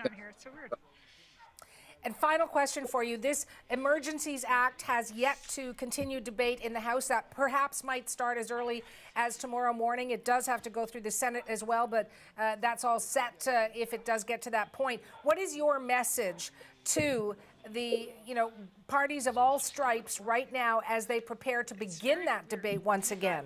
Tell them to stay up on the hill. On the hill?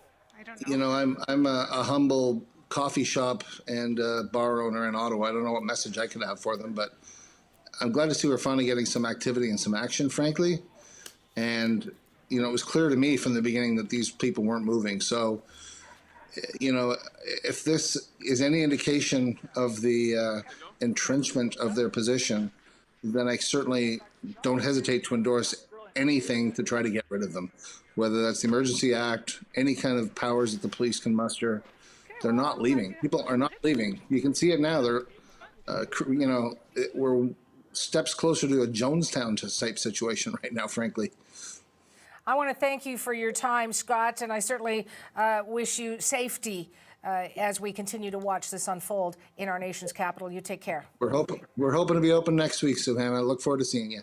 That's Scott May. He's the owner of Bar Robo in downtown Ottawa.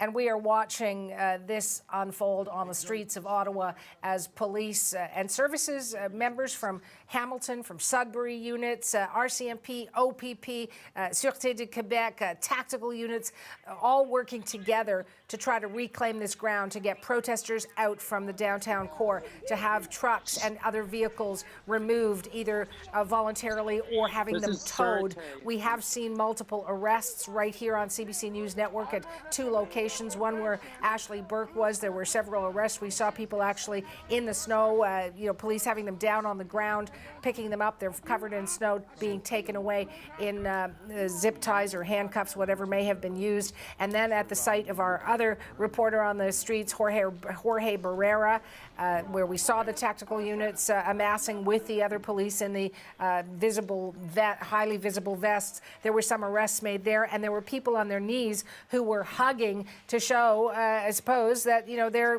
gathering peacefully, and that will be part of their defense. David Cochran has been tracking all of this throughout the multiple hours that we have been on the air, trying to keep you informed. David, as you watch some of the footage, and I was talking with Scott May at Bar Robo, owner there, what have you been seeing in terms of the movement by police as they get closer to that epicenter? I should say, Suhana, Bar Robo has one of the best breakfast sandwiches in all of Ottawa, and we all miss that very dearly, so we'll be keen to have that reopening again. Look, the movement of the police is proceeding as we expected. It's coming from one direction, trying to push everyone back to Wellington and giving them ample escape routes into the downtown core to go away and leave the occupying zone and avoid arrest should the protesters choose to take it. I should say that one person who has just been arrested, we have confirmed, is Pat King. He is one of the central organizers of this, or central figures, because the main organizers disavow Pat King because of some of his extremist and, quite frankly, white nationalist views that he has expressed on his social media platforms. But he has been taken into custody, and our colleagues at CBC Local Ottawa have confirmed that he will face criminal charges. So this is important because Pat King is now the third truly prominent member of this movement that has been arrested by the combined police operations here in the National Capital Region. Last night we saw Tamara Leach, who really is the main spokesperson and central inspirational figure of this so-called Freedom Convoy.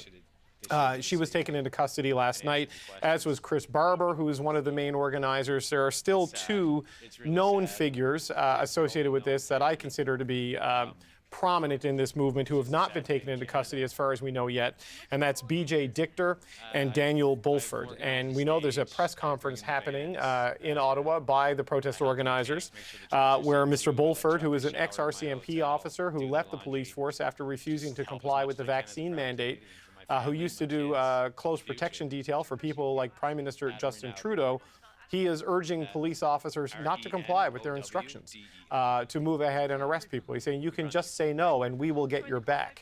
I think we're past the point of that. So, Hannah, I know, ex-cops like to speak to each other, but I can't imagine the police we're seeing now enacting this operation to take back control of Wellington will listen to Mr. Bulford's pleas. But the big news is that Pat King is the latest of the core figures taken into police custody. Absolutely, and we're still watching to see what charges may be laid against those who were arrested today, David. Both our colleagues, Jorge Barrera and Ashley Burke, had shots of people being arrested at their locations as police move closer to Parliament Hill. Hannah Thibodeau is also standing by, and Hannah, you've been out at various locations. We've talked to you as you, made your way in a very challenging way through many checkpoints to get to work today. What will you be watching for in the hours ahead? Because our viewers across the country will be staying with us. Yeah, absolutely, Sue Hannah. As you mentioned, I had to come to work today, and going downtown to the downtown core, all of the main arteries into the downtown core off the highway are blocked. You have to go in a bit earlier, and then you have to go through checkpoints to get into the downtown core. The only way you're allowed into the downtown core is if you either live there or you work there. You show ID. What you're looking at right now is the picture in front of the Parliament buildings. Good afternoon. You are watching CBC News Network. We are continuing to track all of the breaking news for you in Ottawa. The police operation to end the 22-day occupation that has paralyzed the nation's capital is starting to begin. We are going through this bit by bit. We saw the operation begin early this morning over by Ottawa University. That was the first location where they started to make some arrests. They are now getting closer to that main area on Wellington Street, but they still have quite a ways to go. also towed away some vehicles. There were multiple arrests. You see the police line there holding currently. That is up by the Rideau Centre. It's where the really first big truck blockade is. I walked up through that this morning, and walking through that, people were really dug in. You can see they are there. They are not going anywhere. They have had their last chance to leave without arrest, but police are holding that line there and waiting to see what happens with the people in that group. The trucks will have to be towed away. They're now in the second location, moving in. What we were hearing earlier today is that the police will be doing this methodically. This is the second layer, really, of this moving in and clearing out these protesters, clearing out those trucks. The first location, they finished that. They learned some lessons for that, and then they moved into this location you're seeing on the screen there. Good afternoon, I'm Hannah Thibodeau. Welcome to CBC News Network again, just so you know. I'm also here with my colleague, Andrew Nichols. Hello, Andrew. Hello, Hannah. Yes, I know. I've been watching you out on the streets, now back in the studio, and so much to get to, just to try and really get a sense. And you've been doing a good job of this, Hannah, I think, in terms of trying to figure out where police have gone, how they have made arrests, where they are going next. And, you know, just it seems as though they're getting closer and closer to Wellington Street, which is the site of those entrenched demonstrators, right, Hannah, and some of those big rig trucks. Yeah, and what they're doing, we were having a chance to speak with some police as we go. They want to do this, and they want to do this peacefully. So far, we have seen everything quite peaceful. There have been arrests, yes, but those are people who will not leave the area.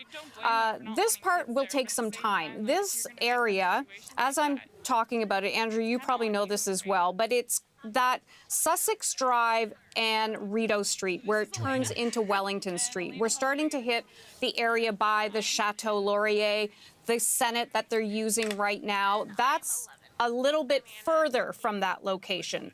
That is down probably a couple of blocks. That's after the Senate. The War Memorial would be on your left. Then you have the Prime Minister's office on your left there. And then on the right side is Parliament Hill. I think we're looking at the Prime Minister's office now, right? Yeah, on Is it the that left. kind of, you know, brownish building there on the left, right? Yeah, absolutely. So let's take you on the ground right now. Thomas Degg is on Parliament Hill. That's so Thomas, hi, there you are. How are things feeling from your vantage point? Well, just to give you a sense of where we are, you were talking about Chateau Laurier, just about a block away over there. Hannah, you know this part of town very well, of course. If you were living under a rock and you weren't paying attention to the notes that were left, for instance, on the dash of your truck, if you looked around here, it seemed like nothing has really changed. The encampment goes on. In fact, protesters have built what I guess is a snow wall to try to deter police officers from moving in. It seems like that is unlikely to be successful, but in any case, that's what they have done over the past hour, built a snow wall in this main encampment that has been the epicenter of the coverage over the past 3 weeks now, here on Wellington Street, just in the shadow of Parliament Hill. Still dozens of big rigs moving. We saw one clearing out this morning, but frankly, there has been very little movement out. As you know, police have been setting up these checkpoints throughout downtown, ensuring no one else is coming in that has no business coming into downtown.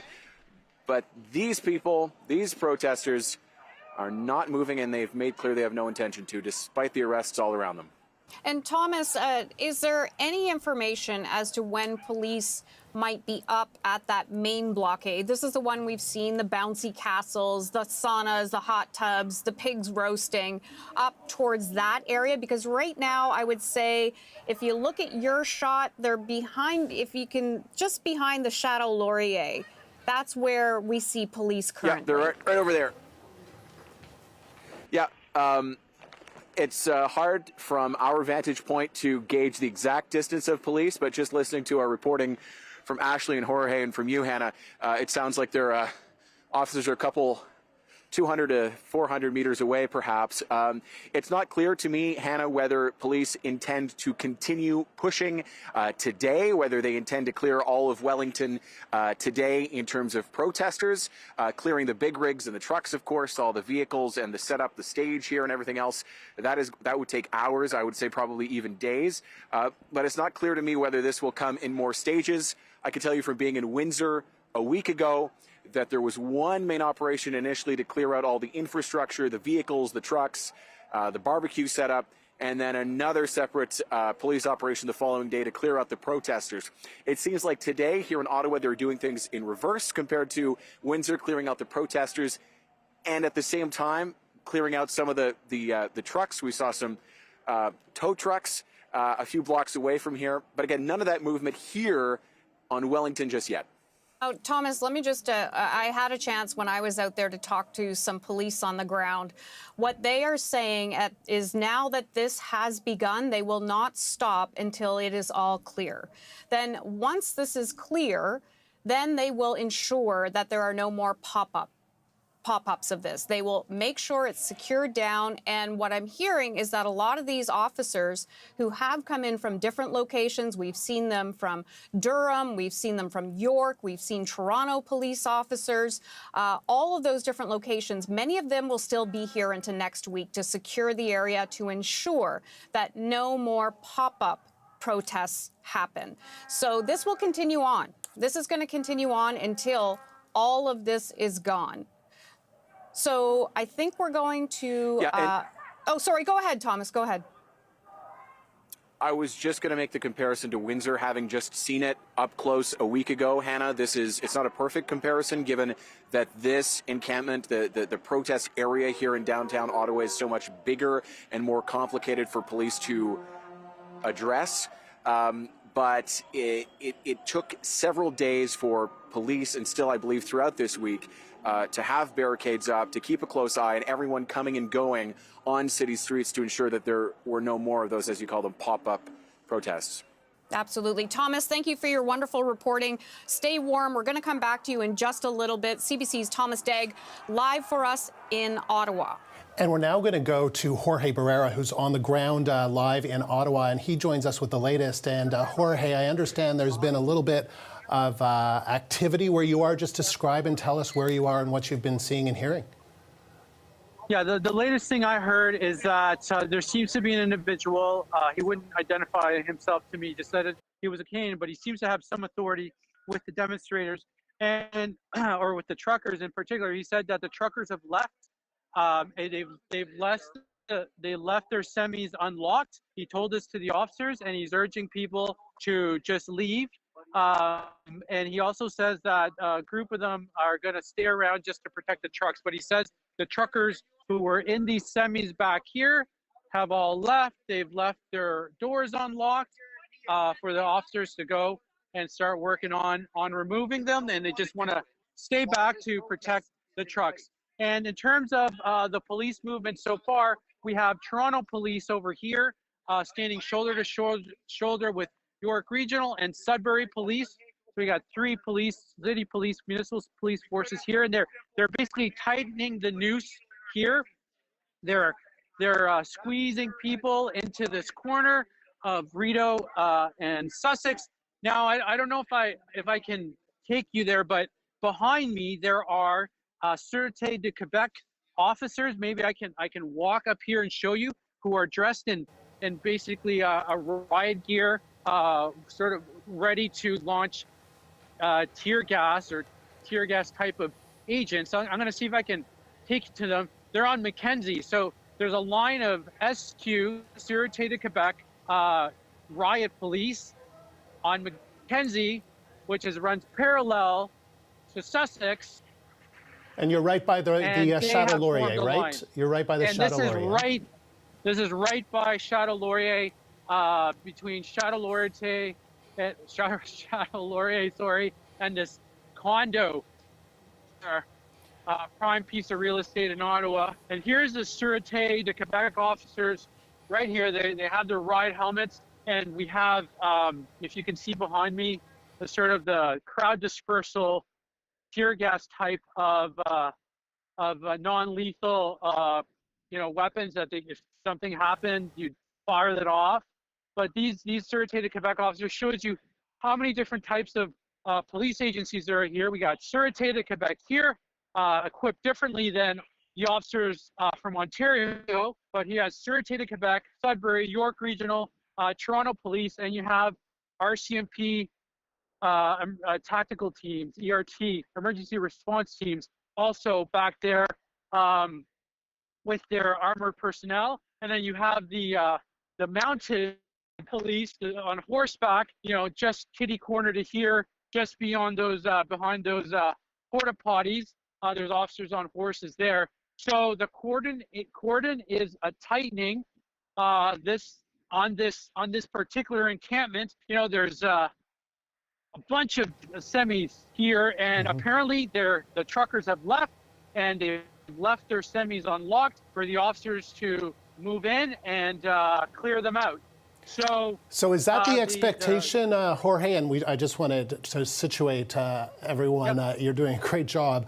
That's you're by the Chateau Laurier. The Chateau Laurier is really only a few hundred meters from Parliament Hill. Wellington is not that far away, so that's just to give people an idea of where you are. Just beyond the horizon there is the Prime Minister's office, Parliament Hill, and then obviously some onlookers. But from that conversation that you heard with an individual who didn't identify himself, but he told police, and I did see one of the trucks at least that did not have a driver in it when you were showing us the scene there. Is that your understanding, that the truckers have left some of their trucks and they expect that police will just go and tow these vehicles away? Yeah, I see there's one trucker in this semi here, but that is what police were just told by this individual who wouldn't identify himself. But I've seen him go back and forth between the police lines. I've seen him converse with the police officer who has a vest that says liaison. So obviously this guy's involved in some sort of discussion with police. There's another driver in this semi here. So there are still truckers in their semis, if you can see with this footage. It's unclear exactly who's left, who's staying, but they're supposedly going to leave their trucks unlocked, and they're urging this individual who's been in touch with police liaison, going behind the lines, the police lines, saying that it's time for people to go. And is that the sense that this is what could happen in the next hours? Is that as the police move in closer and closer to Wellington Street and the lined trucks along Wellington, that could be the next move by police, that they either arrest the drivers or move these trucks out of there? Yeah, it looks like what they want to do is just clear out this area, make sure there's no one and nothing in these semis that remain, so they can secure this location. One basic sort of fact about this situation is that the reason it's so complicated is because of these big machines that could be used as potential weapons or what have you, and they're so bulky, they're difficult to remove. I mean, that has anchored that has anchored this Freedom Convoy protest, and it's a big reason for its longevity, just the logistical difficulty in trying to get rid of these semis. And they're all grouped here in like one of the prime corners, intersections of Ottawa, Rideau Centre, Chateau Laurier, this condo, the Senate building, just a stone's throw with a good arm from the Prime Minister's office, and then beyond that, Parliament Hill. All this area has been gridlocked by these semis. So Jorge, and it looks like they're hoping to clear them out. Okay, and so Jorge, when you say they're trying to clear the area, we're just seeing somebody walk by with a Canadian flag. These are some of the I assume protesters or supporters that are there, because it's hard, if I understand correctly, to get in and out of there, right? So are these people potentially going to be arrested if they don't clear out? Eventually, yes, but police are giving lots of leeway. There's still lots of avenues to take to leave this. You can go north down Sussex. You can go up Mackenzie, just up here. It's not a complete cordon. They haven't tightened completely the noose. They have just secured a perimeter, giving people only two options to go: either go north up these parallel roads or be arrested. And what looks like they want to they just want to clear all the people and make sure that these trucks, no one's in them that could jump in and move them or whatever. There's something inside them. Once this area is secured, then they will have completely taken back this corner that has been out of any real authority, out of any control of any law enforcement for the last over 3 weeks. This was party central, this area here, for most of the life of this convoy, connected to that flatbed in front of Parliament Hill. This was all one corridor of people, especially on weekends, going up and down, different dance parties happening at the same time. All this is coming to an end. Jorge, appreciate your reporting and your camera work very much. Thank you. That is the CBC's Jorge Barrera. We will be back with you soon, right there in downtown Ottawa. Hannah? Okay, the Speaker of the House has suspended the parliamentary debate on the Emergencies Act for today. It was supposed to start at 7 a.m. this morning. It was supposed to go till midnight tonight. Security has told MPs and senators to avoid Parliament due to this police operation. Debate is expected to resume over the weekend. We will see whether that happens or not. Let's explore that a little bit with CBC's chief political correspondent, Rosemary Barton. Rosie, thanks for joining us. Talk about the impact of the cancellation of today's debate.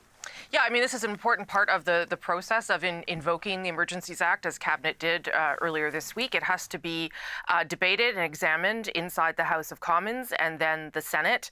But because of these police operations and concerns around safety, it has all been put on hold, not only for the MPs, but also for the many staff people that are required to go inside the House and the Senate in order to make sure that proceedings can go ahead. The Senate was supposed to be recalled today. It is now not going to sit until Monday now.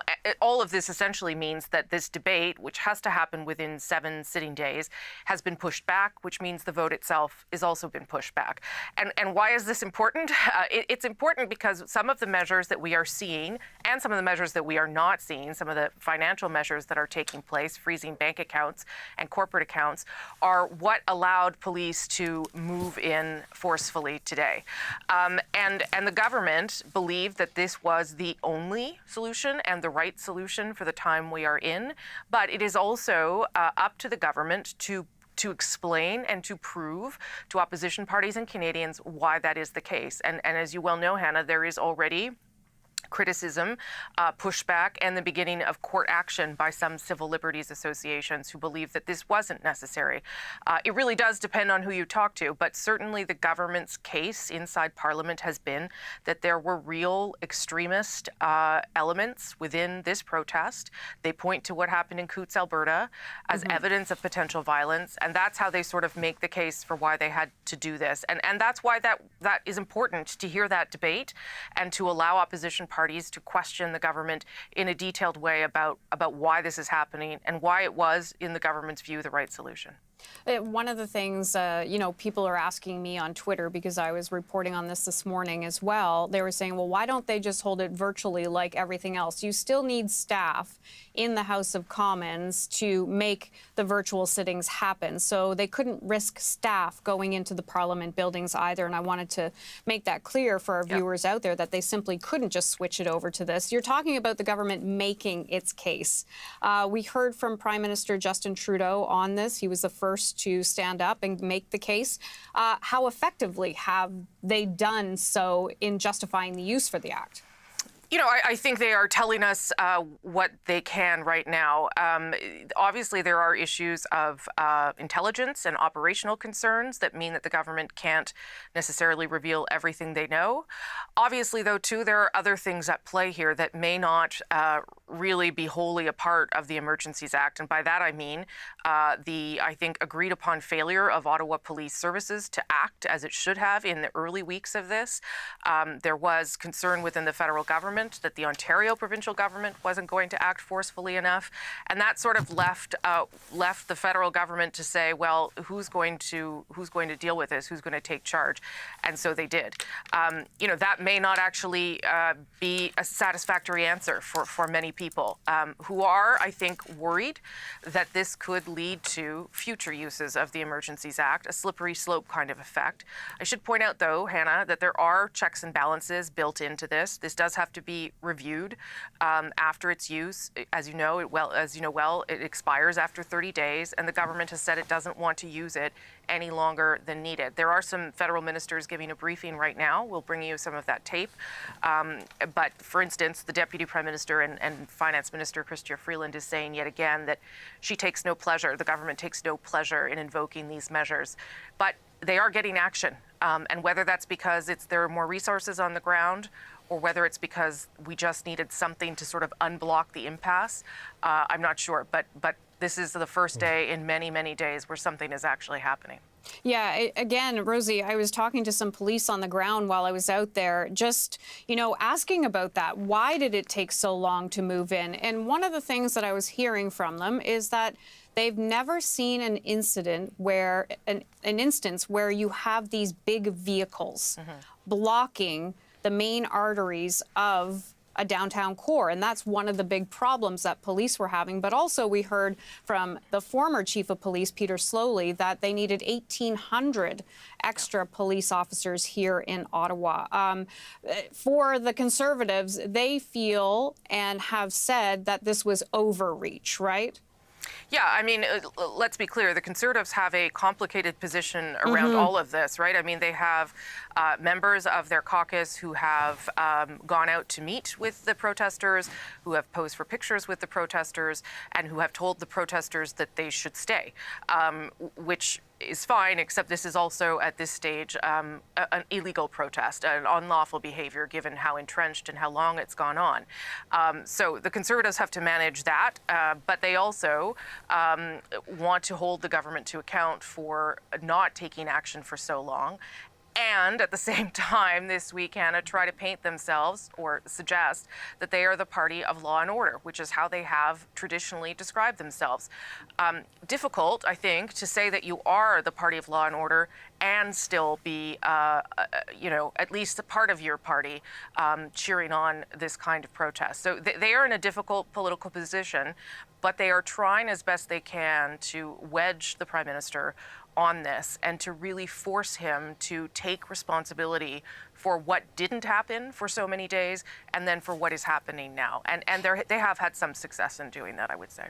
And just one further thing, Rosie.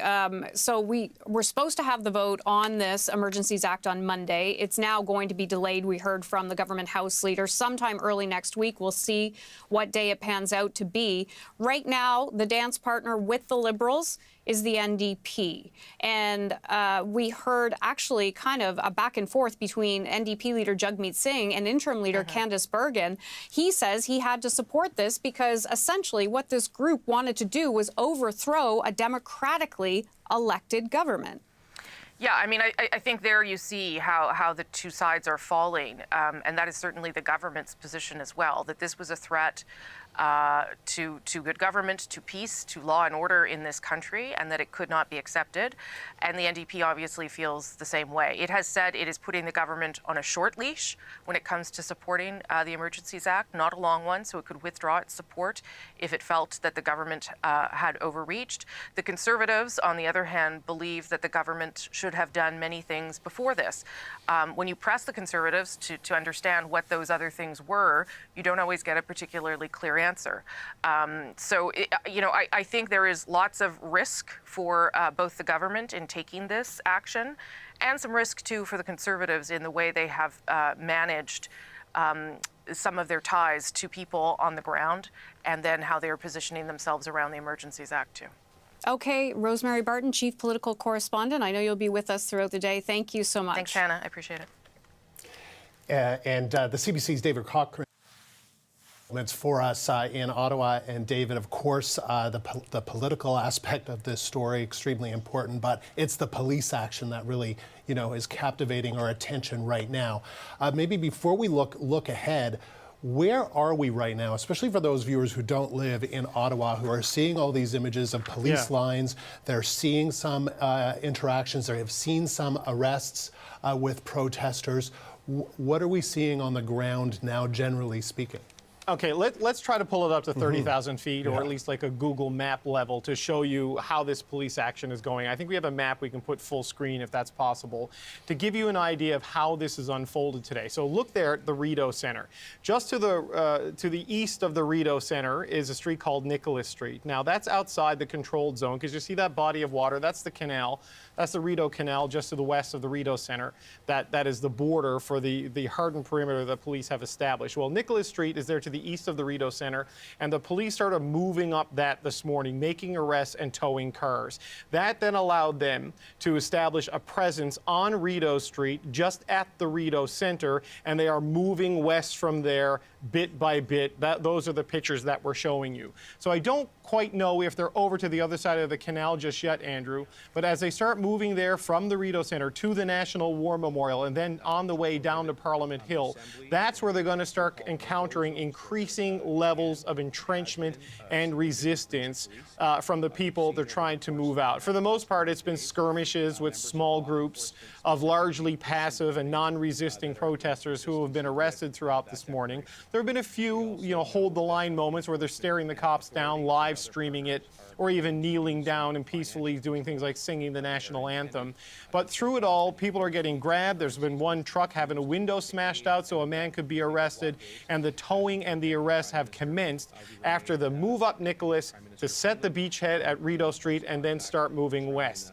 Now, the expectation, and from conversations with some policing experts throughout the day, is that they're going to only have this one line of advancement moving from the east to the west towards the encampment on Wellington. The reason being, as they're moving, they're giving the protesters warnings that this is your last chance to leave. They need to give them an escape route so they can go west along Wellington to the Sir John A. Macdonald Parkway and leave the downtown entirely. Or they can start moving down south on O'Connor, on Elgin, on Kent, on Metcalfe, on any of the streets, like all the way up to Bay, that can get them away from the occupied area and disperse peacefully.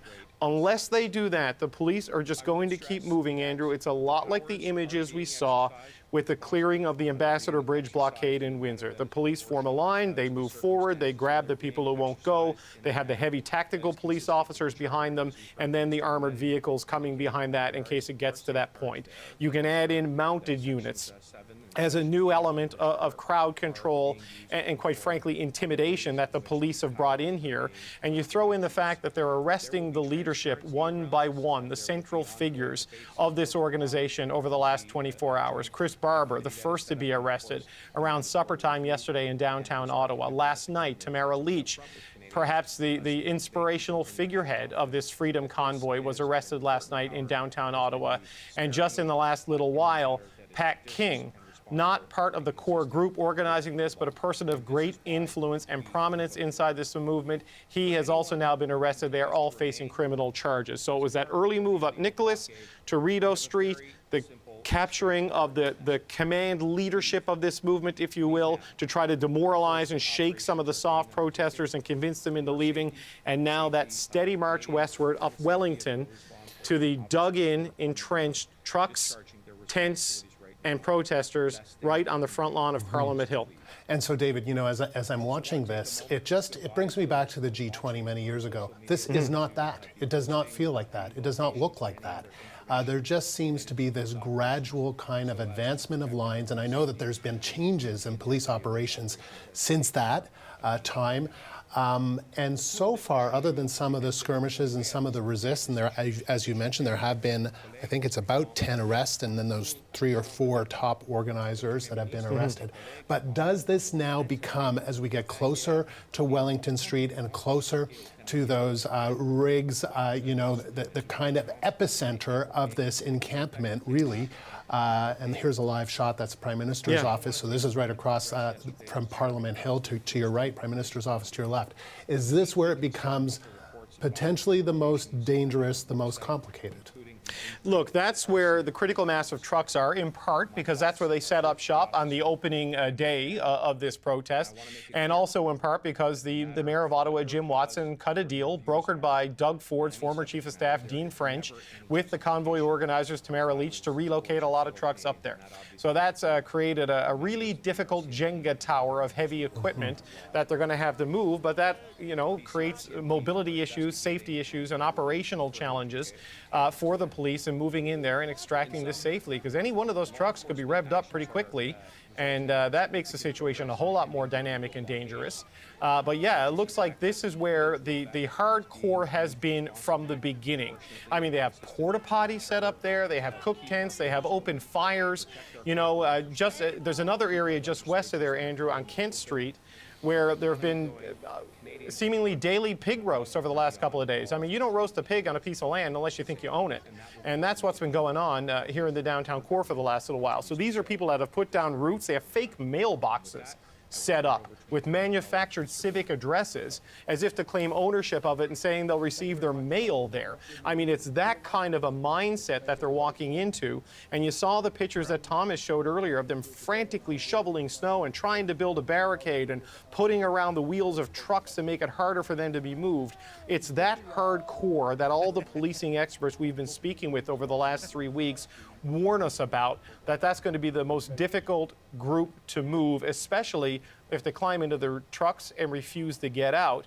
The hope from the policing point of view is that the clear demonstration of their intent over the last couple of days, the sweeping up Nicholas, the moving up Rideau, and the trying to get onto Wellington, that will weaken the spine of some of the softer occupiers. They will leave. The numbers will become lower. The numerical superiority of the police will become that much more profound, and they'll have a better tactical advantage when it comes time to go in and move the remaining hardcore out. But I have to say, too, Andrew, Wellington's not the end of it. There's places down on Kent and other areas. There's a logistics camp out on Coventry Road in the east end of the city where they have saunas and food and money and gas, and it has really been the quartermaster of this occupation of the downtown. There are still other places that need to be cleared out before this is totally done. Yeah, dynamic and fluid, to say the least. David, thank you. That is the CBC's David Cochran, live in Ottawa.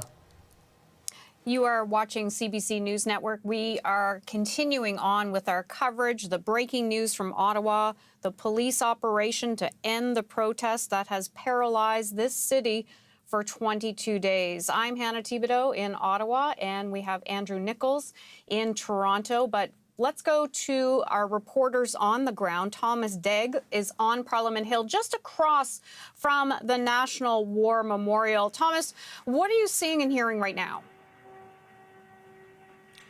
The National War Memorial is just over there, Hannah, and just in the past 10 minutes, we've seen a number of protesters, dozens of them congregating, and we still see them filing in to the area surrounding the National War Memorial. Keep in mind, this is the direction in which police have been advancing throughout this day.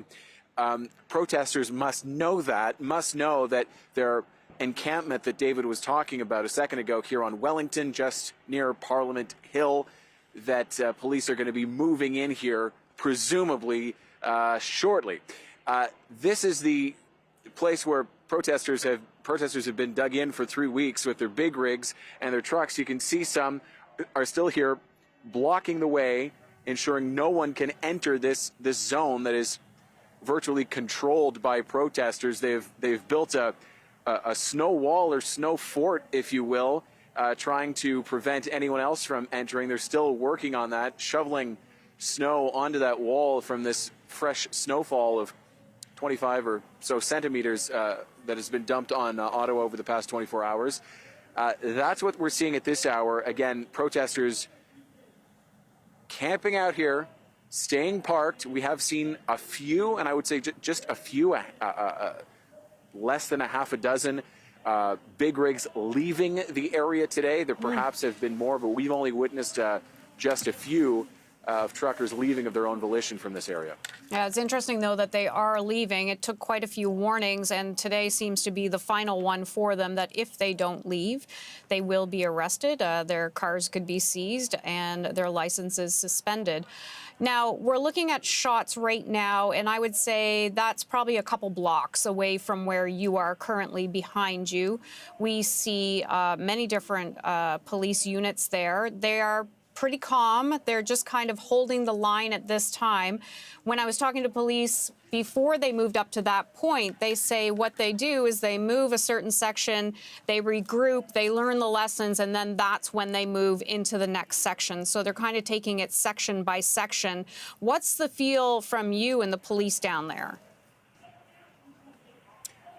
Not huge police numbers right here around Parliament Hill, Hannah, for protesters who perhaps have not been following the very latest, perhaps have not seen those sometimes dramatic arrests a few blocks away, or the towing of vehicles.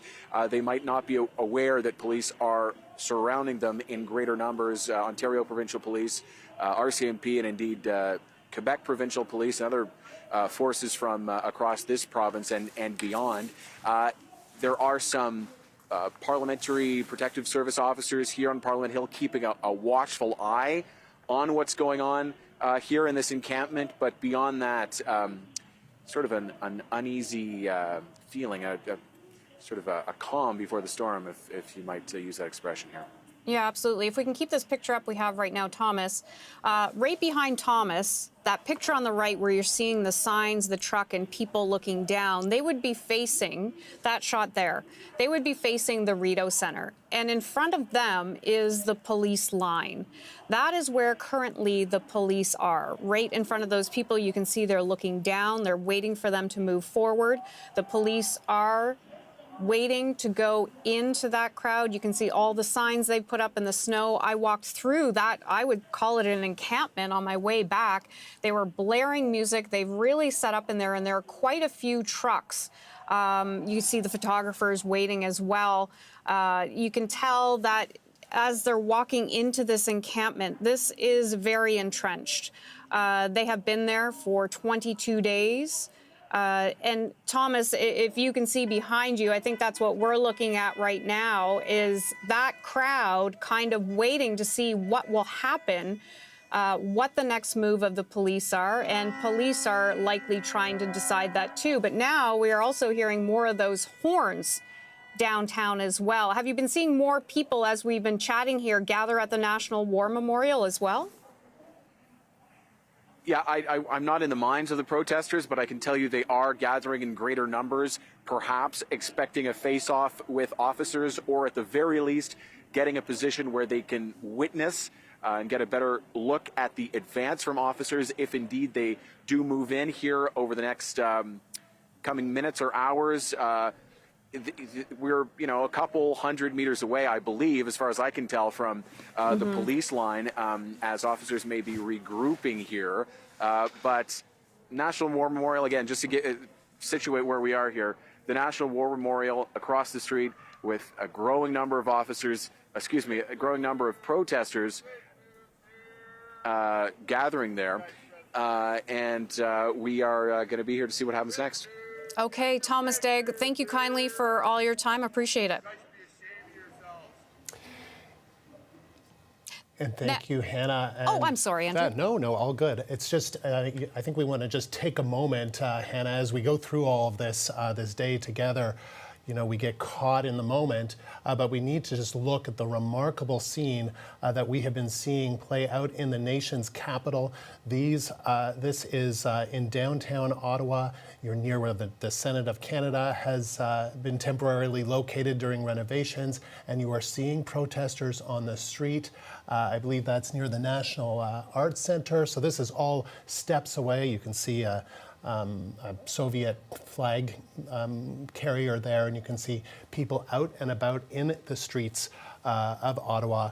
And we continue to see a number of protesters and a number of vehicles and trucks and big rigs that are parked on Wellington Street and in the surrounding streets. And there we have the police as we can see from many different police forces, whether it's the Sûreté du Québec, the Greater Toronto Area, the Ontario Provincial Police. We've seen tactical units from the RCMP as these different police lines. And here we can see more in downtown Ottawa again. Just remarkable scenes as they kind of make a line to try and make the protests smaller and to try and clear out this area as they move in closer and closer to Wellington Street, which is right across from Parliament Hill. And we continue to see these kind of interactions or protesters speaking to police or just making their way through this area. But they have been warned that they will be arrested, that this is now an illegal demonstration and that they do not have the right to be there. And we have seen a number of arrests. We've seen 3 of the organizers of this convoy, Chris Barber, Tamara Leach, and Pat King, have been arrested, and some others who have had altercations with police have been arrested, kind of, a bit of a scuffle in the snow as they get arrested, and a number of people do face charges. But this is the scene in downtown Ottawa. As you can see, a remarkable moment in the history of our country. This is from within Parliament Hill, so looking from Parliament Hill out towards Wellington Street and the Prime Minister's office as that entrenched encampment continues into its 22nd day, and a number of vehicles still on the streets of Wellington. But they have been warned in the last couple of days that now is the time to get out, and that they need to do that. The police have said that they are going to make sure that that happens sooner rather than later. Murray Faulkner is the former chief of police for London, Ontario, and he joins us now. So Murray, thank you for taking the time. You've been watching this unfold. What do you make of what you have seen from police so far? Well, I think what we've seen so far is really the bare minimum use of force by the police. And it is because the protesters really, other than trying to stand their ground and pushing back a bit, are not really resisting the police. And so, in Canada, this is the bare minimum of basically an unlawful assembly and how it will get dispersed by the police. Very, very professional, very proud of the profession right now. I will say, though, that I think to put things back into perspective and why it took so long for this to happen, and I'm not planning, I wasn't on the groundwork, but we all know that the truck should never have stopped where they did. But once they were stopped and were deciding not to move, it took a great deal of time for the police to come together with a plan. And so trucks are not going to be moved out in front of the Parliament buildings until the people are removed. The people couldn't be removed until you could secure the area. And when we started to secure the area with over 100 checkpoints, then the police resources started to come online full. So, 22 days into this is what it's come to. You have probably in the neighborhood of 1,500 police officers from all across Ontario, public order units, frontline officers, QPP, RCMP, and OPP. And so very professional.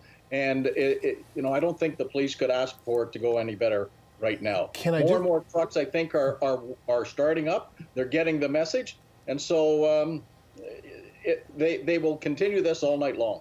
Is it your impression that right now that police would allow some of those final trucks, I mean, there still are very many, to just drive out of there? Is that your impression, or would the inclination would be, and one of our reporters, Jorge Barrera, was saying that one individual said, look, we are leaving our trucks. Some of the trucks are empty. We have seen the trucks that are not empty that still have drivers in them. But what is your sense of how that plays out? Well, that's a discretion on the police officers at the scene. Those that were encamped really in front of the Parliament buildings that were so disgraceful to our country, really. Even though they're driving away now, probably, in my opinion, should have been arrested and their vehicles seized.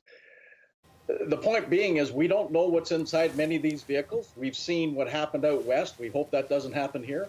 It is extremely dangerous when the front line of police officers are standing in front of a large tractor trailer unit that's starting up and could be used as a weapon. And so they have to proceed with caution, that's for sure. And Hannah, you wanted to jump in here. Go ahead. Yeah, thanks, Andrew. This is Hannah Thibodeau in Ottawa. Thank you for taking the time with us today. One of the questions, you know, the police are getting closer and closer to the area where the main core group has been for the past 22 days.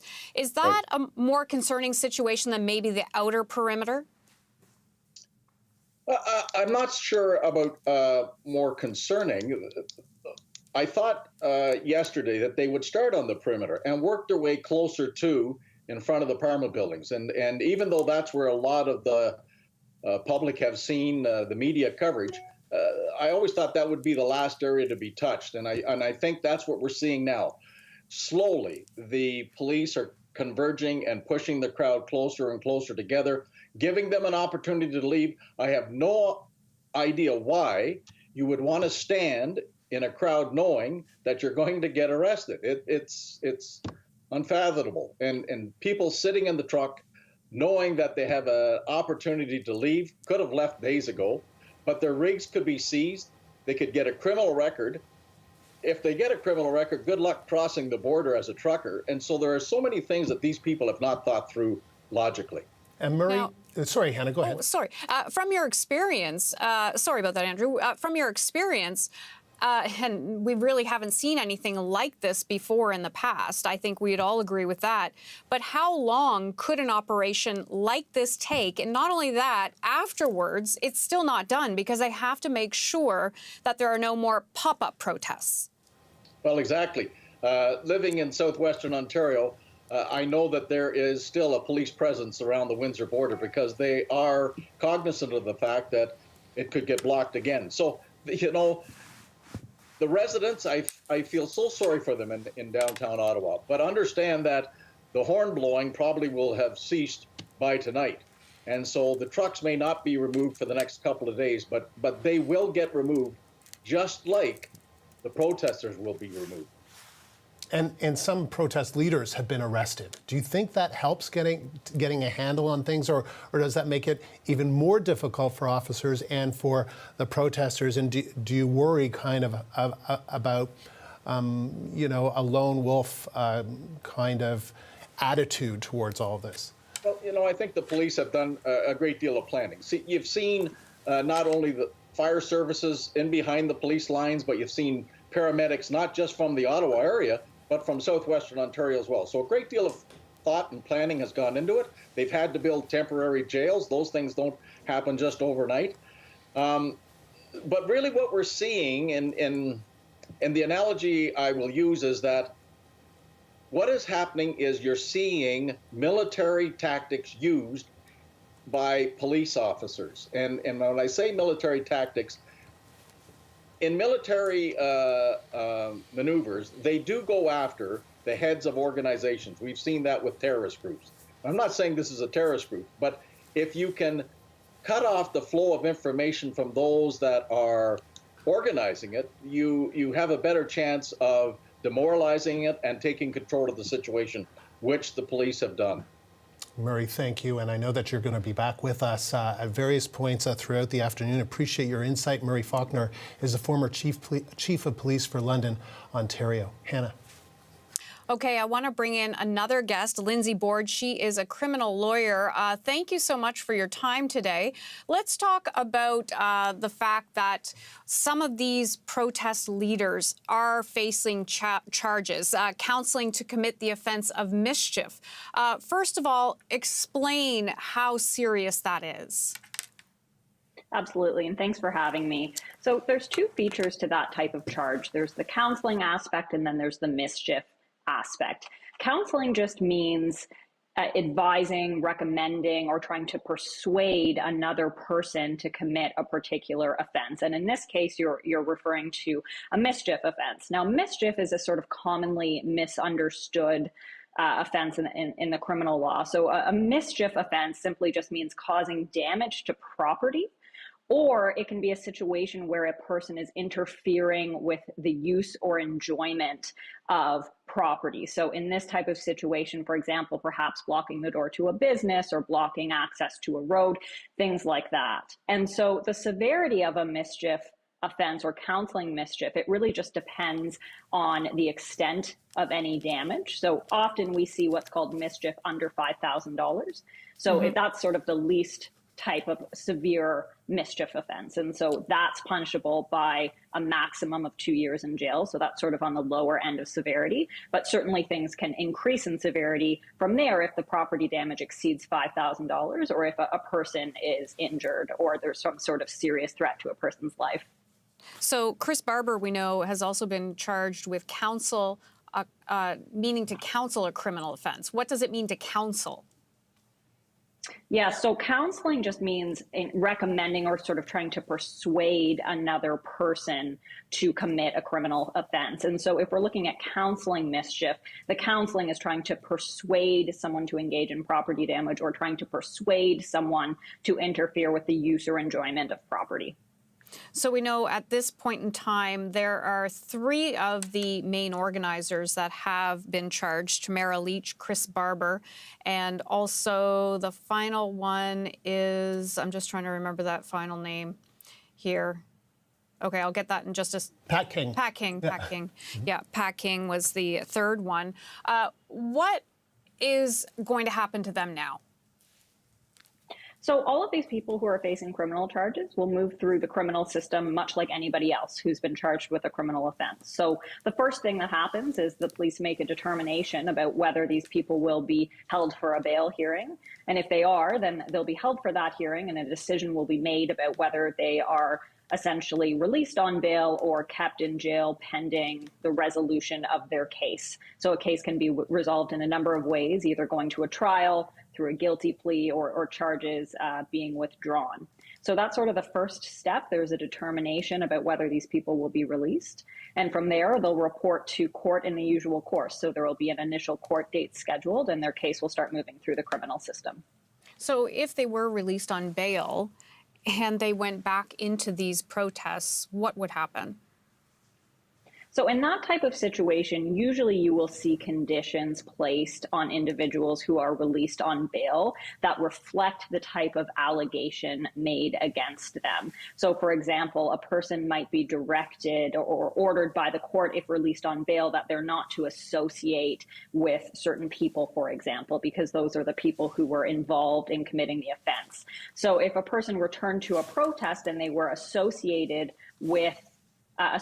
with some of those people, then arguably they could be found to be in breach of their bail order, or they could be ordered not to attend a particular geographical area. So they could be ordered not to attend the area of the protest. And if they did in fact do that, then they could be arrestable for, again, a breach of their bail order. And from here on in, people who may be arrested in the crowd there, what type of charges would they face? We've seen multiple arrests over the morning. We've seen them throughout the day. What would happen to them?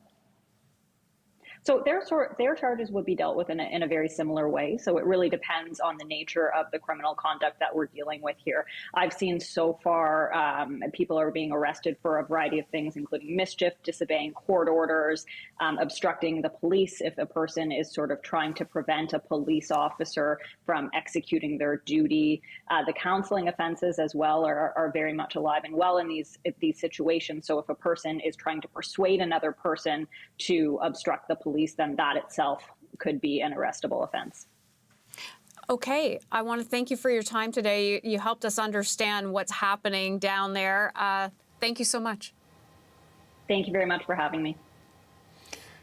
And we're looking at the scene in downtown Ottawa as we continue to see large numbers of police officers from various police forces from mainly Ontario and Quebec.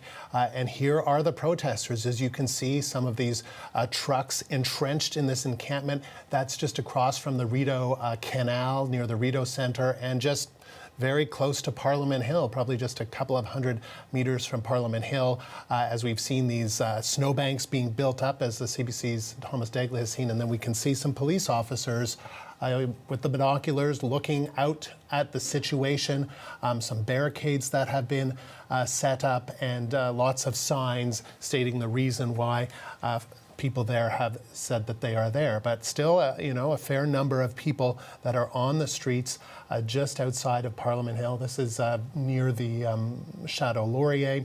And a large police presence there, and many trucks that still have drivers in them and don't appear to be going anywhere soon. But this is an illegal demonstration, and people who are in this area could face arrest. Evan Dyer is on Wellington Street in front of the Terry Fox statue. And speaking of arrests, Evan, I understand that you have witnessed some. Well, we've seen a couple of dozen arrests. I haven't seen any here, I must say, in this particular area. The barricades here there's actually a double line of fences that separate Parliament now from Wellington Street, but there's not a heavy police presence in and among the crowd on Wellington Street. There is a heavier presence of the Parliamentary Protective Service inside of the precinct. Right over to our right here is the main stage of the protests, and we've been hearing all through the last hour or so a variety of speeches and sermons. A couple of pastors addressed the crowd. We just heard O Canada played by harmonica, actually, and we've also heard people singing the national anthem and reciting the Lord's Prayer. A couple of speakers have been sort of exhorting the crowd to hold the line while at the same time remaining peaceful. We heard one woman say, you've been doing this for 3 weeks, give the police a wide berth, don't antagonize them, you know how to do this now. But at another point, we heard a loudspeaker asking all of the Canadian Armed Forces veterans in the crowd to move further down the hill to the War Monument, which is just a little bit further down past the Langevin block, this large brownstone building here. But again, asking at all times for people to remain peaceful, also telling people that they don't run the risk of being arrested if they remain peaceful, which of course is not true. Under the Emergencies Act, they can be arrested just for being here and being part of this protest. But we've heard them being told that if you're peacefully protesting in the public roadway, no one can arrest you. We've also heard one woman tell the crowd, the police aren't going to arrest you. They're not going to follow the Prime Minister's orders. She said no red-blooded male would take orders from someone like Justin Trudeau. And so, that obviously is very unlikely to be the case. We have seen police doing quite the opposite, enforcing the law and the order to depart the area with arrests. So there is a line of police further down Wellington Street, just where it turns into Rideau Street, that is slowly inching up the hill in this direction. There's a crowd of protesters facing them, and every now and again a person gets a little bit too close to that police line and gets pulled behind it and gets arrested. So there's a kind of a squeeze happening now from both sides and from the south of here. And as your earlier guest suggested, the goal seems to be to push everything and concentrate it in this area right here, which will likely be the last area to see arrests. And I'm just looking here, and I am seeing some interaction between police and some protesters. This is the scene, what you're talking about, Evan, that is closer to Rideau and the Rideau Centre, not that far from you, probably only a few hundred meters. And just moments ago, that you could see interaction between police and police and protesters, because you're 200 and 300 meters away from where the police presence is strong, is seen, and also a lot of media there. But it would appear as though either onlookers or protest supporters or what have you, but those who are there protesting, as you say, don't have the right to be there. And it'll be interesting to see as the police move closer and closer to where you are, just on the other side of the Parliament Hill fencing.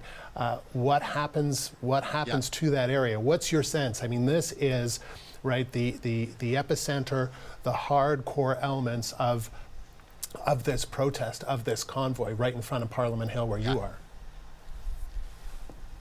Well, I can tell you there are clearly some protesters who don't buy that message that they won't be arrested, because we did see about a half a dozen trucks pull out of this street, Wellington Street, earlier today, backing up and heading the wrong way down O'Connor and being allowed to leave the area. So there are people who have made the decision at this kind of 11th hour to depart, to try to spare themselves from arrest. I just want to see what's happening on the right of our screen. I believe this is Sussex. Let's just maybe listen. I know.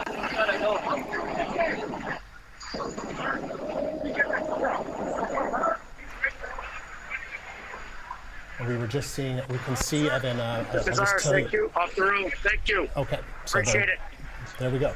All right, so that was an emergency response team member, I think asking for our reporter to get off the road, but we can see a number of police officers from different police forces as well. Behind there, you can see some emergency response team, and then behind them are the big rig trucks that are still there. Hello, I'm Andrew Nichols, and you are watching continuing coverage on CBC News Network. As we watch this remarkable scene that is unfolding in our nation's capital, the breaking news that we are witnessing today, a number of arrests. You are looking at downtown Ottawa, which is now the site of an illegal demonstration. Many media, many protesters still there, many big rig trucks still there, but we have seen these lines of police advancing on protesters and getting closer and closer to Parliament Hill.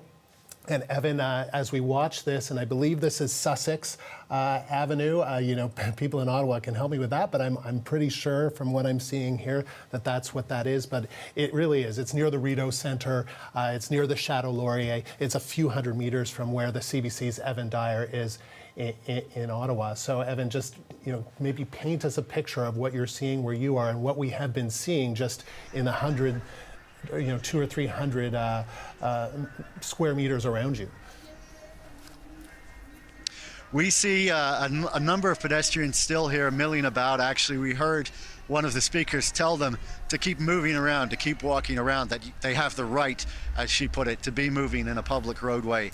And we've also seen some kids. We've seen people, in fact, we saw a family which had 2 boys who appeared to be about 8 and 10 just come up to this doorway here a short while ago. So there are certainly children in this crowd.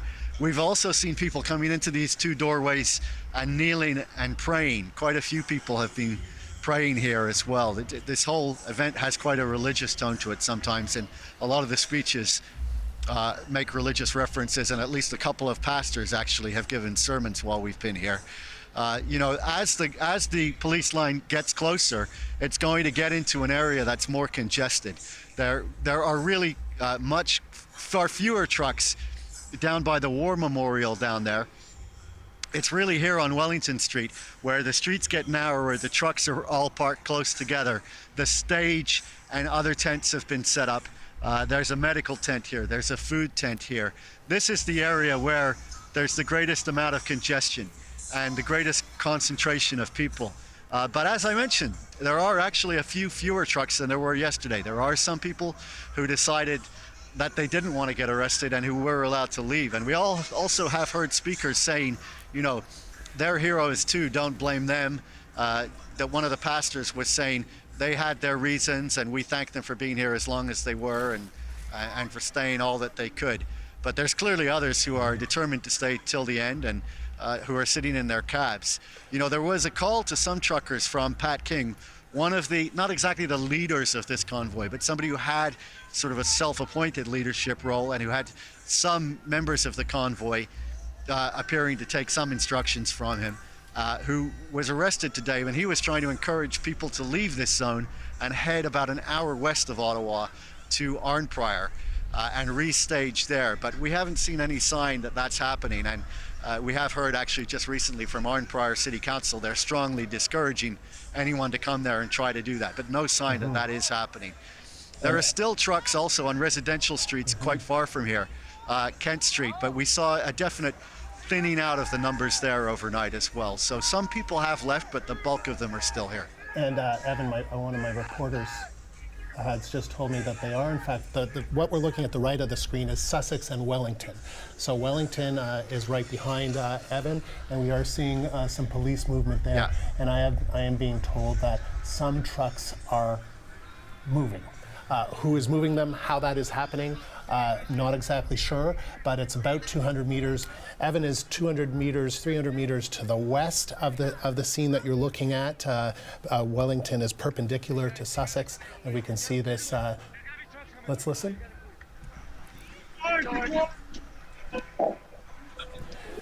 The police are telling protesters to clear the way because trucks are coming through. So this would be down Sussex, and those trucks that you see there on Wellington. Let's listen.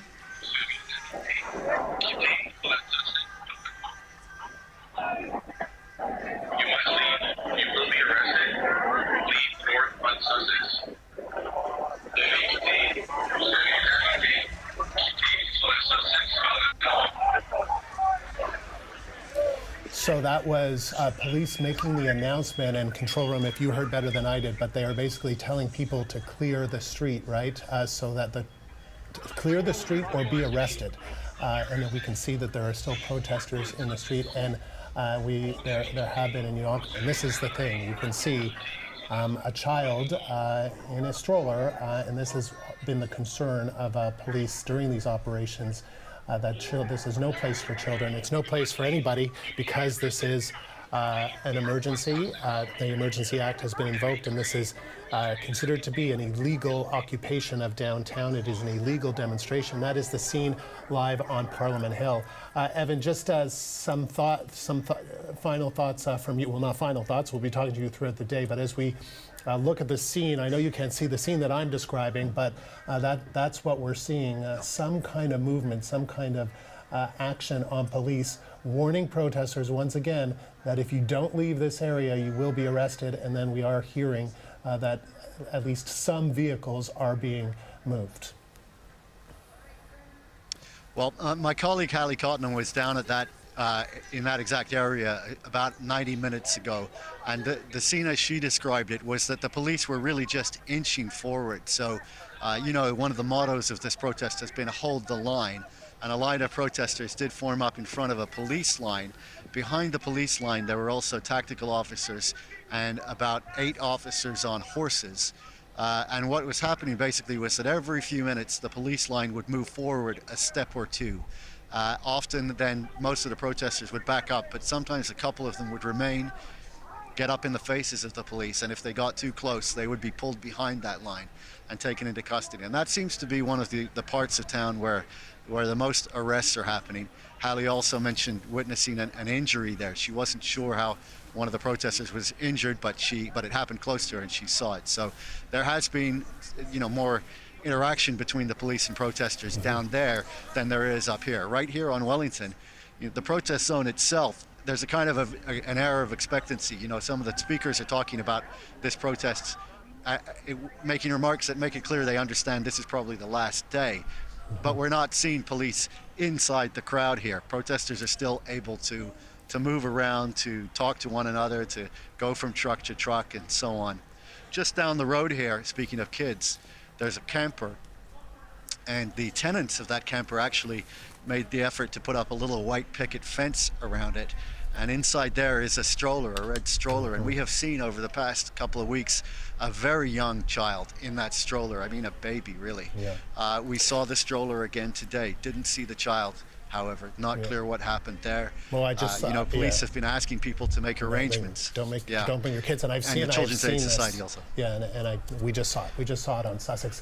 The CBC's Hannah Thibodeau is also watching along with us as we watch Evan from Parliament Hill. But we're also looking at this activity that's taking place at Sussex and Wellington, and you of course know the city well. So Hannah, tell us more. Well, what's interesting about this, Andrew, is that this is kind of an offshoot street. The police are going in a different direction than in Parliament Hill. So they're coming off that street, but what it seems that they're doing is they're trying to get some of those big rigs that are in there. You can see a lot of frustration from the protesters there in those shots. The police are trying to move people out.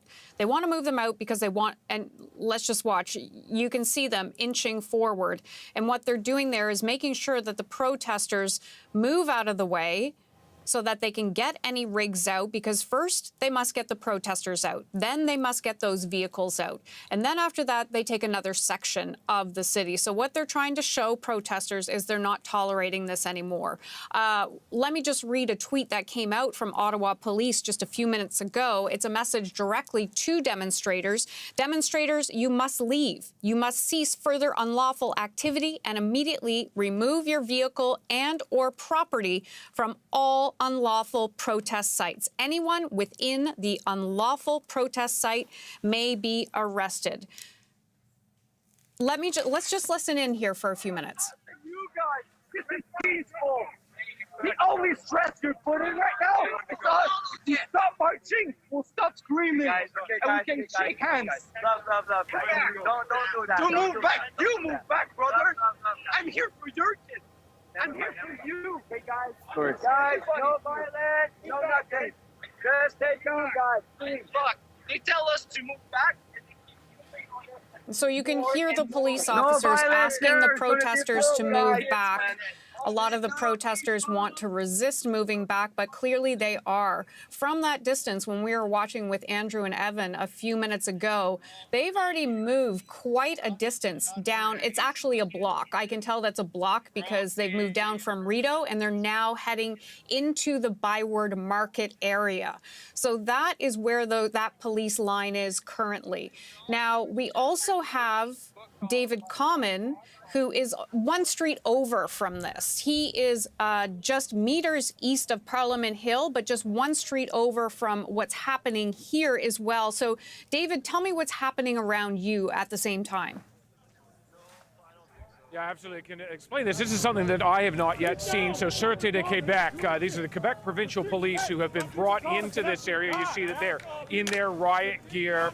There are officers inside. You know, if you sort of peer through the crowd, you may be able to see some of them are in their gas masks. They have the equipment necessary to be able to deploy things like tear gas. You look up the building in the background, you actually see these are people who are keeping optics, watching over the crowd. They are on all the rooftops around here, an RCMP drone in the area. What we'll do is I'll come back in this area here. You see that there are a large number of not just Quebec Provincial Police, but Ontario Provincial Police, many police who are operating in this area. No arrests that we're seeing at this point, but you do continue to see those warnings. You see texts, you see all sorts of things that are telling people they must leave, they must leave. A lot of people, a lot of the protesters, as you see there, continuing to film in this area. They're live streaming for those who would watch, and of course there are an awful lot of people watching in this area, and a lot of people who are still out on the streets, large lines of police, but at this point no clear enforcement. It has been slow and methodical.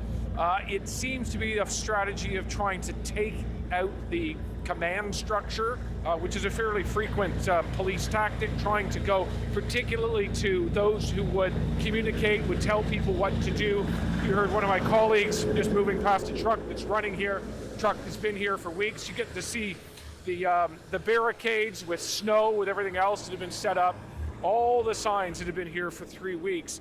What you're not seeing, frankly, are a lot of people from Ottawa itself, from the city, because they are staying out of this red zone for the most part. You get further back from this area, seeing some trucks that are indeed leaving, perhaps leaving altogether, perhaps moving to a fallback location.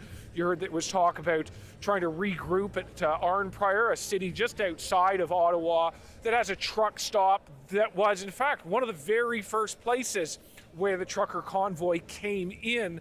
That was, 3 weeks ago today. They met up at that truck stop. Some of them may now indeed be heading out there again. See the war memorial, number of veterans and others who are up in that area. And over here, still a large line of OPP, but no apparent enforcement, at least right here, right now. That could all change, as we've seen many times before.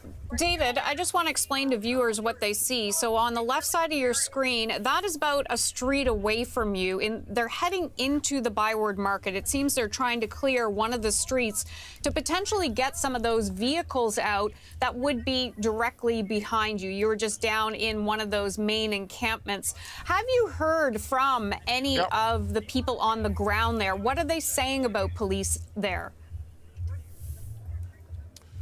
Well, of the people that I've seen, a lot of them are just directly in the face of the police, yelling at them shame, or you don't have to follow your orders, or blasting music in their face, trying to do whatever it is they're trying to do to police. The police lines, of course, are not moving.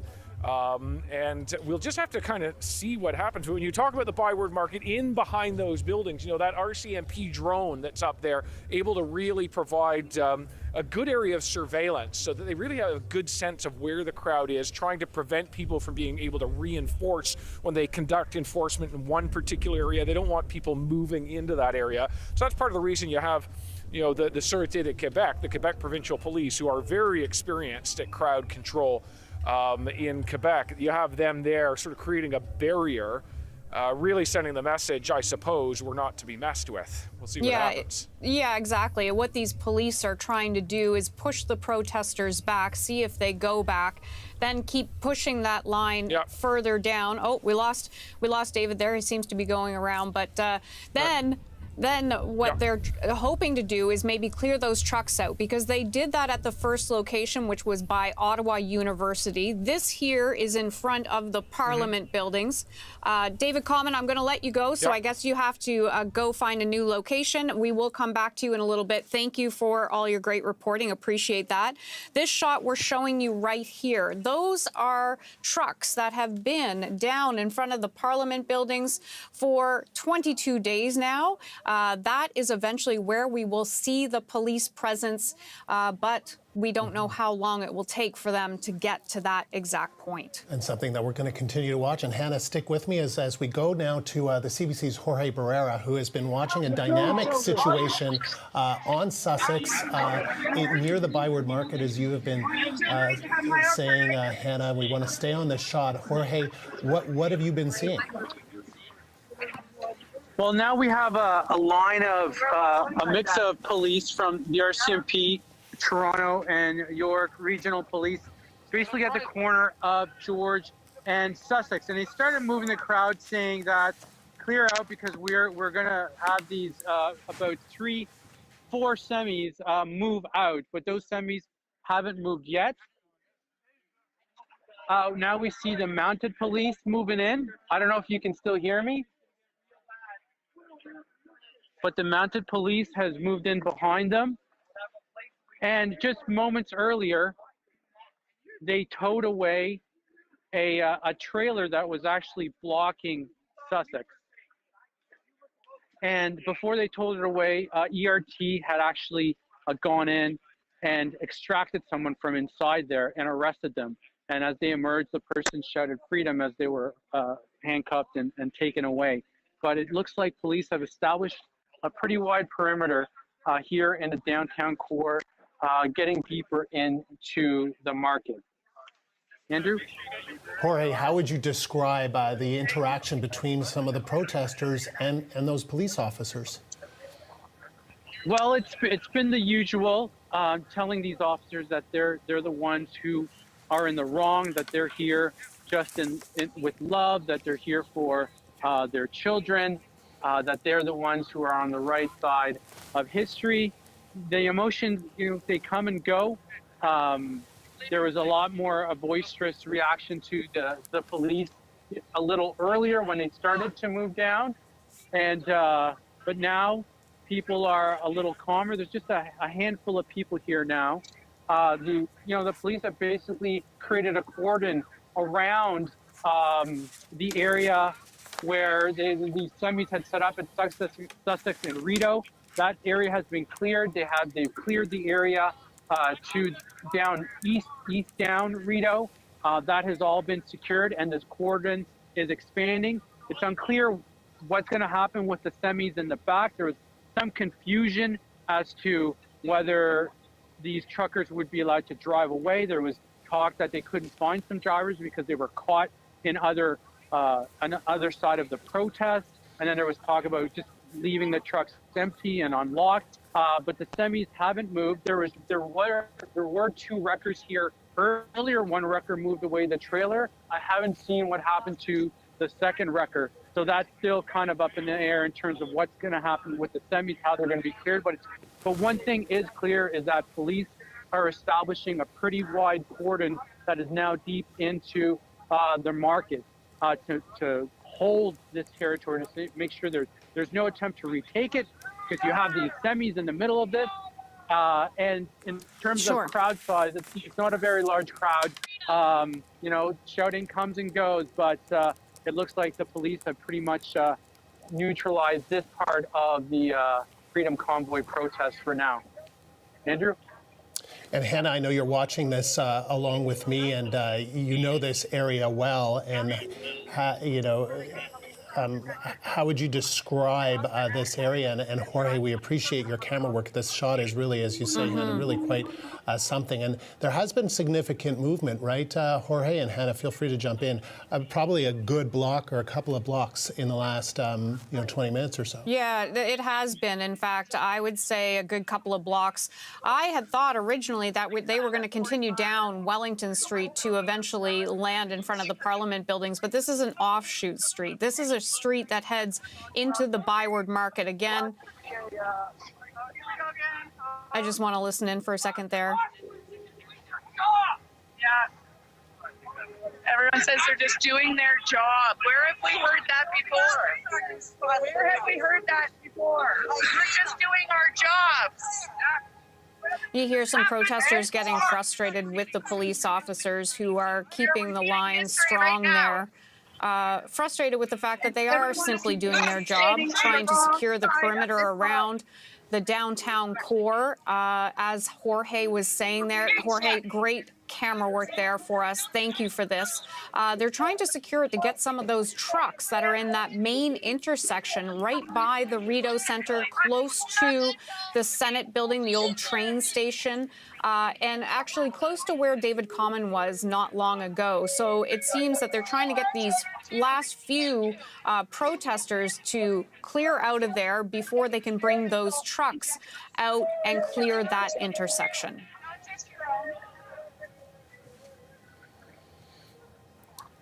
You're just listening. It all of a sudden got very, very quiet down there.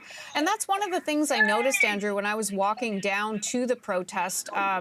Before you get to these areas, it's just like a scary silence in the downtown core. Nothing like I've heard or not heard in downtown Ottawa ever.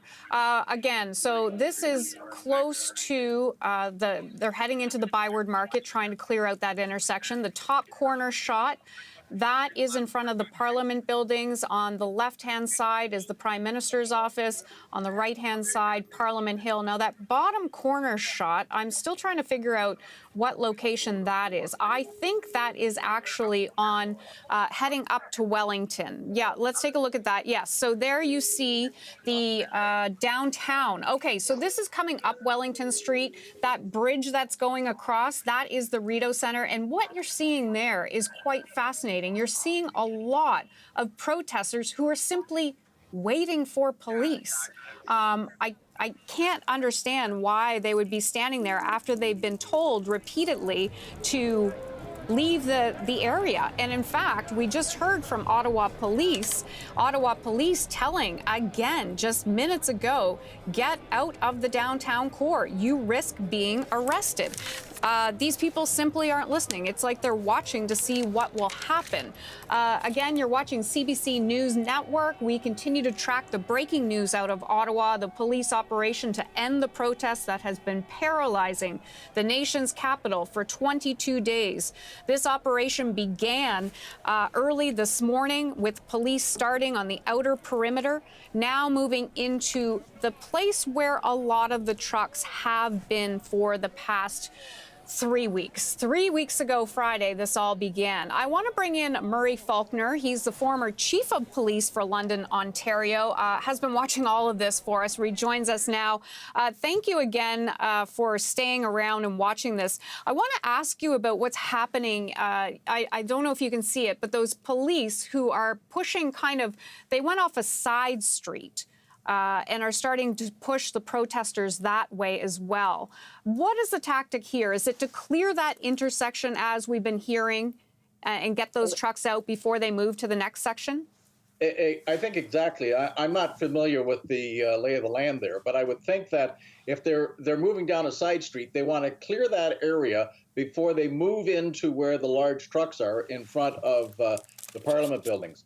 So all these egresses, this route in and out, those routes need to be cleared of protesters before the big rigs start to move.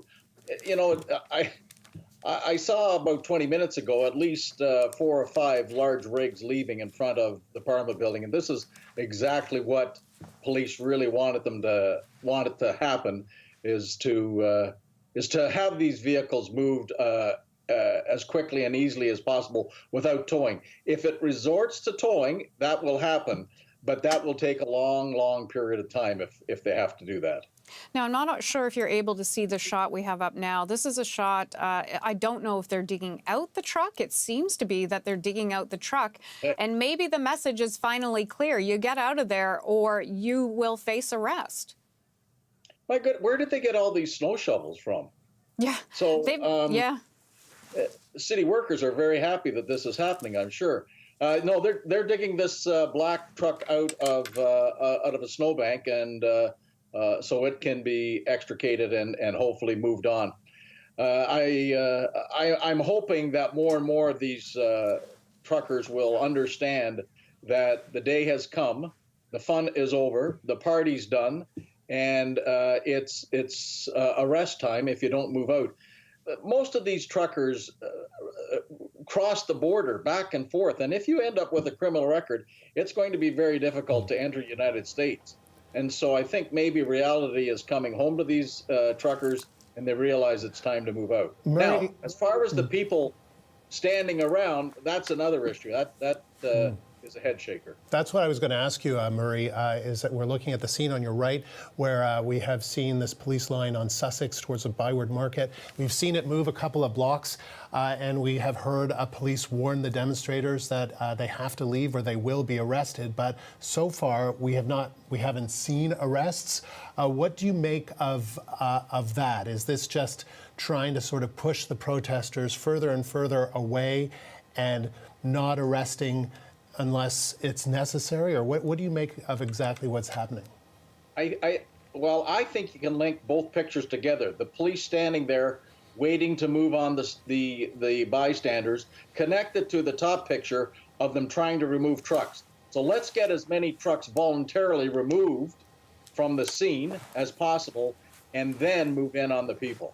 Because so there's also a scene, Murray, right? And we're looking at the bottom left corner where we are still seeing a large number. And Hannah, you can help me, but I think this is on Wellington. That's on Wellington. And it's right in front of the Senate, and you can see that there are police starting to come up towards those people. Those are the people who are actually, and Murray, we were just talking about this. Those are the people who are just kind of standing there. The police are on the other side of those trucks, and they're watching what's happening. Yeah. You see, some of these people think that they have their legal right to stand and protest, and they may have had that legal right 21 days ago, but now 22 days in, they have no legal right to be there. This area, with the Emergency Act, is the red zone, and so people found in that zone can be arrested. And so, that's why the police handed out 2 days ago flyers and put it on windshield. That's why there's been police going from truck to truck to articulate, gentlemen, this is what's going to happen. And so we've seen today, from the beginning of the tactics by police, extreme caution by the police with extreme minimal amount of force used. I'm very, very impressed. Yeah, one of the things, and you were talking about there, Mr. Faulkner, is the fact that people are not allowed to be in this location at this time. That is why the Emergencies Act was implemented. Among some of the authorities that it does have is you can't bring children under the age of 18 to participate in trucker convoy protests, traveling to or from a protest site with the intention of taking part. There you go. That's exactly it there. Or offering support like supplying fuel. Those are a couple of parts of the Emergencies Act that are now in effect, and maybe they simply don't realize that they are now taking part in an illegal protest. I can't believe that they don't realize it. Enough warning has been given. You understand that quite clearly. I understand it quite clearly. They understand it too. But their beliefs, I think, are misguided, and they don't realize that the police are here to move them out, and that's exactly what's going to happen now. I think one of the things you were mentioning, Mr. Faulkner, which is fascinating too, and I watched it happening this morning on the ground, is yes, these people are still continuing to come there, but the police are continuing to say, step back, go away. They are giving them the option to leave.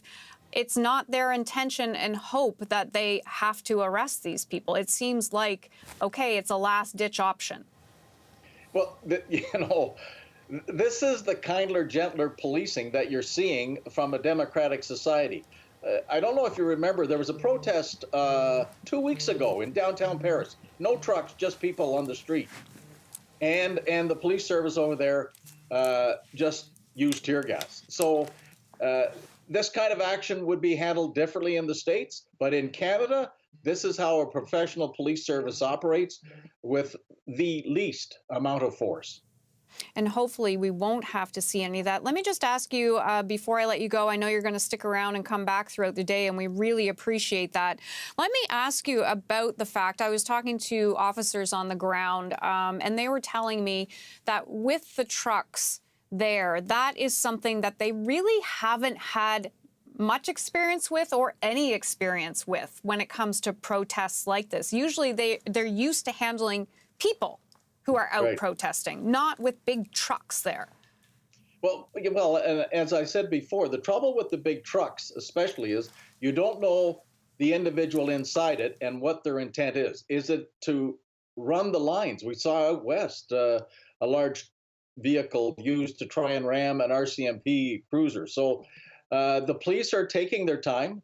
Look how they entered the motorhome very slowly to make sure that their safety isn't compromised or the safety of people inside that motorhome would not be compromised. This is a slow, steady, methodical maneuver by trained police officers. Let me just ask you quickly, I know we have to let you go, but when we see the police there standing, what is the tactic, standing, watching, and waiting? Is it to see if they can get them back further? So in a public order unit setup, the front line will receive directions from commanders that are behind. And you've seen different colors and different numbers. The purpose for that is for the commander who is behind the line to give direction to specific individuals and how they're moving and what they should do. You can see in the background a sergeant there just pulling on his gloves. That will be a commander of those officers, and he will make the determination when to move forward. Right now, they're stationary. They're coordinating their efforts with other public order units and other police officers in the vicinity. And so right now, this is a stand and wait, but there will be action by other police officers somewhere else in downtown Ottawa. Murray, just before we let you go, it's Andrew here. I just wanted to ask you, we should tell our viewers, Hannah, that we're getting tweets from Ottawa Police that so far there have been 21 arrests and 21 vehicles have been towed, that Nicholas Street is clear, and the operations continue on Rideau and Sussex is right there on the right of your screen. So as you hear 21 arrests, Murray, what is the determination of when an arrest is necessary? We know that some of the leaders of these protests have been arrested, but some others have been as well. Is it when a protester tries to breach that police line? Is it, how does that decision get made? Given that this is an illegal demonstration and the protesters that we are seeing there don't have the legal right to be there. And we're also seeing some crouching or some kneeling and maybe comment on that.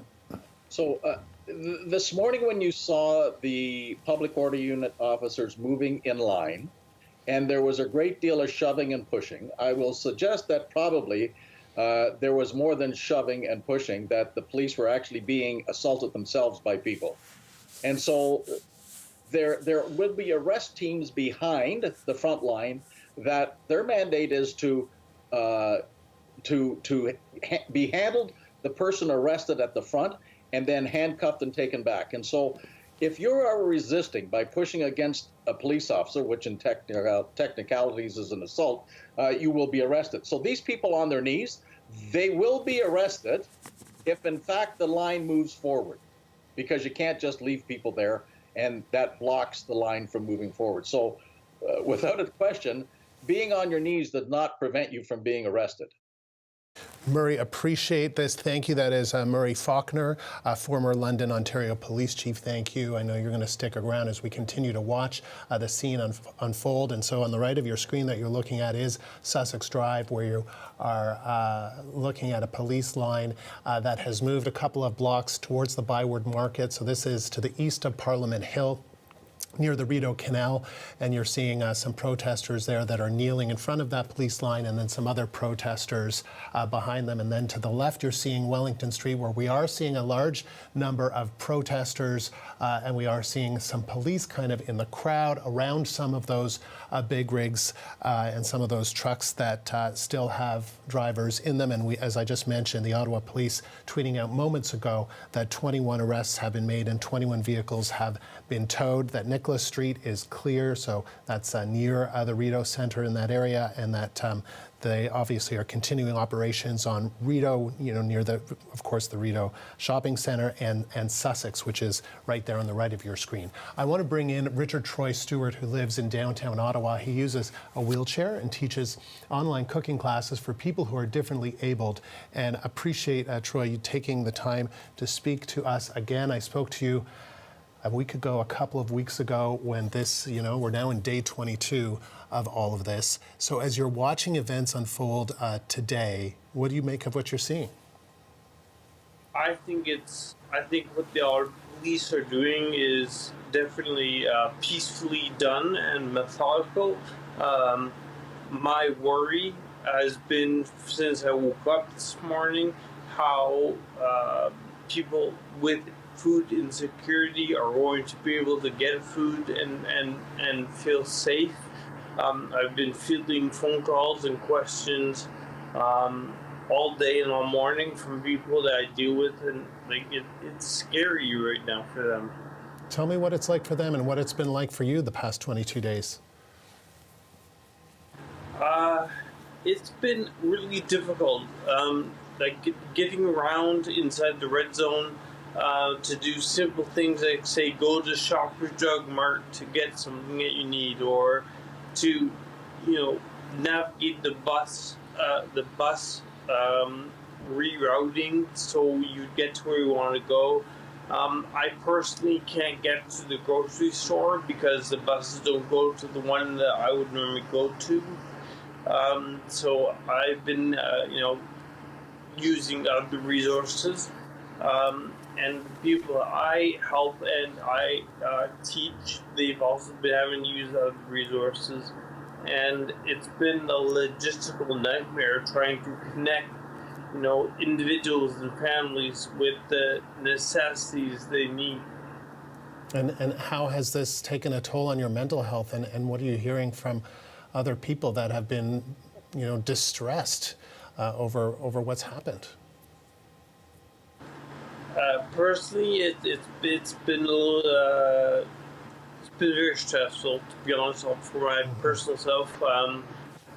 As of today, having the very word, a checkpoint right outside my apartment building, that stresses me out. I have to prove where I live now to leave my own home. And I'm fine with that, but it's stressful because it's, I don't get into that, but it brings back some, things that I grew up with. And, for the people that I teach and the people that I work with, they're very stressed out. I've got people who I had been able to talk to get them to finally get out of their homes again. They're now hunkered back and they're like, I can't leave, I can't go out, I can't do this. I'm like, you're fine, you're okay, you're in your home, relax. So it's a vicious circle, and I applaud the Ottawa Police for finally doing this pressure and doing it very, methodically, gently, and they'll get it done with hopefully no violence. Have you been able to get what you need in the last few days? I mean, it just, you've got checkpoints, you've got protesters that have made you feel unsafe. I mean, what's that been like? Like I said, I've had to, ask for some help myself. I've not been able to go out and get the thing that I need. A half a block from me, there is a gas station, and I can go there, I can grab milk or I can grab some butter, but I have celiac disease, so I can't have gluten, so I can't just grab a simple meal. I have to have proper food. So it's very stressful, and I've had to call on a couple of resources to say, hey, can you help me? Give me an extra meal while I'm helping other people get a meal. Are you hopeful? Do you have a message for the protesters who are staying there, who seem to be refusing to leave? Yes, go home. You haven't accomplished anything. Go home and give us back our city. Are you hopeful that that's going to happen sooner rather than later, given what we've seen today? Given what we're seeing today and what's happening right now, and I've been following, you know what? They've lost. And they're not going to accomplish anything. They haven't accomplished anything, and they will lose. And whether that means arrests, that's fine. That's their choice to be arrested. Troy, I appreciate you speaking to us again. Thank you. That is Troy Stewart joining us from Ottawa. And a reminder to our viewers that at 3:30 Eastern, we're looking at the scene here where some protesters seem to be building some kind of snowbank to kind of maybe create a barrier for that truck. Not exactly sure, but important to point out that we're learning, Hannah Thibodeau joins me as well, that Interim Chief Steve Bell is going to speak to the media at 3:30 Eastern, so in about 45 minutes from now, to talk about the police enforcement and the end to this unlawful demonstration as we look at the scene on Wellington Street. Hannah. Yeah, okay, thank you, Andrew. You're looking, as Andrew said, at the location on Wellington as this police operation is underway against this occupation in Ottawa. It's been 22 days exactly today. Let me go through and sort of situate where we are at this point. Now, on the right of the screen where you see the police, they're now heading into the Byward Market. They are securing that street, which is Sussex Street. They're trying to push the protesters back because this is some wonderful work by our reporter and camera person now, Jorge Barrera. He's been there watching this police line as it continues to try to move the protesters back. We heard from Jorge's reporting that they want to get some of those big rigs out of that main intersection, and you can kind of see those big rigs in the intersection about a block or so back, more than a block, I would say. So that's what's happening in that situation there. A slow, and as we've heard repeatedly, methodical operation by police to get these protesters from this now illegal occupation of the downtown core. It doesn't seem that there are too many protesters there, but they do seem to be pushing forward. There we go. We can see some of the protesters. And then to the right of those protesters, down the road, is the American Embassy. So that's where that street goes. It goes, and great work by Jorge. I think he's hearing what we're saying there. Down the street to the left is the American Embassy. You can see that there are barricades blocking the road to the left there, but there is an entryway. They will want to get some of those trucks out of the downtown core, and it looks like this is the street they're going to take them down. So they are moving those protests back. Now, in the bottom corner, we see a truck moving. Now, this one's interesting. I want to keep an eye on this for sure, whether this truck is just resituating, just moving around, or is it actually leaving? No, it seems like the truck driver driver is actually getting out. But, you know, there have been multiple warnings. They do see that police are now coming into the area, and if they must, they will be arrested. So, okay, we thought we had David Common there, but it looks like we might have Evan Dyer available to us. I think he's paying it. He has his thumbs up. You know what? That's great. Evan Dyer, Okay, I am so sorry, Evan. We are going to come to you in a minute because now we do have David Common available. We'll be back to you, Evan. Apologies for that. CBC's David Common now joins us from Rideau Street. He's just a few hundred meters east of Parliament Hill, where there are a number of police officers in position. David, tell us what's happening around you. Yeah, Hannah, we've actually moved up. Now we're on the opposite side of the main mall here, the Rideau Centre. And when you talk about how they're going to move trucks, this is how. You see the heavy tow trucks that have been brought in. This is an area, Hannah, you will know as well as I do, that this was an area that was occupied, that had protest vehicles on it not all that long ago. Those have been cleared out. Instead, what you see is heavy tow trucks. Now, what I want to show you closely here is when you look at the larger group here, some of those are transit tow vehicles from the city of Ottawa. Others, though, are private. And we're going to push in here. And the reason I want to push in, you see that there is a sign that says towing. Well, the actual company name has been blacked out. You see on the door a police crest. That's most likely a magnetic sign that's been added on. A lot in the tow industry perhaps don't want to may not want to be here or may fear some sort of retribution, and so they're covering up their names. This also a large police staging area, so we have just adjacent to us the University of Ottawa. Can't see it where we're at, but there's in behind some of those buildings is where a lot of police vehicles have been staging for the last couple of days. We know Vancouver Police, we just saw Toronto's mounted unit, RCMP, OPP, Durham. It is a long list now. We were out with the Sûreté de Québec earlier. Some of them wearing gas masks. But you get the sense, here that they are ready to tow. They have what they need to do it. It's just a question of clearing protesters out of those areas, and then those heavy tows would move in, Hannah.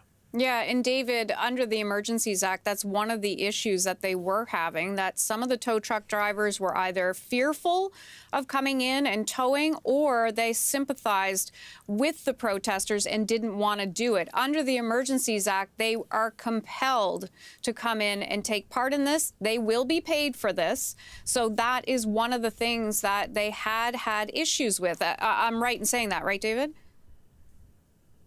Yeah, quite right in saying that they must be compensated, as you rightly note. However, there is an obligation under the Emergency Act that they don't really have a choice. They have to do it. And so when you look at all those heavy tow trucks, they haven't moved in the time that we've been here, but very clearly are ready to be moved.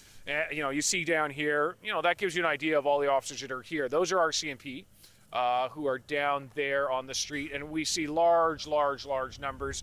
Police helicopter was overhead us a short time ago.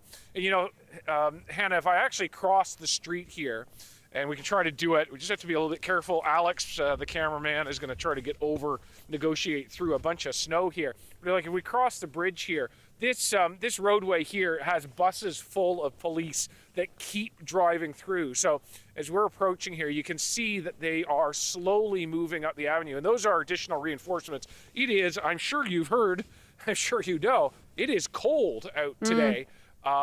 We just had one of our camera batteries die, and that's why we were a bit late getting to you. But it's just a continuous parade of vehicles going down here. And if there is a vehicle down here, you can rest assured at this point it's either a protest vehicle that is moving or it is a police vehicle, one of many police agencies brought in not just from Ontario and Quebec, but much farther. In fact, I think that vehicle we see there with the flashing lights, the marked one with the stripe along the side, I think that's a Quebec Provincial Police Sûreté de Québec vehicle.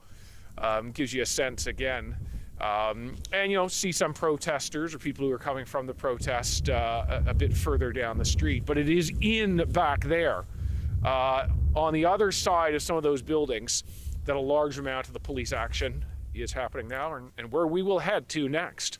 David, let me just ask you before you head there, because this is the location that Alex, the cameraman, and I were first thing this morning, because this is where police really started moving in on protesters. And on that other side of the road where you are, I know you're showing me there, but on the other side of the road, there were trucks parked there, and that's where they made some of the first arrests. Have they cleared out the trucks in that area? The only vehicles I see here at this point are police vehicles. The one exception might be this vehicle that's coming down the road, and not until they're underneath us can I really see who they are. They're police. Yeah, they have an RCMP badge in there, so I don't know if that's one of their unmarked vehicles. There are many vehicles, rental vehicles, other things that the police have arrived in. In the case of the Vancouver police, they arrived by plane and are here to provide additional support. But you talk about where are the vehicles, they're gone. Yeah, and it's really, I hate to say it, but if Alex were to spin the other direction, I think he was with me this morning, and that's where some of the trucks were, some of the arrests were happening in the other direction, almost completely behind him. So where we were before, you mean? Yeah, absolutely, where those tow trucks are. So if I just turn around, I'm not gonna force him to go over the snowbank one more time for fear that it goes badly on us. But yes, this whole area, Hannah, totally cleared out of protest vehicles. It is only heavy tow under contract to the police who occupy this area right now. Okay, seeing movement then clearly by the police. That was one of the first areas that they went in this morning, made some arrests, cleared out those vehicles. David Common, I'm going to let you go because I know you're going to another location. Thank you for all your great work. We'll see you in a little bit. In your bottom screen there, you see a truck, and again, I don't know if they're just moving it to dig in. It seems like they're parking it again. It doesn't seem like they are leaving at this time. They're moving the truck around. That is right in front of the Parliament buildings. It seems looks like that they were, they were clearing the snow, Hannah, right? And that just to give it looks like that they're clearing the snow to give this truck a space to park, but maybe not. Well, we'll see. While watching this live, but that's what it looks like. Yeah. So this is right outside Parliament Hill, right, Hannah? That's right outside Parliament Hill, and it looks like the location that our colleague Thomas Degg was earlier. And some of those people who were shoveling, we didn't know if they were shoveling to clear it out, if they were shoveling to build a wall.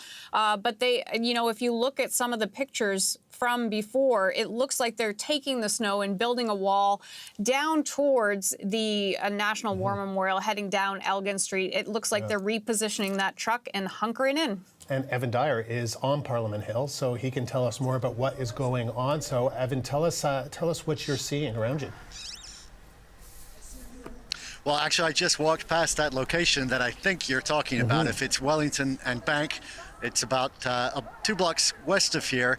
And what I did see was people building a wall. So already the eastbound lane of Wellington had been blocked by a concrete barrier put there by the City of Ottawa or Ottawa Police.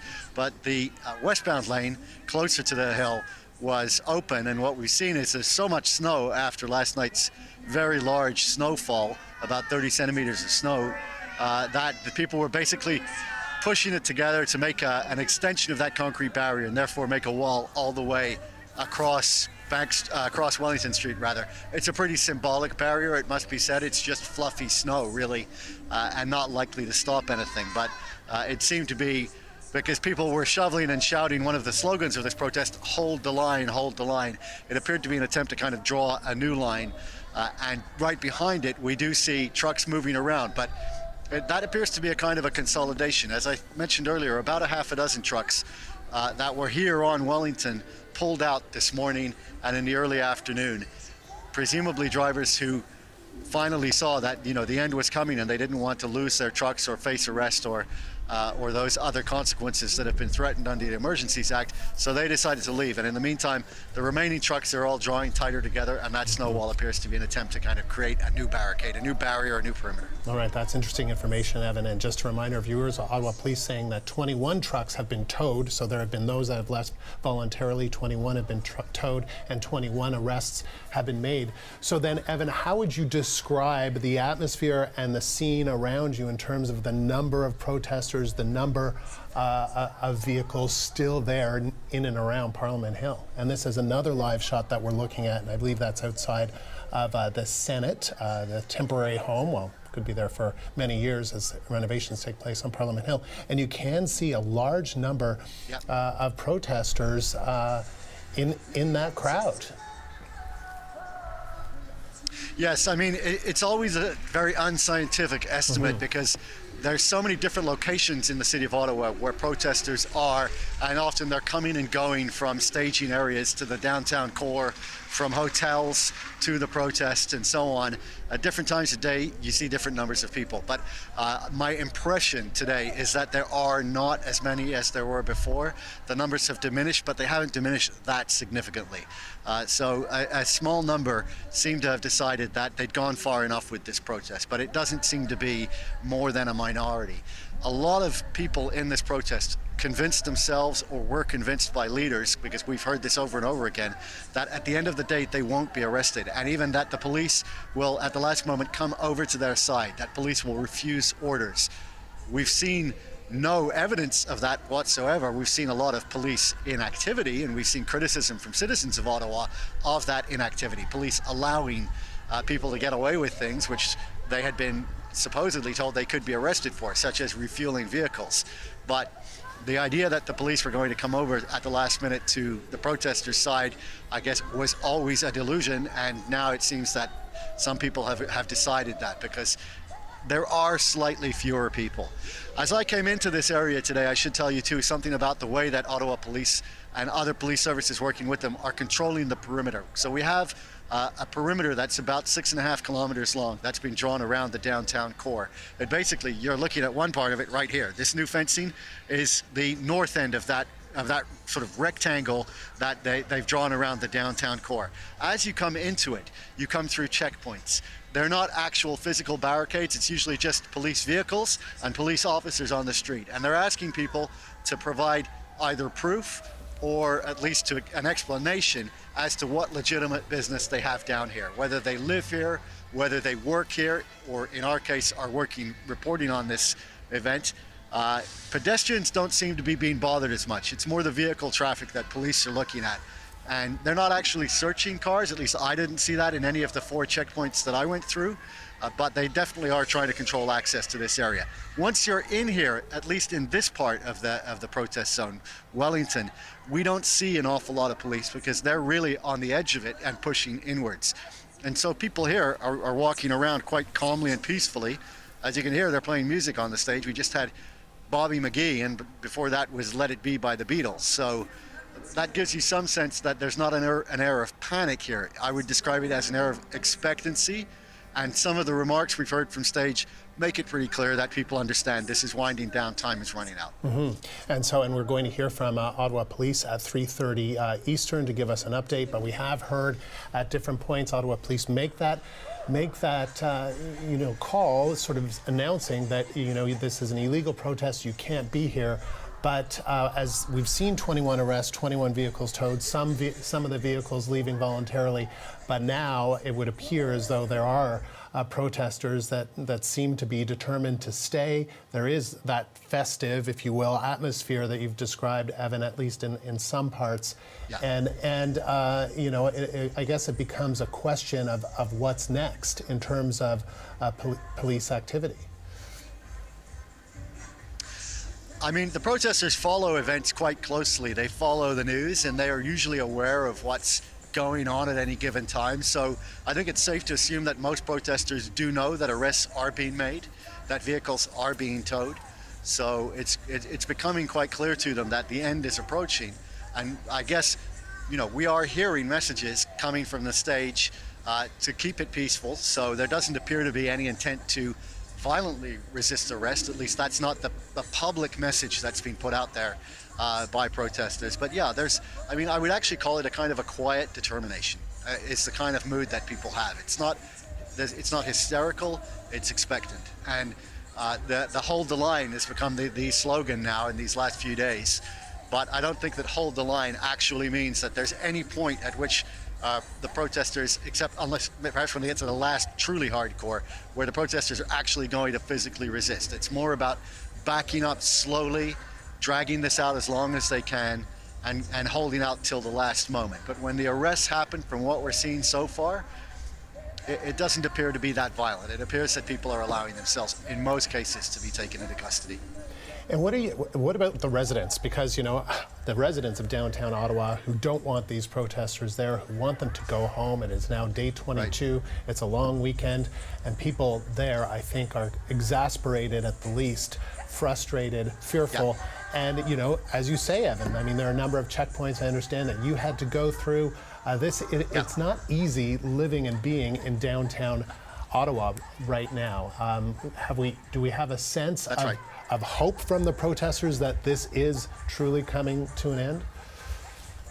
From the residents. I think one of the things that we've noticed over the last couple of weeks is that it's very easy to distinguish residents from protesters. And in fact, protesters never wear masks at all. And residents often do, even when they're out in the street. And I think, I wouldn't want to say that this is the case for everybody, but I think it's fair to say that in some cases, Ottawa residents are wearing masks in cases where they might normally not bother to do that, like walking alone in the street, in order to show that they're not protesters. We're not seeing a lot of that today. We're not seeing people out on the street with that giveaway, that telltale mask that says, I'm not a protester. It's a very cold day. There's just been a major snowfall. And because of all of the obstructions and events that are going on here, the streets haven't actually been properly plowed, which adds to this kind of otherworldly feel here. The businesses have been mostly closed, so there aren't an awful lot of reasons for residents to be out in the street today. And while we have, in Wellington, seen people who don't appear to belong to the protest, today we're really not seeing very many. And the streets directly behind Wellington, the pedestrian street, Spark Street, for example, is virtually deserted. You can maybe pass one person in the length of an entire block, one lonely person walking with a flag, clearly a protester, for example, that kind of thing. But other than that, there's really very, very few people on the streets in downtown Ottawa. Really, it's just the protesters, the police, and us. Evan, thank you, and hold on there. I just want to welcome our viewers who may be tuning in at 3 o'clock Eastern Time as we look at the screen. That is Wellington Street on your right, where you can continue to see vehicles parked there in front of Parliament Hill and some protesters. And then just on the top corner to your left is just to the east of Parliament Hill, where you can see a gathering of protesters, police in that crowd, and other scenes where police have been pushing back, for instance, on Sussex near the Rideau Canal. This is the scene just to the east of Parliament Hill, where you can see a large number of protesters, and there are police in that crowd as well. And the CBC's Hannah Thibodeau is live in Ottawa. She's been reporting on the street. She has been anchoring this special with me this afternoon. I'm Andrew Nichols. And Hannah, this is the scene as we have seen it unfold on this dynamic day. What do you make of what we're seeing? Yeah, take a look at this shot. This one is quite fascinating. Earlier today, when I walked through that area, that is down by the Rideau Centre, a little bit further up from that, and then close you can see the Senate, which is currently the Senate. There weren't a lot of people around there. It was just a few people, but as police have started to move in, and you can see them, they look like kind of ants in the left-hand corner. We see them moving around in there. As police have started to move in, the crowd there of protesters has grown. It seems like they want to see what's going on. They want to watch what is happening, and maybe potentially be arrested because they are not supposed to be in this location. This is classified as the red zone. The Emergencies Act says they are not supposed to be down there. You can see police in the corners in their yellow vests. That really makes them shine out. It's under the bar there. They haven't really moved forward in a little bit. They have moved forward to this point and currently are holding the line. This is a slow process. This picture you're seeing here, eventually we will see police reach that location. That is the location you were just speaking with Evan. He's up on Parliament Hill. This is where there really has been the entrenched truck protesters. There you're looking at all 4 shots. This is just an unbelievable scene for me. 3 weeks into this since last Friday, the downtown core, as Evan is saying, there aren't really everyday people out there. The people out there are protesters, police, and media at this time. And this city has been shut down essentially for 3 weeks in the downtown core. The Rideau Centre hasn't had its doors open because the first weekend of this protest saw people running around in there with masks. They were harassing staff, and the mall had to decide to close. Also along Spark Street, many businesses have shut down because of safety reasons, because of the fact people just weren't coming down into the downtown core to shop. There's a lot of concern from restaurant owners. We had a chance to speak with a couple of those restaurant owners over the past little bit, and they were saying that people aren't coming down. They had booked for maybe 100 tables one weekend, and those tables had all canceled and maybe 10 showed up, even just outside of this perimeter. So businesses have been hurting. The residents of this area are frustrated and fed up, and they want to take back control of their city. And that's what's happening with police today. We are seeing this happen slowly. As we saw a few minutes ago from David Common. David Common was in that original area this morning. I was down there. We saw police make a couple of arrests, a few arrests. I don't know how many. I'd have to double check on that. But also there were trucks in that location, which is behind the Rideau Centre. Those trucks appear now to be removed and gone. Now in their place are tow trucks. Those tow trucks are getting ready to move into the area, into probably this location where we see them pushing back the protesters, and then they're going to have to move those vehicles out. How they get those vehicles out? Big tow trucks. So that's in that area there. There are a lot of trucks that have been there for quite some time. Look at all the protesters. I'm just so surprised. From earlier today, before I came on air here, I walked through there and there were only a few people. But now the numbers have grown in those specific areas of the downtown core where the police seem to be trying to push that line back. Now, I'm just going to check with the control room. Are we going to this guest now? Okay, I want to bring in Noah Mendelson, Aviv in Ottawa. He's the Executive Director for Canadian Civil Liberties Association. First of all, as we see police operations unfolding today, let me get your thoughts on this.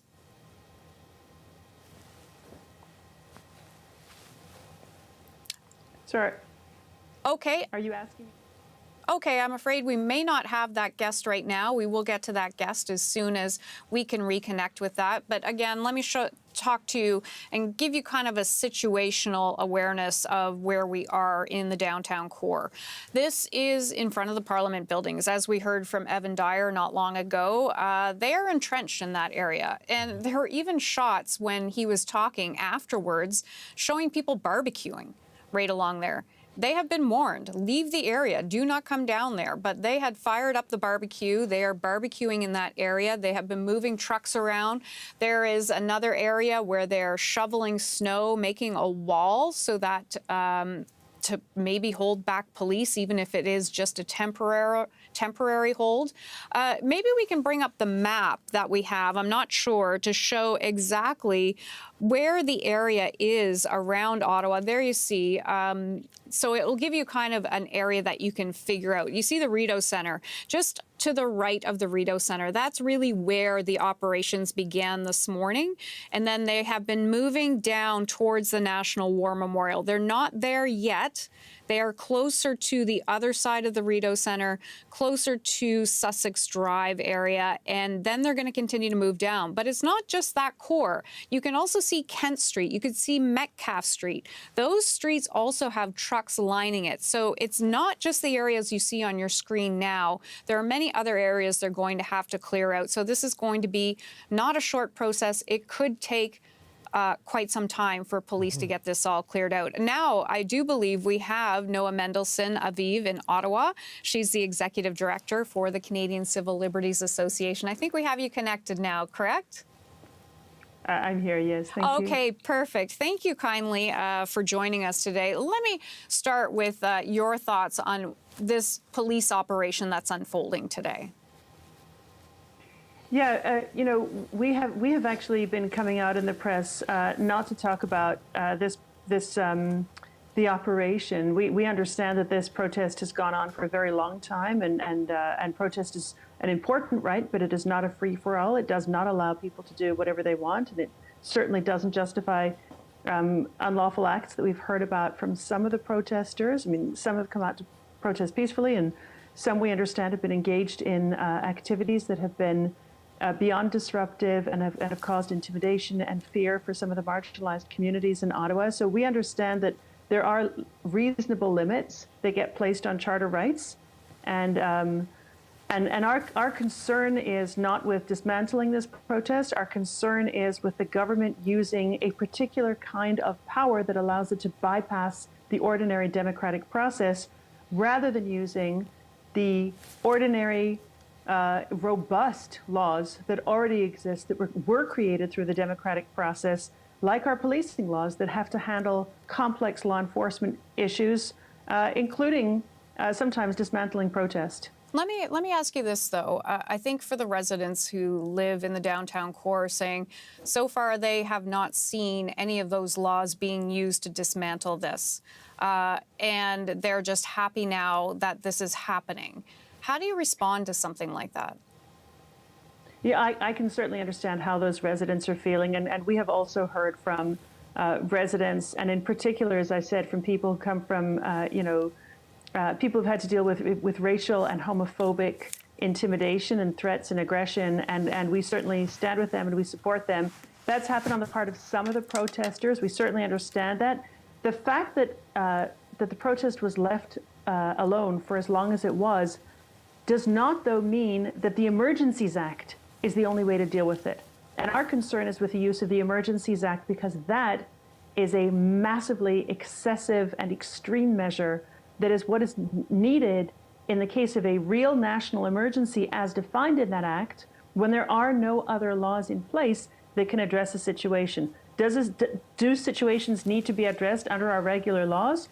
All the time, and they generally are. And if there is a lack of enforcement or a lack of addressing a situation, there is a democratic process for it, and only in the case of a national emergency does it have to be done with the Emergencies Act. In other words, what I'm trying to say is, those are not the only two options. Do very little or do nothing, or the Emergencies Act. There are lots of other things in between. We should be very worried, though, about use of the Emergencies Act, because in a democracy, we need to be protected, and in a democracy, marginalized people protest all the time, and they need to be able to protest, sometimes peacefully, sometimes disruptively, and that means that if this government pulls out the Emergencies Act, who knows how it's going to be used again in the future, and then too, we're going to stand up and have something to say about it if it does not meet the definition of a national emergency. One of the things that Prime Minister Justin Trudeau had said, that this isn't the first, second, or even third thing he wanted to have to use, that this was a last resort. I guess you don't believe him when he says that. I think, this is not the Canadian Civil Liberties Association who is making up the definition of what a national emergency is. It's written into the law. A national emergency has to be something that is a serious danger to the lives, health, and safety of people in Canada, and that cannot be addressed through a provincial law, or a serious threat to the territorial integrity, the sovereignty, or the security of Canada, and that cannot be addressed through Canadian law. And then the government is supposed to show why this amounts to a national emergency. And what the Prime Minister has talked about is things like jobs and the economy and helping families. Those are very, very important values, but those are not the definition that is in the Emergencies Act. Okay, Noah Mendelson, Aviv in Ottawa. I want to thank you for your time today. She is Executive Director for the Canadian Civil Liberties Association. And the CBC's David Common joins us now from Rideau Street, just a few hundred meters east of Parliament Hill, where there are a number of police officers in position. So, David, what's happening around you?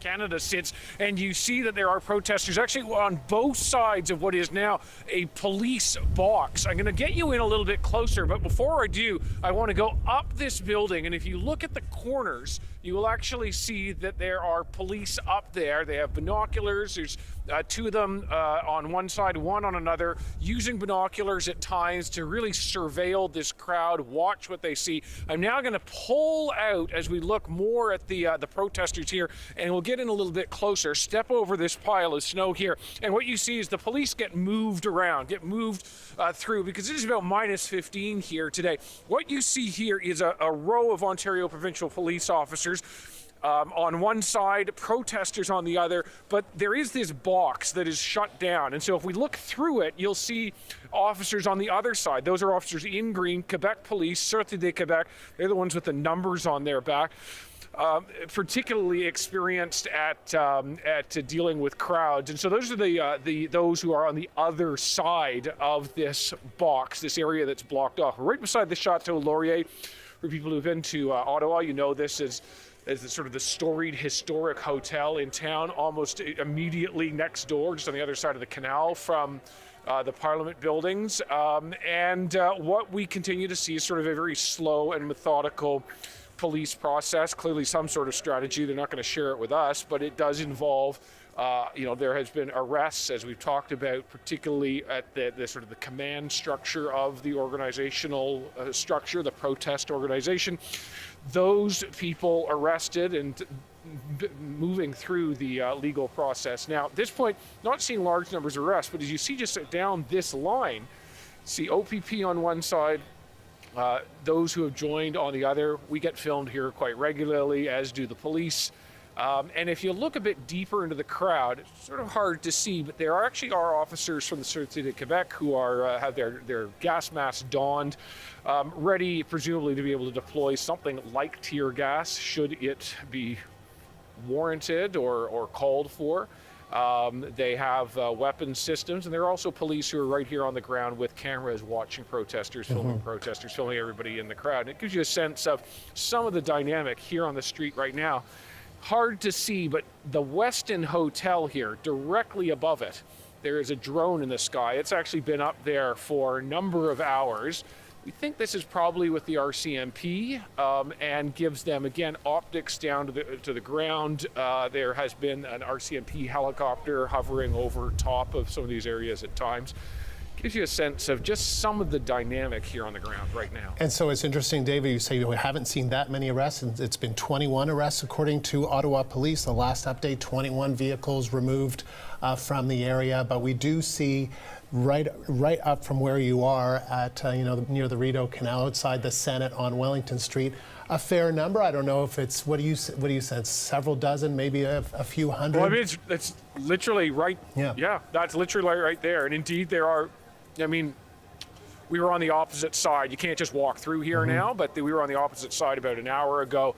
And easily there were 200, 300 people who are packed into that area. You hear, they have, some of them have air horns, speakers that they blast directly. One thing that I am noticing is that those Sûreté de Québec officers are much closer now to the protesters. We're able to zoom in more, and you see that they're actually quite a bit closer to the protesters now. They've really kind of gone shoulder to shoulder, much closer in place at this point. So that's something that has changed, something that we had not seen earlier. And at 3:30 Eastern, we are expecting to hear from Ottawa Police to give us an update on the situation.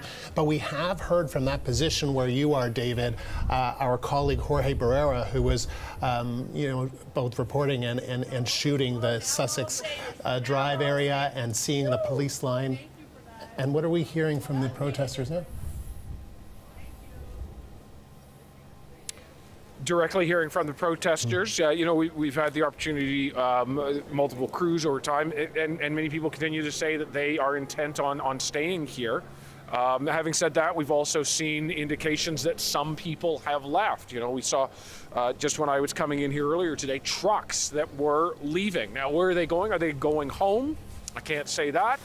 They may be going to other areas. Some of the organizers are saying perhaps we should fall back outside of the city, regroup, reassess, and figure out a new strategy given the very large police presence that's out here on the streets. I mean, just in the walk that we've had in our time here, see Quebec Provincial Police, Ontario Provincial Police, Toronto Police on horseback, Durham Police, York Regional Police who were here earlier. We know Vancouver Police have been brought in. So it is, you know, there are continuing signs of a very, very large police presence, but limits to enforcement in the sense of enforcement being read as arrests. About 21 that we understand, although, as you say, that Ottawa police update coming, and we may hear about more. And so, David, finally on that, because we have seen other moments, right, in the history of this country where the police enforcement has been heavier. It has been, I think you could describe it as restrained. You know, we do see a police presence. We do see them, you know, face to face with protesters. But 21 arrests, we see a number of people just up from where you are at Sussex and Wellington that are still there. They've been told by police that this is an illegal demonstration, that they face arrest, and yet there they are. So any sense, I know you don't know exactly what the police are going to do, but any sense of how this crowd is going to be dispersed, arrested, any sense of that? Well, I mean, the short answer is I don't know. I don't know what the police strategy is. I can just see with my own eyes that it has been slow and methodical, really taking aim at the organizers to begin with, and perhaps to specific individuals maybe who were directly confronting police in the face of police officers. But yes, there are far more people on the streets relative to the number who have been arrested. And when you think about other protests that we've seen in Canada, it looks very different. Now, I'll also say that everything is being streamed here. It is being streamed in this country. It's being streamed outside of this country to those who wholeheartedly believe with what the protesters are here for, others who may support some aspects of it. And so I would suspect that the police are cognizant about the image that is being broadcast, that is being sent around the world, and the potential impact that might have on those who might support these protesters or otherwise, and the effect that could be had by watching a heavier-handed response. I have to imagine that would be something that the police would be considering, but as I say, it is imagining.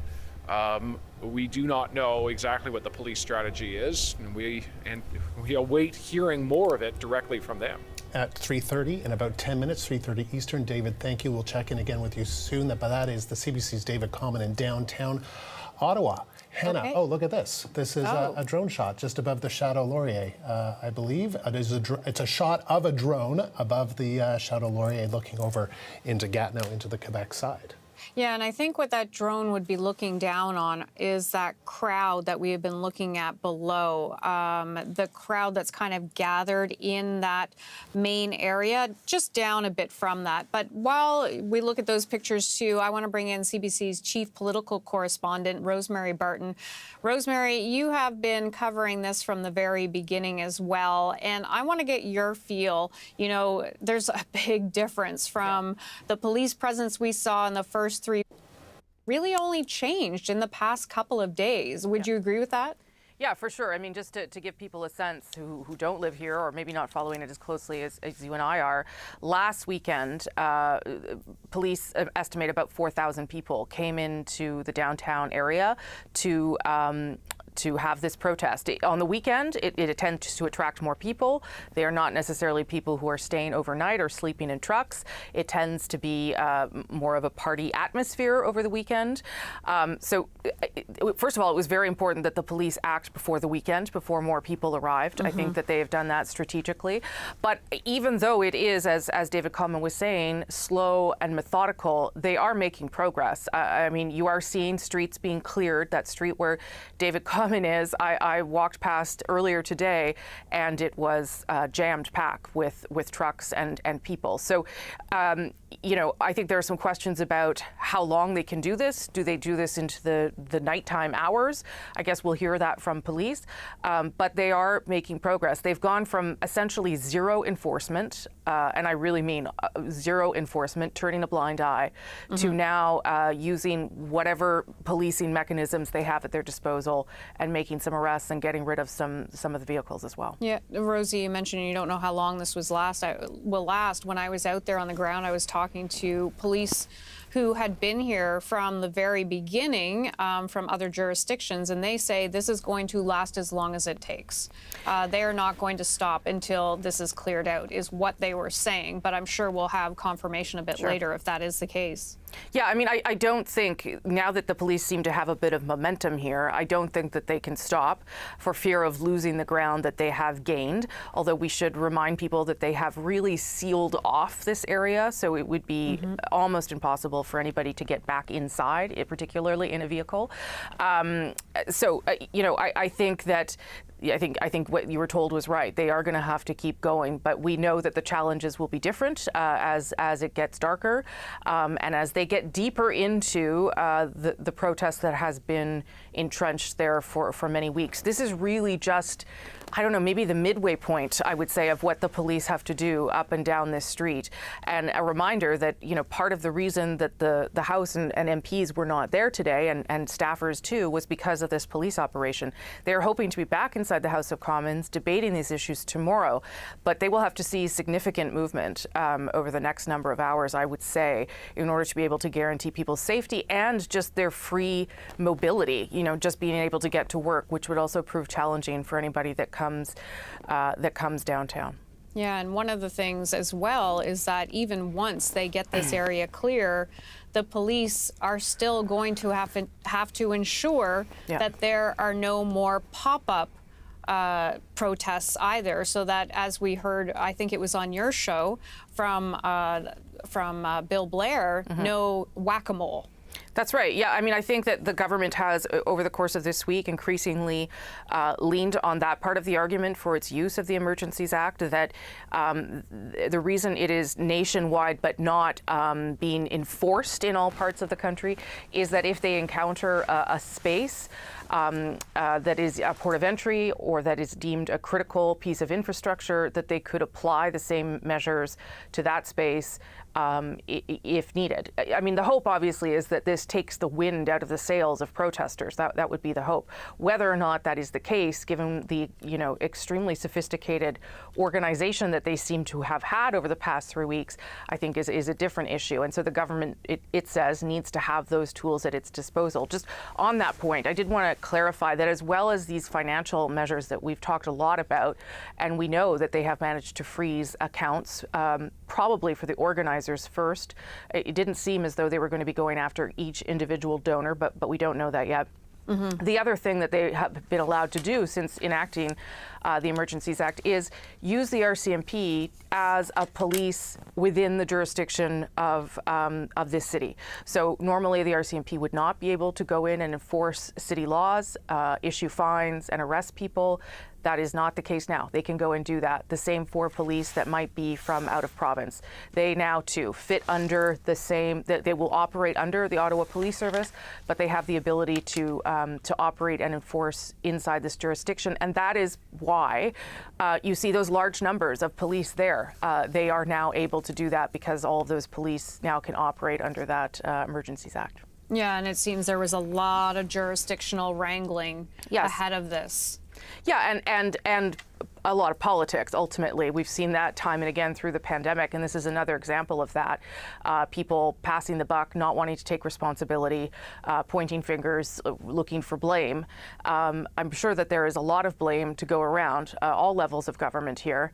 But ultimately, when it seemed as though nothing else could be done, at least according to the federal government, they stepped in with this measure. And we will see, whether in the postmortem, whether this was in fact the only way, or whether the mistakes that were made leading up to this point could have been altered and could have led us down a different path of enforcement.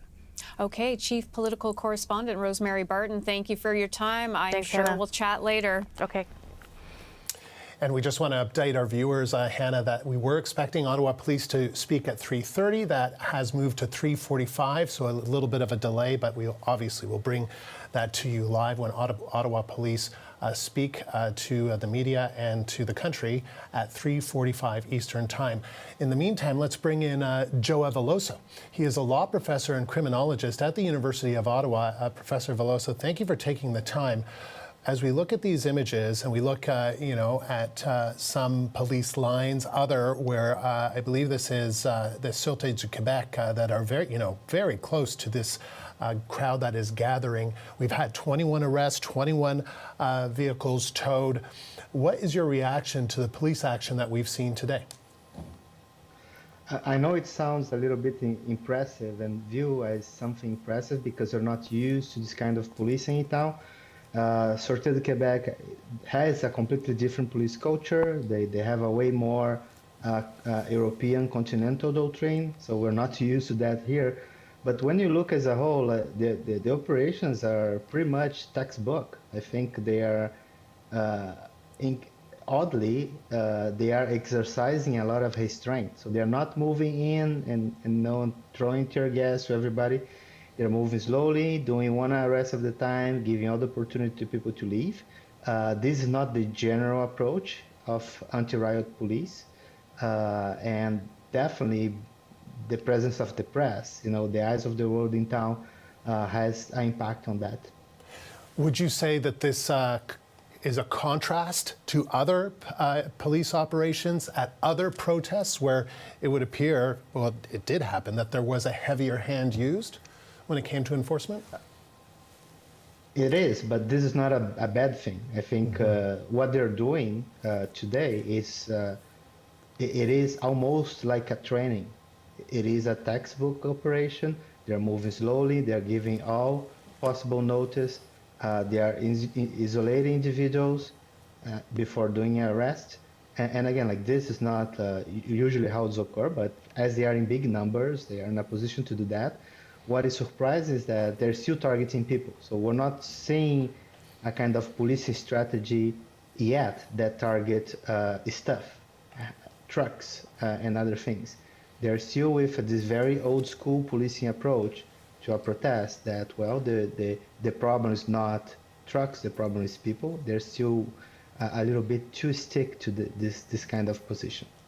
So what happens next? We've been kind of in this holding pattern, I guess, if you will, over the last several hours, and we're seeing police and protesters nearby, by our estimation, maybe a couple of hundred protesters or so near Parliament Hill, just east of Parliament Hill.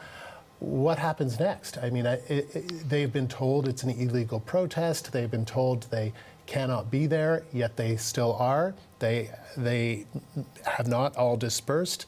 There have only been 21 arrests. How does this kind of play out over the next hours? And again, this low number of arrests are not a problem. I think they're using the force in a very measured way. They're not going hard on them. This is good. There are still kids around. I think their strategy is trying to remove as much people as possible, especially children, before making any additional use of force. So lots of police there. They are quite used to anti-riot policing. They're not using that yet. They are quite calm and civil in a way.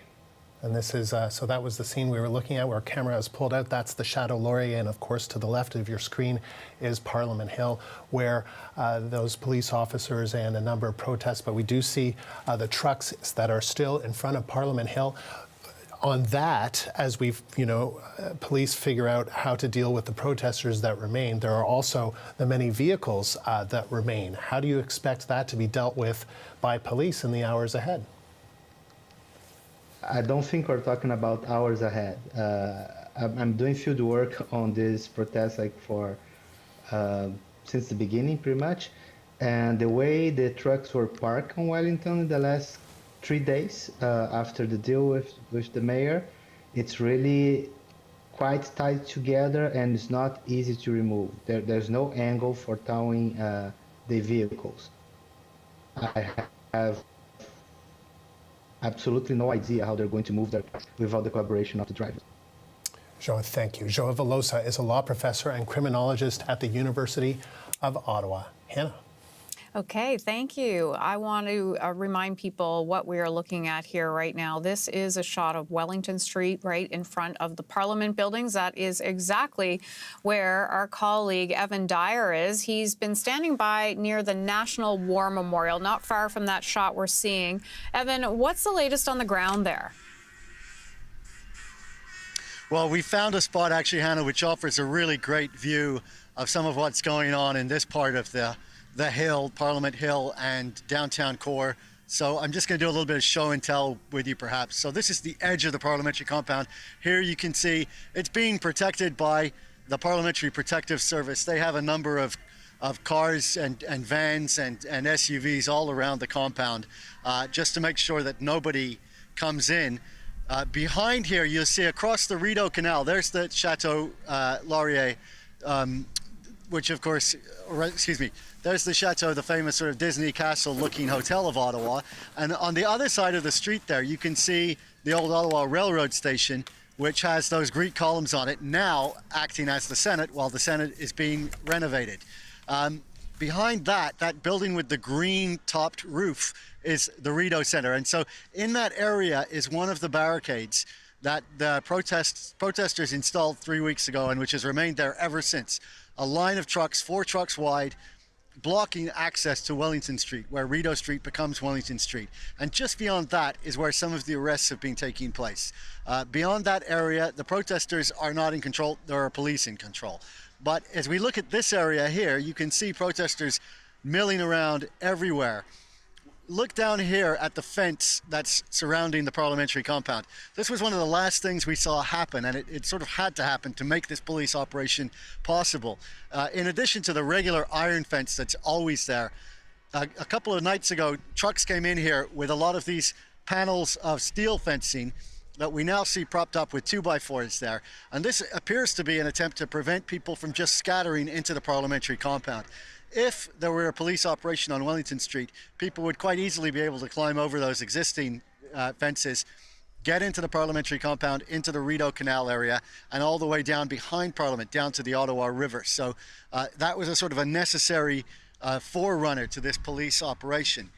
Here you can see there's a lot of people moving around still, going down to what is, I guess, the front line, the sort of the western end of this occupation, and coming back into the core area in front of Parliament on Wellington Street. We've seen families just in the last few minutes going by here, and in fact we saw kids doing snow angels in this fresh fallen snow that we have here since last night.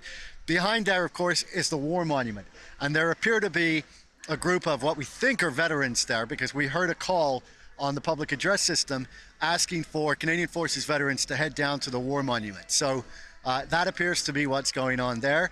A number of them have congregated also on the other side of it. We can't see them right now, but they're there as well. Let's look now at some of the barricading that's going on. So JF, if you can just swing a little right for us. JF is going to show us here, our cameraman, how the first line of defense, if you like, of the Wellington Street, the Parliamentary core blockade is set up. There's a pickup here with this long, looks like a stock car trailer or maybe a livestock trailer. That and 2 trucks are blocking an area that's directly in front of the Prime Minister's office. The building on the corner here is Langevin Block, where the Prime Minister has his office. And we've had a row of porta potties put there actually during the week in what appears to be not only, you know, an attempt to allow people to go to the bathroom, but also seems to have been an attempt to make some kind of a political statement. Evan, behind this frontline barricade, yeah. Sorry, you go ahead, Evan. Okay, so behind this frontline barricade made of trailers and trucks, you can see what we were talking about a little while ago, one of these snow barricades. You see the wall of snow that's been put up there by protesters. It's more of a symbolic barrier than anything else, but that's clearly a sort of a second line of defense to to pose an obstacle to any police who are coming through trying to clear this out. And then from there on, it's just trucks, tents, the protest's main stage, and the actual core protest, the core occupation directly in front of Parliament proceeds for a couple more blocks, more like 4 blocks down Wellington Street there. So this is really the heart of the protest area that we've got this bird's eye view down into now. And just looking around, you don't see a lot of police in here. There are some, there are squad cars that occasionally come by with their lights flashing. We saw a canine unit of the Ontario Provincial Police a short while ago by a squad car down there on Elgin Street. But basically, it's just protesters milling around, in some cases even with pets, and certainly in some cases with children. So there's still hundreds of pedestrians here on the street, and they appear to be just walking around taking their time. We don't see a lot of fear, panic in the people that we're close to. We just see the same sorts of behaviors as we've been seeing all through the protest today, even though the police, as we say, are only a couple hundred yards away on the other side of that barricade making arrests. Yeah, and Evan, that's one thing that I found surprising. When I walked up that way a bit earlier before I came on air, there wasn't a lot of people, but as the police moved the protesters back, it seemed like more of the protesters went down there to watch. Did you feel that? Do you see more people down there? Yeah.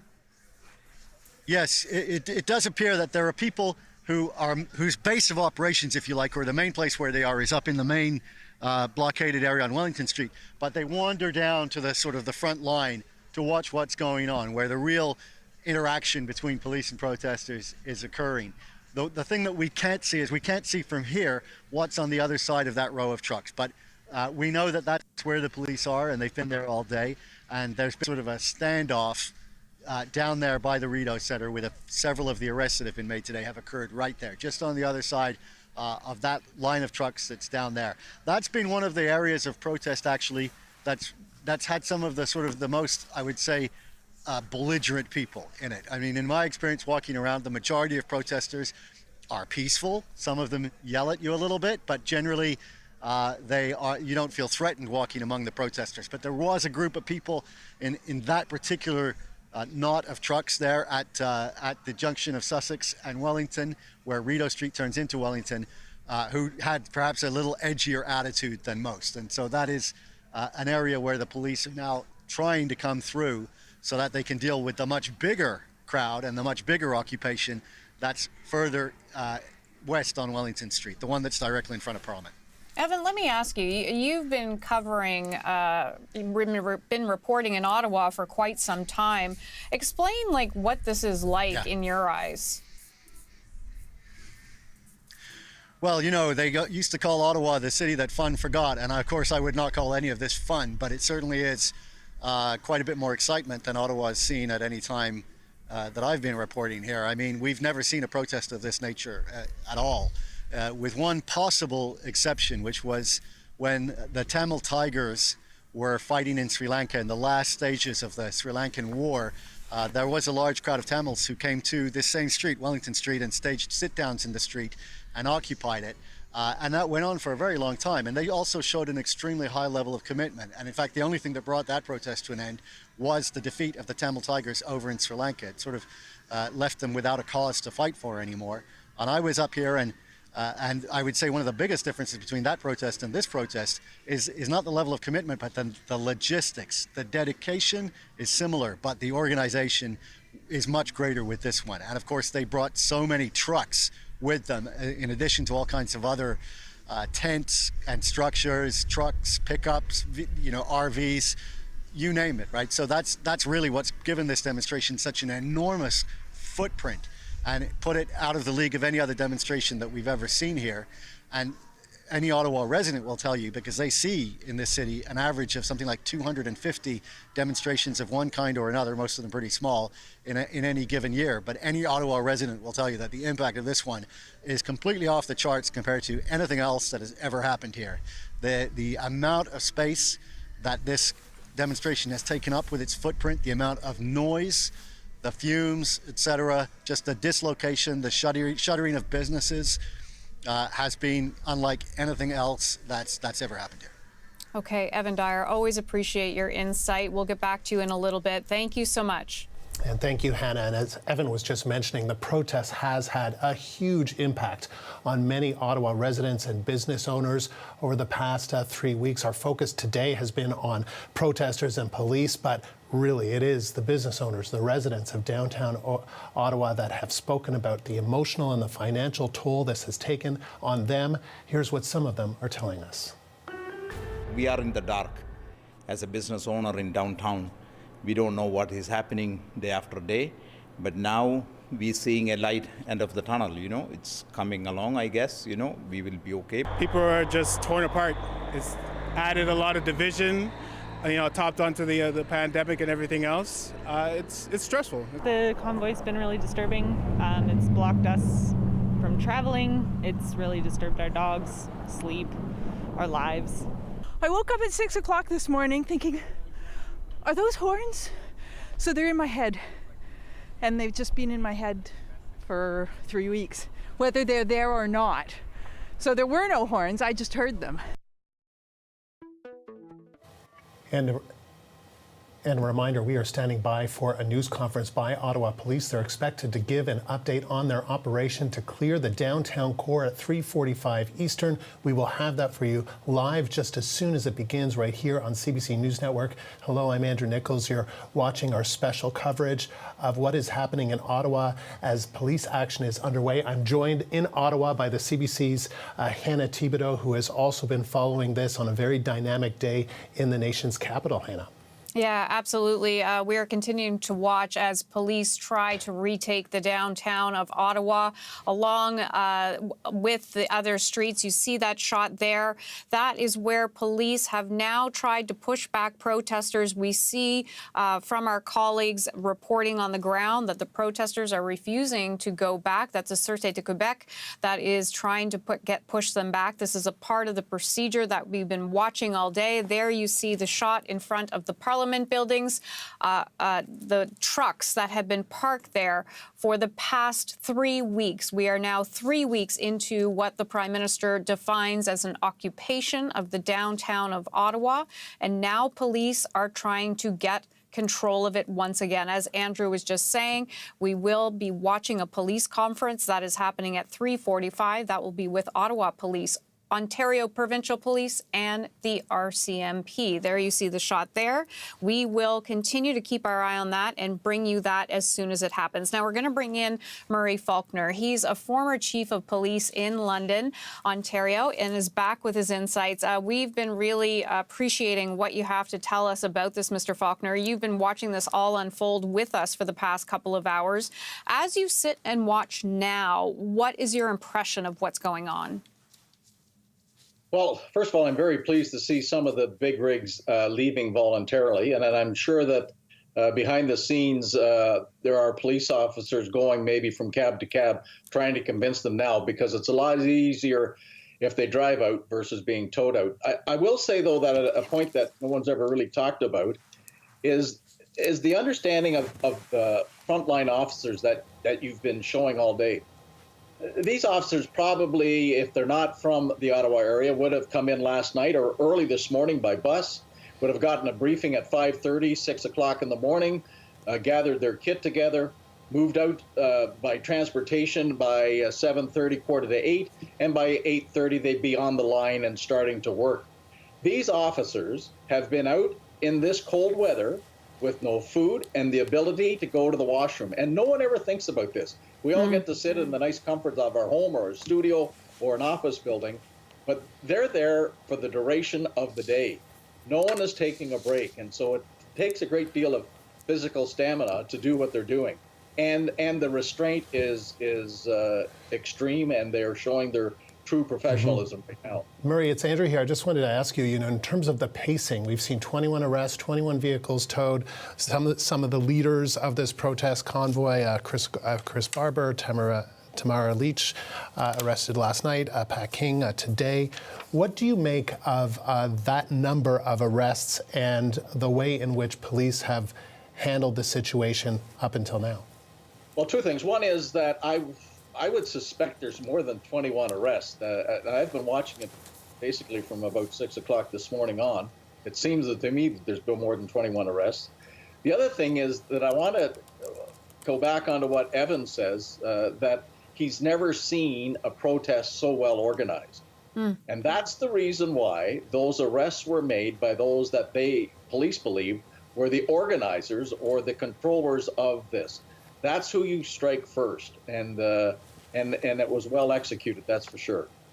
And was that to send a message not only to the organizers but to the people on the ground as well? Well, it's more about a controlling factor, so that they couldn't give any more directions to their followers. That's for sure. Whether in fact the truckers or the protesters on the ground realized that the head of the organizations were arrested, I have no idea.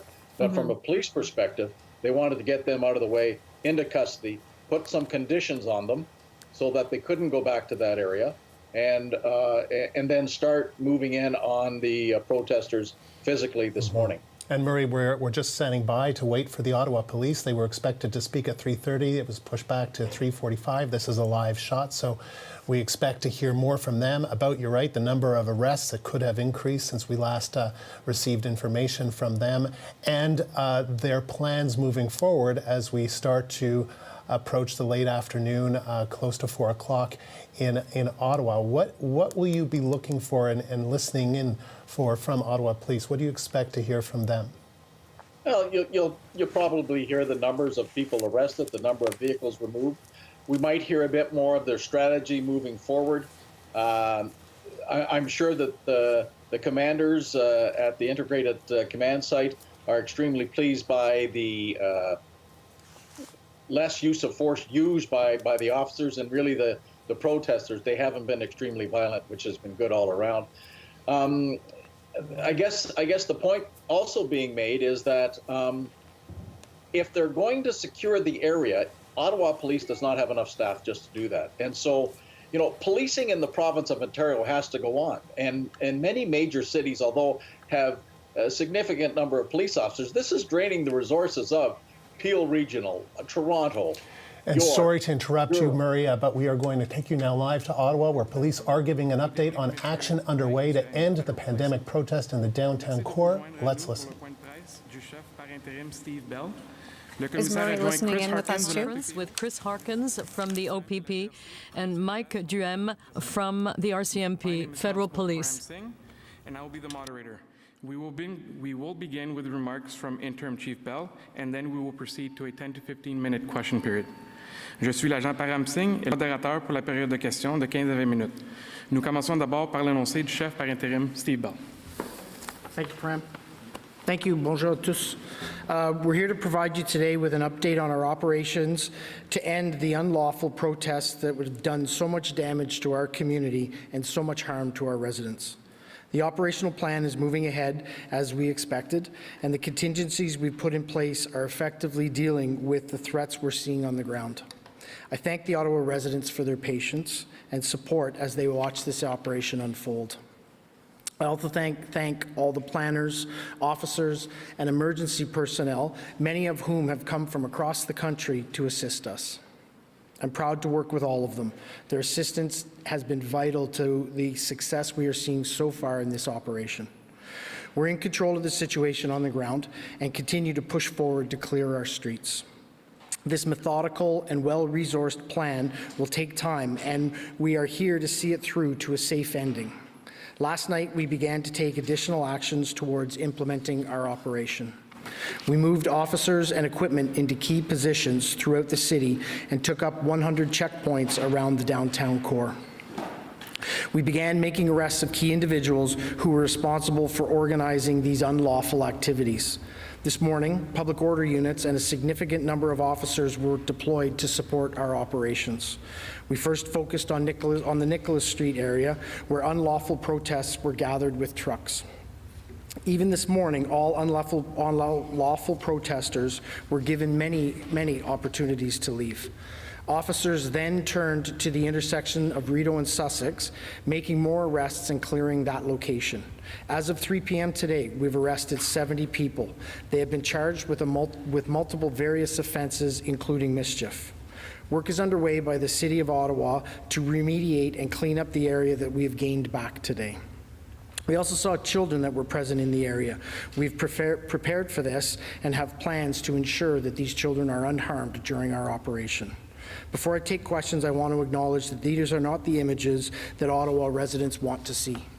Ottawa is a welcoming and diverse city. It's a city we're all proud of. We regularly host lawful and peaceful protests. This is Family Day weekend, and usually our downtown is filled with people enjoying the city, our market, and the canal. We're focused on returning our city to the place that we all know and love. We will run this operation 24 hours a day until the residents and community have their entire city back. Thank you, and I'm happy to take any questions. Can you ask anyone to come to the microphone? Please identify yourself by name and media, and you have one question with a follow-up question. Thank you. Joanne Kinello, CBC News. Hi, Chief Bell. You know, I was out at Mackenzie Avenue and Rideau, and many officers of many units are out there holding the line there, sort of pushing the folks westbound, I guess, on Wellington. It's getting to be late in the afternoon, and I'm just wondering, as much as you can you tell us what the plan is now? When I was there anyway, for about an hour, everyone was sort of just standing still, more or less.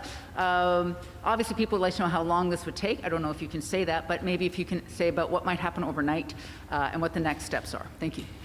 So we have articulated from the very beginning, we have a very deliberate and methodical plan that's been extremely well resourced. I want to thank Commissioner Carrique, Commissioner Lucky, every police chief across Canada, every police chief in Ontario who have dedicated resource to help us staff the plan and see all the officers that you're seeing today.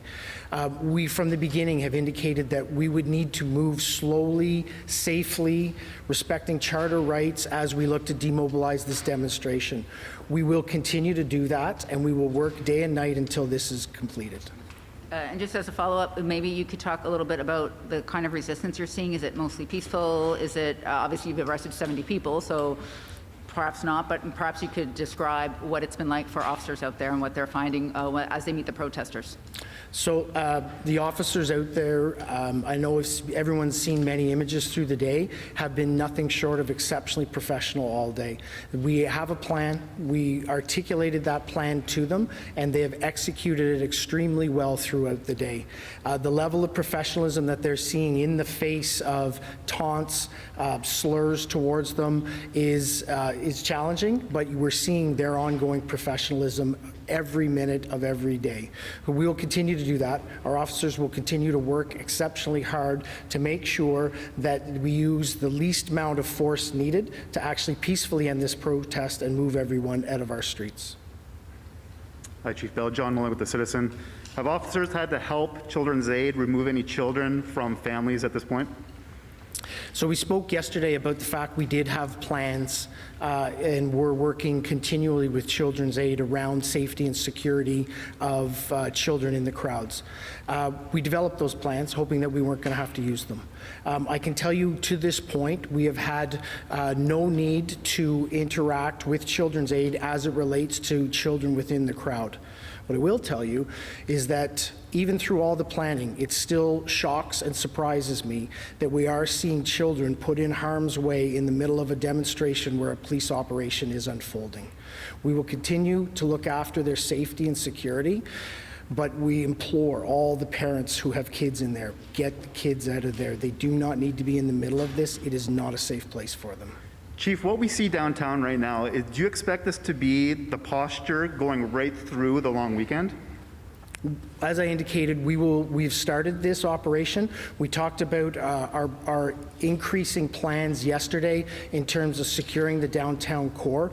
We have a plan. It's well resourced, and we will continue to execute on that plan until everyone is gone from our streets and the residents that own those streets get them back. Mari Wolf from the Canadian Press. We've seen forces from Quebec, from Durham, down there on the front line. I'm sorry, I can't hear you. Thank you. Mari Wolf from the Canadian Press. There are police officers from Quebec, Durham, various forces down there on the front line. Can you give us an idea of how many police officers are being mobilized in this operation? So we won't be disclosing any of our operational numbers, but I'll again point back to the level of cooperation and partnership we've had with every police service, every law enforcement agency across Canada, unparalleled and absolutely amazing. I'm very proud of how our community, of how our police agencies and how all other support services have come together to mobilize to end this unlawful demonstration.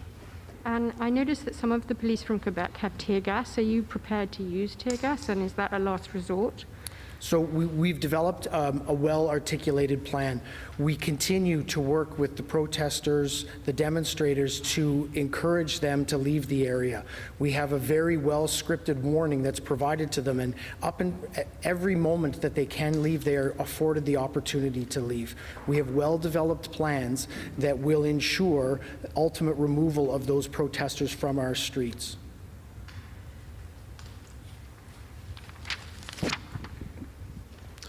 Hi there, Chris Nachkate, CTV National News. My first question is, did police use any of the powers conferred under the Emergencies Act to make any arrests today, or did you use the powers of existing law and the Ontario state of emergency? So I can tell you the three levels of government that have come together to support our efforts in this have led us to be able to have the success we're starting to see right now. The Emergency Measures Act, the Provincial Emergency Act, as well as the City of Ottawa Emergency and Injunction that have been provided, have created the ability for us to use powers and use new and existing powers to be able to properly deal with the demonstration to ultimately bring it to an end. Without the authorities that have been provided to us through these pieces of legislation, we wouldn't be able to be doing the work we are today. My other question here is, you talked about the arrests, thank you for that. But during the live video today on CTV News Channel, we saw in between when there was the hold the line issue there between the protesters and the police, there was some hitting amongst one another. Was there any injuries? Are you reporting any injuries right now from police and protesters? So I can tell you we have no injuries from the protester. We have one injury to one of the members of the police team. It was a minor injury that has been treated. Chief, I'm cheating here with an extra question, but I'm just wondering if we have an update on, or an estimate as to how many protesters are actually still here. It's mixed in with media. It's kind of hard to tell. Is there any update you can give us on that? So again, we're not providing numbers, a number of people present, number of operational resources we're using as we move ahead. What I mean for the protesters. Yeah, no, we're not providing any of those numbers. Okay. Thank you very much.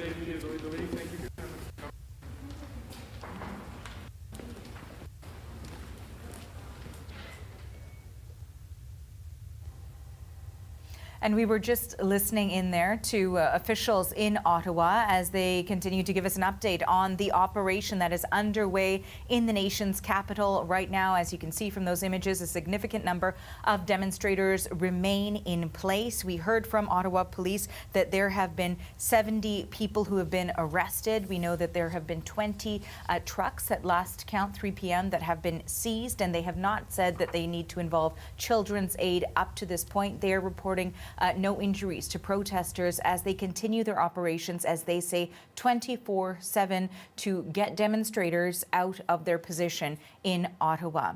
Welcome to the rundown for this Friday, February 18th. I'm Arti Pol, and I do also want to bring in one of our guests who was listening along to that briefing with Ottawa Police Interim Chief Stephen Bell, and that was Murray Faulkner. He is the former chief of Police for London, Ontario, and as I mentioned, he was listening in. So I do want to go to you right now and ask you what stood out to you from that update we received. Well, the most significant thing from my perspective is what the interim chief said to reinforce the police action and to give some reassurance to those people that live in the downtown Ottawa that once they have started to move protesters out, they will not stop until the protesters are gone. And so understand, if you're living downtown Ottawa, this will take a while, but rest assured, the cavalry is here, and you're going to be extricated from the protesters and the sound of the horns, that's for sure. So a lot more arrests. Everyone's been reporting 21. It doesn't surprise me. We're into the 70s. And if you take a look at the screen on the right, if these people aren't moving by tonight, they'll find themselves in custody as well. You know, I did want to ask, because the interim police chief was asked about whether or not officials, police, required the power that comes into their possession under the Emergencies Act, whether or not that was required to make the arrests that they've made so far. And we didn't really get a clear answer. So given your knowledge of what sort of powers police departments would have with a provincial or municipal state of emergency versus the Emergencies Act, would that be required in order for these arrests to be made? So, yes and no. So, I'm not a constitutional lawyer. I'm just a police officer. I was. I think Chuck Bordelot spoke this morning about the power that act gave them was the ability to stop people on the street and turn them around at the 100 checkpoints. And that was instrumental in being able to control the number of protesters that you see in the downtown area today. The second aspect of that legislation is the fact that they go in and seize financial records and the finances of those that are contributing to the truckers. And so those two things are extremely important in making sure that this comes to a peaceful resolution, as so far it is. I'm not sure, are people hung up on the term emergency, and should they have called it the Ways and Means Act? I mean, this Emergency Act is not affecting anybody except for the people in the downtown of Ottawa.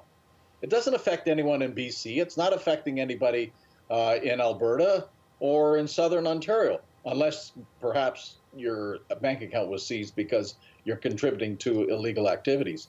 But actually, parts of that act was required. The other part that I think is that both levels of government, provincial and federal, have realized that it's going to take a common effort to get rid of the protesters. And that's what you see today by the mass use of police resources from all across, not only Ontario, but other provinces as well. You know, as part of that Emergencies Act and some of the new rules that were brought in, it did say that the regulations detail that kids under the age of 18 are not allowed to travel to or within 500 meters of the convoy demonstrations.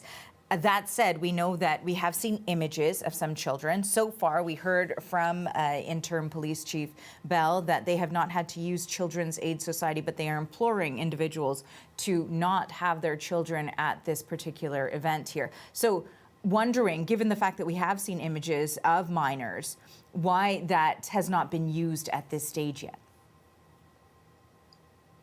Well, are you referring to why Children's Aid has not been, that resource has not been used? Well, obviously, we have seen on different networks and I believe on the CBC, children being removed voluntarily. And as such, that's a positive thing. And so if the CAS has not been utilized, that means the police have not arrested an adult that a child was with. And so that's very positive. You know, it really is a cowardly act to utilize children in the cause of what your cause and belief is. It's very cowardly. Well, we want to appreciate or thank you so much for your time, Murray Faulkner. We do appreciate the time that you've spent with us today. That is former Chief of Police for London, Ontario, Murray Faulkner. Thank you. And we want to go now to the CBC's Evan Dyer in Ottawa. You're looking at images of what appears to be a truck that might be leaving the perimeter or the area of that demonstration. So, Evan, maybe you can bring us up to speed and give us some clarity on what's going on there. Sure. So that is what appears to be happening. And this would be about the 8th truck, Artie, that we've seen pull out of this part of Wellington Street.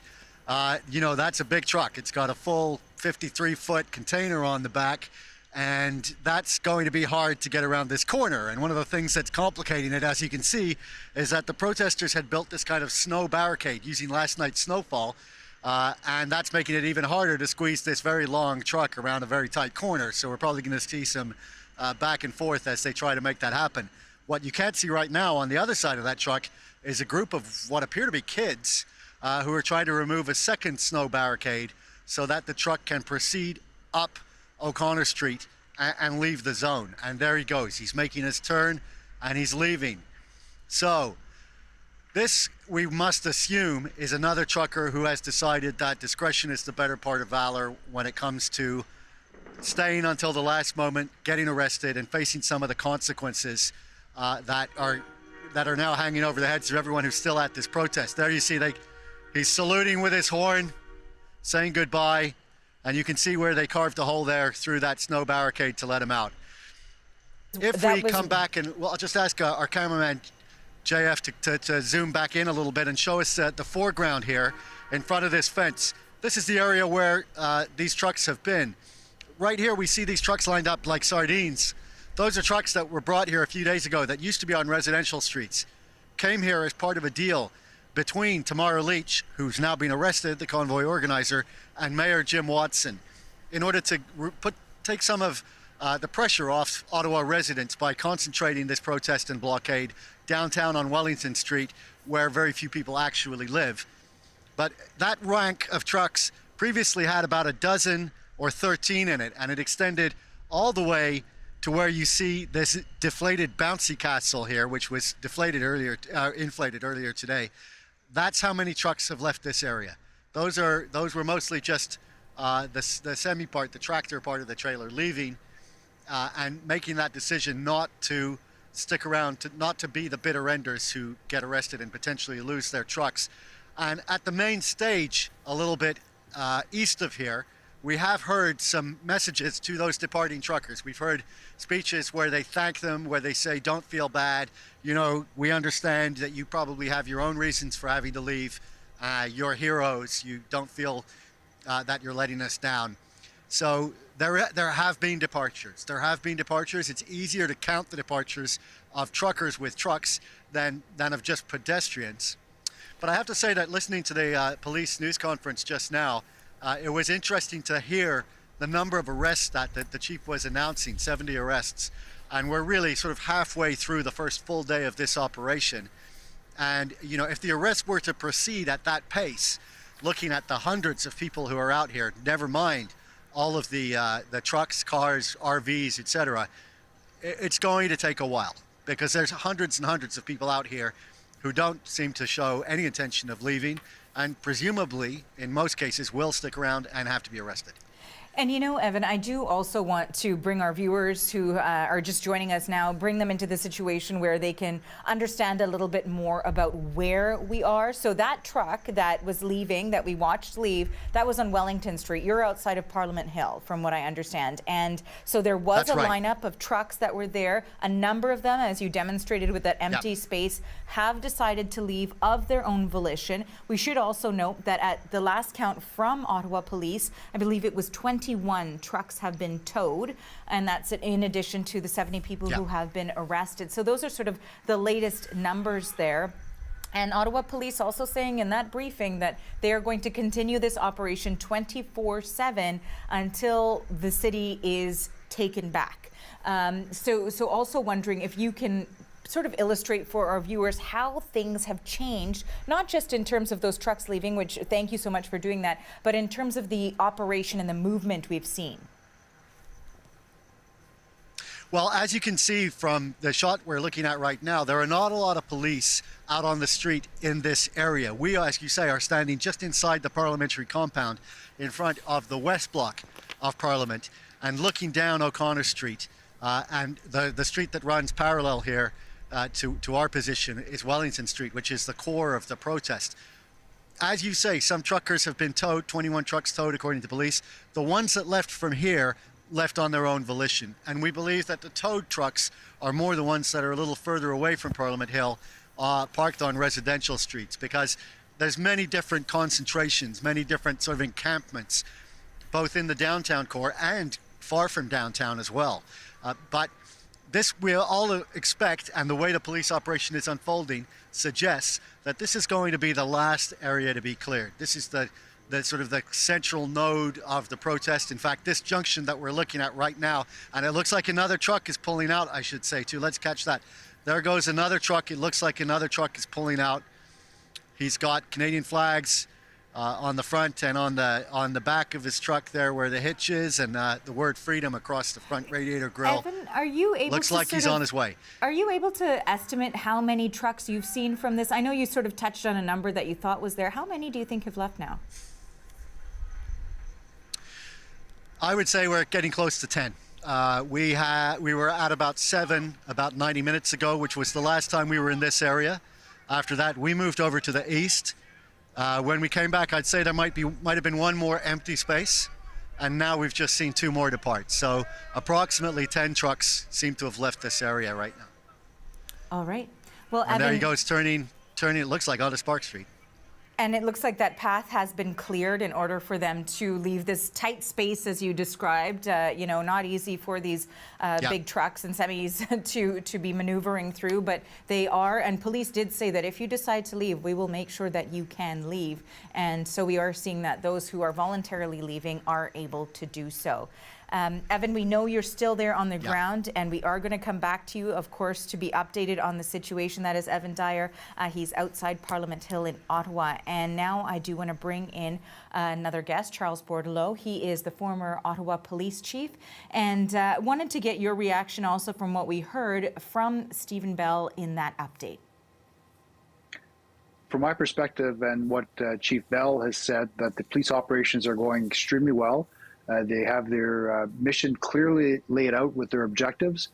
They're working with a multitude of other policing partners supported by the City of Ottawa, and they've effected a number of arrests, one slight injury to a member, which is good news, that there aren't any more injuries, and that they are clearing intersections that they need to clear and further containing the demonstration to a smaller footprint. We did hear a question about this, and so I do want to ask you. We certainly have seen video surface that have showed some altercations between police and the demonstrators. Perhaps that is during the course of an arrest. So when we say things are going well, is that something that is just part of the expectation here? I think it's expected that when you have a situation that's very volatile and when you have demonstrators that are very passionate about their cause, and also being very verbally abusive to the officers. When the officers are going in to effect an arrest, some of those will resist to a certain degree. And the officers have been very professional in maintaining their composure and ensuring that the arrests are done as safely as possible with the least amount of force that is needed. You know, we're watching the images right now, and the contingent of officers are on the move at this stage. They're continuing to move in, and we know that this has been a very gradual process that they have been engaged in when it comes to approaching the protesters in a line and surrounding to essentially what could be described as an epicenter, perhaps, at the current stage of it. Wondering what you make of the pace and the timeline. We heard from the interim police chief that this is going to be a 24/7 operation. How long could all of this take, given you know what you may be able to see from how many people are still there? It all depends on the behaviors of the demonstrators and the protesters. Police have made some success in moving into the perimeter and pushing those individuals back. But it'll take as long as it takes because you can't rush this type of operation. If you start rushing this is where mistakes are done and injuries can take place. So they're very methodical. They're being very deliberate as to what they're doing and how they're doing it. And they're also bringing the resources that they need in order to do this as safely as possible. So I would expect that this operation will continue overnight with respect to continuing to push back these demonstrators and allowing them to leave. They have every opportunity to leave that area, and we've seen that some of them have done that. We've seen some trucks leave the area as well, which is good news. But there's certainly a core group of demonstrators that have been arrested and that will continue to be arrested and face some criminal charges. And you know, Charles, of course, we won't get the exact details of the plan of attack here for police in terms of their operation and how they intend to roll it out. But certainly we've watched them inch forward towards demonstrators and sort of almost guide them to an exit, so to speak. So wondering whether or not that is what will continue. And at any point, is there a threshold where the strategy changes? Again, depending on the behaviors of the demonstrators. If the demonstrators start to escalate very, very rapidly their behaviors and start to be very violent, then you may see a change in tactic and change of type of resources that is used to quell them and to arrest them. But so far, I believe that their strategy is being effective. They are having success, and that there's no change. There's no point right now in them changing that strategy because it is working. But it can be very slow because they want to make sure that this is done with the least amount of injuries as possible. We know, of course, there's lots of questions, unanswered questions, really, when it comes for police in terms of risks in engaging in a crowd where there might not be a lot that is known about who may be involved, what may be involved, whether or not, what these individuals may have in their vehicles or on their person. So what are some of the then precautions that police take on that front? Well, you saw an example of that when they either had to remove an individual that had barricaded himself in his truck, or there was a camper as well. So they would send in resources that have additional skills in order to safely remove an individual from that type of vehicle. So you saw the camper, those were not just regular officers going in there. They brought in the tactical unit in order to be able to safely go in and ensure that there weren't any dangerous materials in that vehicle that could harm the other demonstrators or harm the officers. You know, we've also seen the use of, and we're looking at an image there in one of the screens, the use of a drone. I believe it's an RCMP drone, but I certainly have to check that. But we do know that law enforcement is using drones as one part of their plan, of their operation here. Wondering if you can describe for our viewers specifically what those images or that would be used for.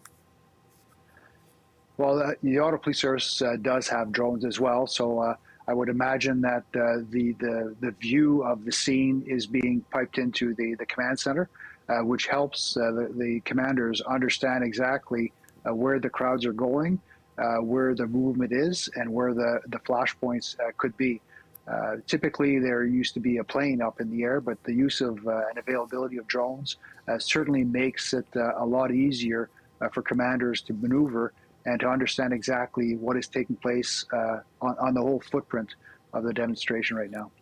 You know, I did want to ask you, given your experience, whether or not you have seen a situation where, and there was a tweet that went out from Ottawa Police saying that children are being used to be put in between demonstrators and officers. So whether or not you've seen a scenario like that before in your experience? Never. It's abhorrent, terrible what they're doing. I worked the Tamil demonstration that took place, I believe, in 2009, where there were 30,000 Tamils in town to protest against the Sri Lankan government. That was very peaceful. It was orderly. There was cooperation, and in no way were children used as human shields or to defy police tactics. So it's disheartening to see individuals go to that level to use children in such an area where they know that the situation is very volatile and they could be in harm's way. So I'm pleased to see so far that the children have left voluntarily, and there hasn't been the need to bring in children to Aid Society. And I hope that common sense will prevail as police continue to move in. If there's still children in that area, that they do leave and the parents make the right decisions. You know, one aspect to the strategy that we certainly heard from police, one of the small pieces of information that, of course, you would share with us in terms of the strategy is 100 checkpoints around the perimeter in order to ensure new individuals are not coming in there who do not belong in that space, who are not working there or living there. And so I'm wondering whether or not that will be an effective method to keep away pop-up protests, because there is no real way, some may say, in order to ensure that those people are telling the truth. Certainly the use of checkpoints across the entire city, that was enabled because of the Emergencies Act that was brought forth. Prior to the act being put in place, police officers technically didn't have the lawful authority to refuse entry to individuals who wanted to lawfully protest. Since this was declared an unlawful protest and the act was designed, this section was put in there specifically for that, for a specific period of time, in order to allow police officers to stop individuals, question them, and if they determined that they were there for an unlawful purpose or to join the ranks of the demonstrators, that they could be turned away. So it's effective right now, and I think they'll need to maintain that. Once they clear the downtown core, they will need the same type of process in place to ensure that demonstrators don't come back. Well, we appreciate your insights today, and we know that you have been watching along, and certainly I know that you will continue to give us your insights on what is happening right now in Ottawa. Thank you so much for your time, Charles. Thank you very much. Charles Bordelot is the former Ottawa police chief. And we do want to take a moment just to update you on the latest from Ottawa. 22 days into the protest there in the nation's capital, police now say they have made 70 arrests as they clear the protest, gridlocking the downtown core. We've seen about 10 big rigs move away from the area around Parliament Hill, and we know at least 21 have been towed. This situation continues to evolve, and we are tracking the very latest for you on that. Now, the protest has had a huge impact on many Ottawa residents and business owners over the past 3 weeks, both emotionally and financially. So here's what some of them are telling us. We are in the dark. As a business owner in downtown, we don't know what is happening day after day, but now we're seeing a light end of the tunnel, it's coming along, I guess, we will be okay. People are just torn apart. It's added a lot of division, topped onto the pandemic and everything else. It's stressful. The convoy's been really disturbing. It's blocked us from traveling. It's really disturbed our dogs' sleep, our lives. I woke up at 6 o'clock this morning thinking, are those horns? So they're in my head, and they've just been in my head for 3 weeks, whether they're there or not. So there were no horns, I just heard them. And now we want to bring in someone who can probably relate to some of those comments. This is Henry Assad. He is the owner and CEO of Happy Goat Coffee Company. Thanks for being with us. Thank you. Thank you for having me. So now, after 22 days, the police clearance operation is underway right now. How are you feeling about that? Well, I mean, it's a little overdue. A little meaning way overdue, and we are really struggling with both we were looking forward as far as opening even at 50% and now at 100%, but neither our employees nor our customers are actually really keen on going out because it's a mess out there, and it's really stressful, as your previous callers just mentioned. I do want to ask you about your specific experience, reading about you've had to endure threats, and I believe I was reading that there might have been damage as well to your business. What did actually happen? What have you been enduring?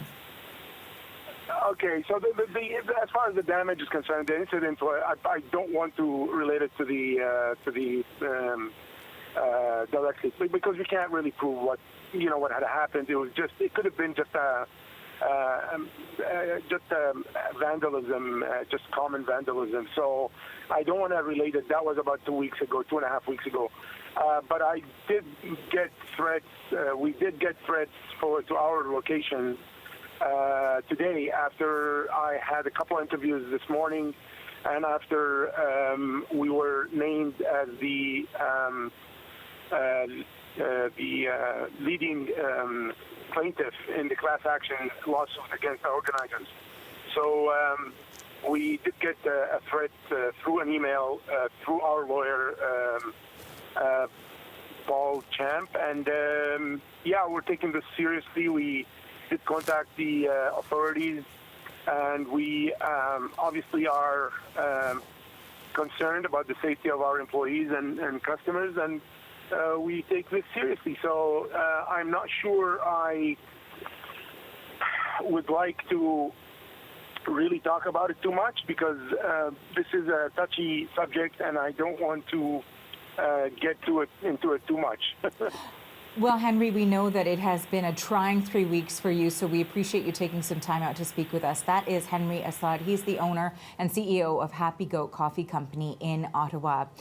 And now we do want to direct your attention to the images that you're seeing right now as you watch police as they continue to move in on a significant number of demonstrators who are remaining in that place in downtown Ottawa. As we know, the police have been continuing to slowly move in and continue to do so along the line. There does appear to be some minor clashes or interactions between police and the demonstrators who are staying in their position there as police continue to very gradually move forward and move in there. And that has been their strategy throughout the course of the day. As we have seen, there have been 70 arrests. There have been 21 trucks that have been towed, an approximate estimate of about 10 trucks that have left on their own volition as well from the area. We know that police have put out tweets and have spread the message as they are moving along, saying you must move out of this area or you could face arrest. Also looking at some images live right now, as you can see, you've got some law enforcement that are mounted on horses as well in the same area as we continue to watch. They look positioned to continue to move forward. So you can sort of see as we pull out of this video right now, and you can see a wider shot there of how it is all developing. You can see even more law enforcement moving along there. So really bolstering up who is on the ground in terms of law enforcement as they try to continue to get out the remaining demonstrators who have not been moving as of yet, despite the consequences that have been reiterated to them by law enforcement officials. Now, we heard from the interim police chief that essentially this operation will continue 24/7 until it's over, until the city has been taken back. And I know we are trying to connect with an Ottawa City Councillor. I'm not sure if we do have her. Yes, Carol-Ann Meehan, are you there? I'm here, Artie. Okay, wonderful. Well, thank you so much for making some time with us. I do want to ask you how you're feeling as you're watching these images and seeing really a continual progression here of police and law enforcement move in to try and dismantle the demonstration. Well, I guess like a lot of folks in the city right now, Artie, it feels surreal. You know, when we got up this morning and started watching the coverage, I'm a former member of the Ottawa Police Services Board, and I've been waiting, and other board members have been waiting for 3 weeks to see this happen. But this morning to see that there's a plan, a detailed, meticulous plan that's being carried out so meticulously, I am so relieved because this should have happened weeks ago, quite frankly. You know, I was listening to our chief political correspondent, and as she was marking what she's seen over the course of the past 3 weeks, saying that, you know, for a number of weeks, it almost appeared as though some law enforcement were just, you know, standing back, taking a much more sort of passive role, allowing things to continue, and, you know, not really acting. And this has been a complete change of that. So in your view, how much have you seen a transition over the past 24 hours? Well, absolutely. It's been 360, hasn't it? Or is it 180? It's one of those, total opposite to what we've seen over the past few weeks. But the reason for that is because we didn't have the resources in place, Artie. The former chief of police had given everyone directions to try to keep the peace and to keep people safe. Engaging the protesters, arresting them, and doing some of the action that we're seeing today wasn't possible in the last few weeks because we just didn't have the resources. You can see that there's a lot of demonstrators. They get together and they can swarm an officer. So the officers were, their assignment was to do whatever necessary to keep the peace, while we got the resources to bolster their numbers so we could take this job on. And we can see that the former chief and the chief of the command center were absolutely bang on. We needed major reinforcements to pull off this operation, and we only just started getting them, quite frankly. So, we're going to have to press the federal and provincial governments later after this is all said and done and say, why didn't you step up much faster when we were telling you that we were desperate for help? We finally got the help, and that's why they can move in and dismantle this occupation today.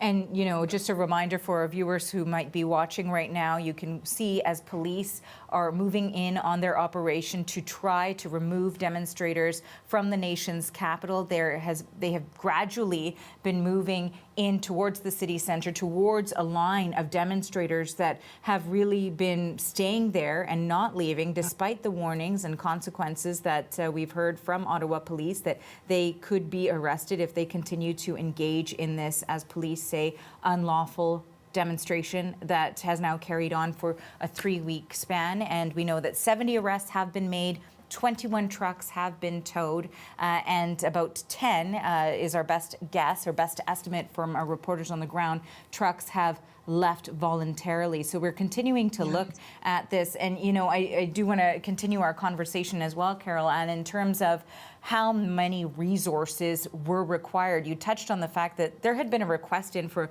I believe, 1,800 additional officers. Yeah. Yeah, and we only got last weekend, which was our third weekend, of those officers that we requested, we got 100.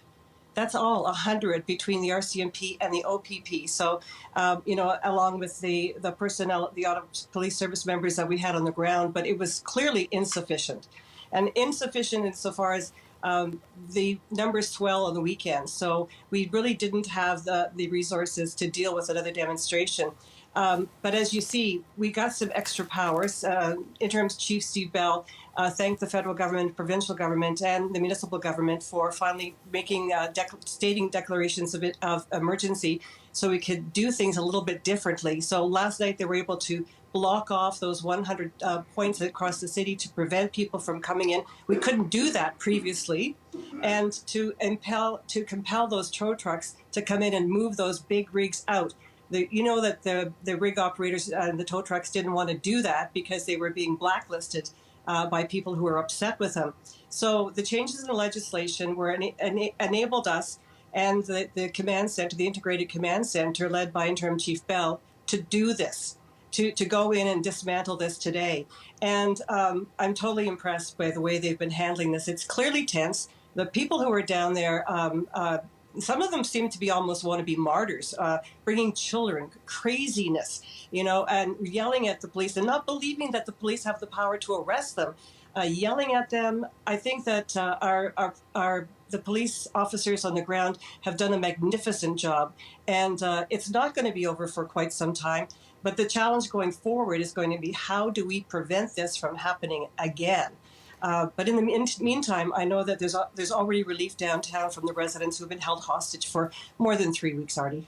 And, Caroline, I did want to ask you about that in terms of how you are feeling. I mean, I saw an interview with you earlier this week as well, where you were sort of talking about how challenging this time has been because it has been so prolonged for so long, and what people have been experiencing as this demonstration has continued. So I want to ask you, you mentioned this could take a long time. Do you have any sense in your mind of how long it will take for this to officially come to an end? No, I know if I had a crystal ball, boy, I could be rich right now. No, this should have been handled weeks ago. But can you imagine living on a street where there's rigs parked outside honking their horns all night, people who are threatening you, people are trying to lock you in your apartment building and set fires. It was been misery for the thousands of people who live downtown. And the irony of all this is that these protesters are calling for freedom. Well, they took the freedom away from the residents of Centretown for almost a month with no sympathy at all for what they were doing. So, no, I don't know about how long it's going to take, but I'm convinced that this is going to end, and we're going to clean up the downtown core and help those residents regain their life. They're traumatized. They haven't been able to work. Our huge shopping center downtown, the Rideau Center, has been closed for 3 weeks in the middle of a pandemic. Do you know how hard those businesses? I'm not sure how many are going to survive, how they're going to hang on through this. The misery that this has caused, Artie, is incalculable. But I'm worried that it sort of set a precedent for people who want to come and do it again. So we're going to have some tough conversations about how we're going to police in the city. It's a jurisdictional mess because we've got the feds and we've got the province and we've got the municipality, we've got the NCC, and across the river we've got Gatineau. So I think we're going to have to do things a little bit differently to protect the downtown core. I don't think we're going to be allowing those big trucks down there anymore. In hindsight, they should never have been allowed down there in the first place. So we're going to have to question the intelligence that the former chief of police received initially when this convoy was heading to town. I think a lot of things would have been done differently. But, you know, that's what they say. Hindsight is 20/20. But we know now what's possible if you're not prepared. And I think next time the city is going to be prepared. So, yeah, some tough conversations coming up. Well, thank you for connecting with us on this. We appreciate your time, Carol-Ann. You're very welcome. Thank you. Carol-Ann Meehan is an Ottawa City Councillor. And I do want to also bring in now CBC's chief political correspondent, Rosemary Barton. Of course, she has been watching this for the past several weeks, and of course, all of the operations that have been taking place today. You know, Rosie, I referenced one of the comments that you made earlier today about how different things have been compared to earlier in the week or last week versus today. So just want to catch your observations on how you're watching all of this. Yeah, I mean, it is not hard for it to be different because there was almost no enforcement, law enforcement being done, and very few police officers on the ground. What you see now is a significant police presence. They obviously aren't giving us strict numbers, but we know that there are forces from across the country, from Quebec, from Vancouver, from all across Ontario, and the RCMP are also on the ground. The Emergencies Act has given those police forces the ability to operate and enforce in this jurisdiction, in this city. And so as well as just being a significant presence on the ground, they are also clearly have a plan. You can see there, what you're seeing on the screen is that is just sort of in front of the Chateau Laurier on Wellington. So about, you know, maybe half a block from where Parliament Hill starts, where the Prime Minister's office is, where the East Block is, and so on. This is after they managed to clear what had been a significant blockage at the intersection of Sussex and Wellington by the Rideau Centre. They moved a number of big rigs out of there, as well as a lot of people. I went by there last weekend, and that was sort of a place where the protesters had set up a dance party on a regular evening basis. So the fact that they have managed to clear that intersection is already quite significant, but you can see that there is a big police presence there now, Arthi. And what is interesting here is this is the first time since this started at around 6:30 a.m. this morning that police are pushing, like physically pushing protesters back. And that is because we are getting, I think, into what is going to be the hairier, to say the least, part of this operation. This is where there are more people in a more concentrated position. And I think it would be fair to say more people who are not willing to leave if police ask them to. I will also say, though, that Wellington, where Evan Dyer was off before, has cleared quite significantly, to my eyes.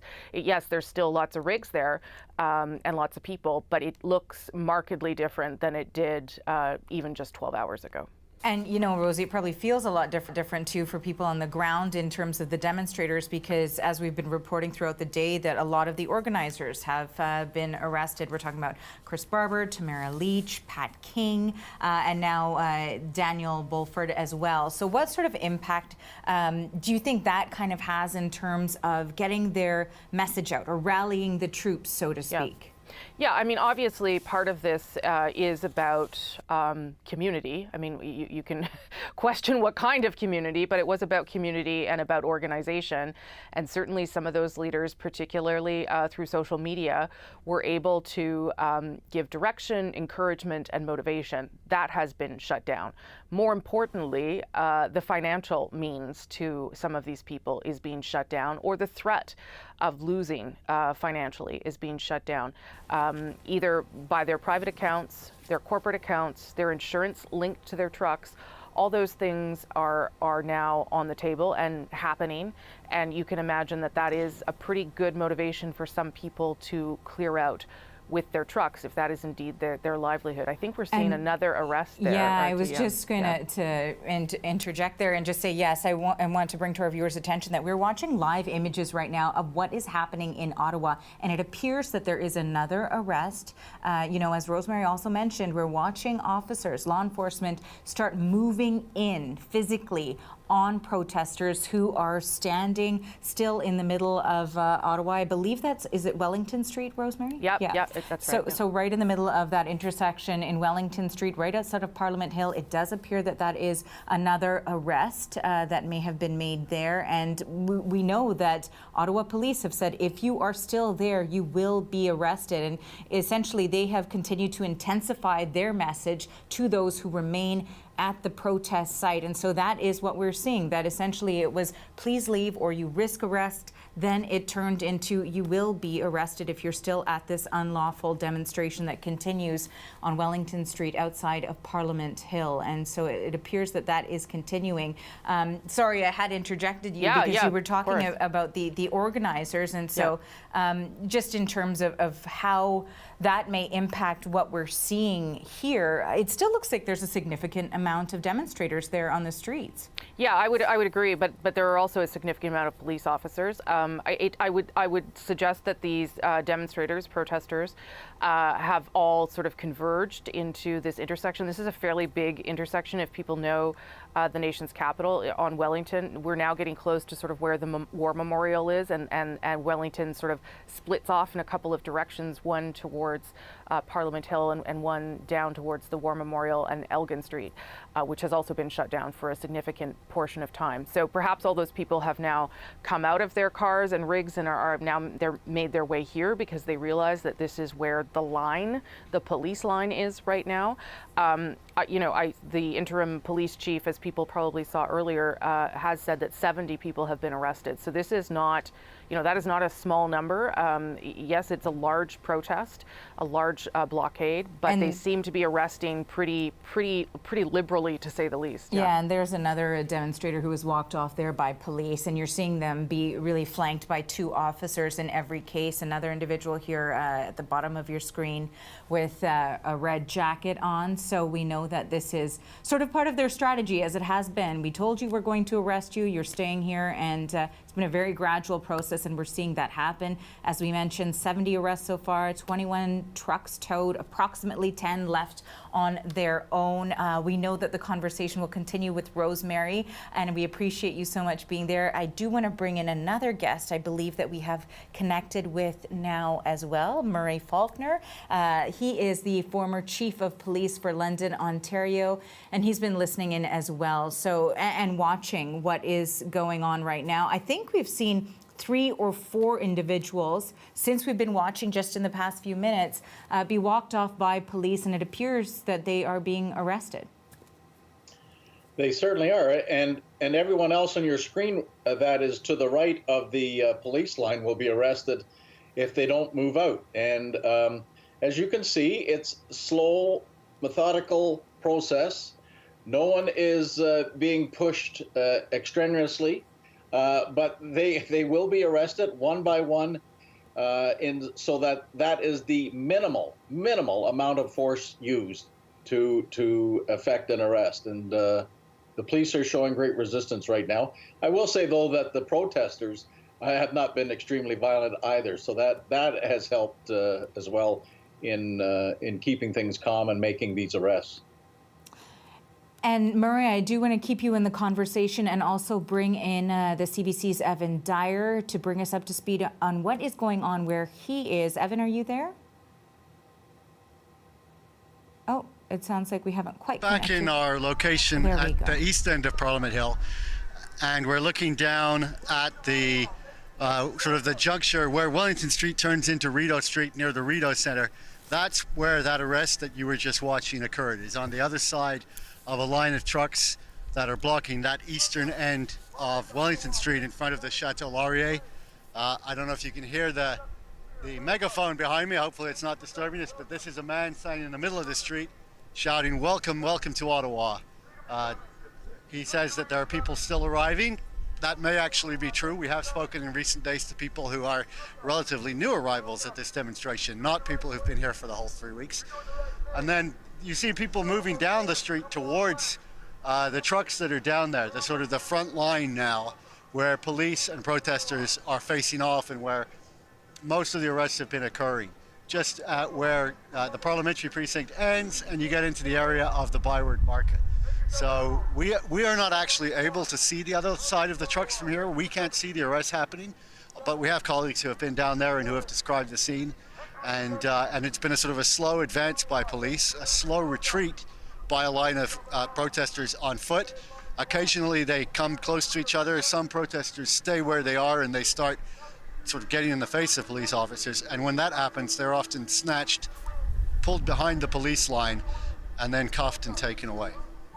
And, you know, Evan, I do want you to stick around for a bit. I also want to bring back Murray Faulkner. And I wanted to ask you here in terms of what we heard from Evan. And again, for our viewers, we are watching as police continue to move in on Wellington Street, where there is a significant contingent of demonstrators who remain in place. So we've seen 70, and I would say 70 plus arrests, because we did watch some on our live camera as that was unfolding in Ottawa. But 70 arrests, according to police, as of 3 p.m. and 21 trucks that have been towed, about 10 that have gone on their own. But Murray, I want to ask you, we heard from Evan that there have been some new arrivals. What is the concern with that? Well, if he's talking about new arrivals of protesters, they're bolstering their ranks. But really, regardless of the number of protesters, there are far more police and will be far more police. You're only seeing a portion of police resources that are available to them. Really, this is an exercise in futility by the protesters now. They will be arrested, or they will decide to leave that area. Technically, every one of these citizens that are in the red zone are illegally occupying it and could be arrested for that. We can see now that the public order unit is taking charge and are moving the people back foot by foot, and this will continue until there's no one left standing in that area. And now, as we continue to watch this and what is unfolding right now, again, for our viewers, these are live images of the police operation that is underway right now in the nation's capital, where there has been demonstrations for about 3 weeks. And we're watching as police continue to move in, as we heard from Murray, a very gradual, slow process as they continue to try and dismantle the demonstration that has again been there for 22 days now. I want to go back to the CBC's Evan Dyer, who is on the ground, and I know that you are watching all of this unfold right now. Yeah, and perhaps we should also make something else clear for viewers who aren't familiar with the layout of downtown Ottawa and how this cordon has been set up around it by police. The only place where this 6.5 kilometer long perimeter actually has a fence or a physical obstacle is this fence that's been put up right in front of the Parliamentary compound. Reinforced, as you can see, the cast iron fence that's there always has been reinforced by this taller steel fence, which is then propped up by 2x4s. Everywhere else on the other sides of this very long perimeter, there is no physical obstacle to people leaving. So police have said that they don't mind if people want to take their cars and trucks and leave. They will be allowed to do so. That doesn't mean they won't face legal consequences down the road, whether they be civil consequences from the injunction or potentially criminal consequences, but they will be allowed to leave today without being arrested. For pedestrians who don't have vehicles in the protest zone, it's even easier. In fact, The police who are sort of occupying roads around the perimeter don't have physical checkpoints. They just have a few cars, there are officers on the street, and even for people entering the zone from outside, it's really only the vehicles that we've seen them detaining more than pedestrians, because you're talking about a protest zone, a delimited zone where thousands of people live and have to be able to come and go. So this is not a hermetic protest zone. So we don't really know to what extent the protesters are going to just sort of play chicken with law enforcement, and when they get to a point where arrest is imminent, simply walk away and perhaps take their sign and ditch it, or put their Canadian flag cape in their pocket and just walk through those police lines and walk away. The police aren't actively trying to prevent people from doing that either. So it's not inconceivable that a lot of people will evade arrest that way. And Evan, for those who choose to stay and get arrested. Yeah. I did just also want to sort of reference what we're seeing right now. And also, I wanted to ask you about what's going on behind the scenes in terms of what we're hearing, because from your camera, we're hearing cheers and music. The visuals that our viewers are seeing are really police moving in. It would appear at a faster pace, perhaps more aggressively than they had been during the course of the day, as these are the final few, perhaps, protesters that are remaining there. And you can see the demonstrators pushing back against police. It's a bit of a back and forth here as they continue to hold the line, as we've heard from many demonstrators. And it is a huge contingent of police officers and still a significant amount of demonstrators as well. But yes, I did want to ask you about what we were hearing that was going on in the background there. It sounded again like music and like cheering. Not sure if you can shed a little bit more light on that. Yeah, I mean, we can't really see it that well, and we've got the sun in our eyes here, but I'll ask JF, our camera operator, to turn. And just about a block west of here, at the junction of Metcalfe and Wellington, is the main stage of this protest. This is where we hear speeches, sermons, music, everything you can imagine. Today we heard O Canada played on the harmonica. We heard a pastor leading people in the Lord's Prayer. We've heard all kinds of different speeches from up there, and right now they're playing some music. It's not uncommon, and that was actually also, Rosie was mentioning earlier, the dance parties that have been part of this protest. That was sort of the main dance party junction right there throughout this protest, especially on a Friday night, on a Saturday night. You would see a lot of music there, either DJs, live music, whatever, and people dancing in the street right there. It's kind of strange that that's happening only about 400, maybe 500 meters, not even, from those arrests that you were witnessing and that push and shove between police. But that is how it is. At the perimeter where police are coming in, there is a lot of pushing and shoving happening, just beyond that line of trucks down there. But here inside of the heart of the protest zone, you see very few police officers outside of the Parliamentary compound. Fewer, in fact, than you would see on almost any other day of the protest. And I would assume that that's because this is no longer a sort of just a peacekeeping operation, a patrolling and showing the badge, showing a presence type of operation. This is now an operation to end this demonstration. So the police who would have been in this area just walking around in groups of 6, 7, or 8, now they're on the outside of the line, squeezing in much larger groups. And Evan, I'm going to ask you to stick around. Murray, I did have one more question for you in terms of what we are seeing here. And again, these are live images from Wellington Street in downtown Ottawa. When we're watching that push and pull between the demonstrators and between police, what sort of action does that sort of signal or trigger to happen next when you are meeting this much resistance? We know what the end game is essentially for Ottawa Police, for all of the law enforcement, is that they want all of these demonstrators out. Well, as I've said in the past, this is the minimal amount use of force that public order units would utilize to disperse and convince a large crowd to leave the area. You do not see use of batons. You do not see the use of large plastic shields. You do not see the use of pepper spray. You do not see the use of tear gas. All you do is you see the use of a body pushing against a body, and hopefully they will get the message that they have to move on. Now then, there are arrests being made occasionally on people that may actually assault a police officer, not being pushing, but actually hitting or spitting on them or punching them on the line. And so those kind of arrests will happen as need be. This is really just steps to encourage them to go home. Go home. You're not supposed to be there. And so the police will be very methodical in their maneuvers here, and nothing will happen at high speed, that's for sure. Well, we want to thank you again very much for joining us today. That was Murray Faulkner. Thank you, Murray. And I want to bring back our Evan Dyer. And I wanted to ask you, as we're witnessing all of this unfolding, and we have seen a number of arrests, almost half a dozen, I believe, that I've seen. So speak a little bit about the nature of the arrests that we're seeing. Right. So today we are seeing people actively resisting arrest, and we're seeing some tussling and struggling on the ground. And of course, that's more complicated for the police for all kinds of points of view. It can also lead to charges of resisting arrest or assaulting a police officer.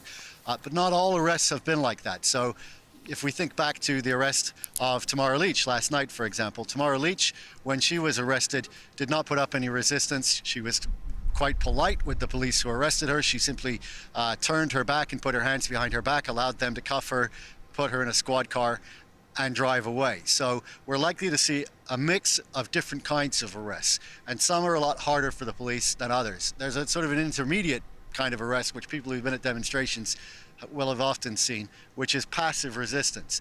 And this is when a person allows themselves to be arrested, doesn't fight back, but also doesn't help the police, just goes limp like a sack of potatoes. They won't walk to the squad car, they have to be carried. And when people do that, it slows down the process of arresting large numbers of people. So there's a whole spectrum of how people can be arrested that can make it easier or harder for the police. Of course, you know, from their point of view, probably the easiest thing would be for people, as we were discussing earlier, to simply leave and fade away and not have to be arrested at all. Because although they've set up extra detention facilities, temporary emergency detention facilities in Ottawa, the more people you have to arrest, process, and arraign for a first appearance in court, obviously the more work, the more resources are involved, and so it's going to depend on how people behave. Well, Evan, thank you so much for your reporting here. That is the CBC's Evan Dyer. He's on the ground just near where you're seeing all of this action take place. This right now is police, a number of different law enforcement forces that have come together on Wellington Street. You can see them actively moving in on demonstrators, the amount of demonstrators that remain in downtown Ottawa. We know that those demonstrations have been going on for 22 days now. There have been 70 arrests, 21 trucks that have been towed, roughly 10 that have left. As we know, Ottawa police urging those who are there to leave in order to avoid arrest. In terms of some of the notable arrests, we know that some organizers, Chris Barber, Tamara Leach, Pat King, Daniel Bulford, have all been arrested so far, and we know that police have continued to make more arrests. We're watching some of those images as they are taking place right now. There's RCMP, Ontario Provincial Police, Ottawa Police, a contingent from Quebec. I believe even Vancouver Police may be part of the forces and resources that we are seeing as they act underway right now in the nation.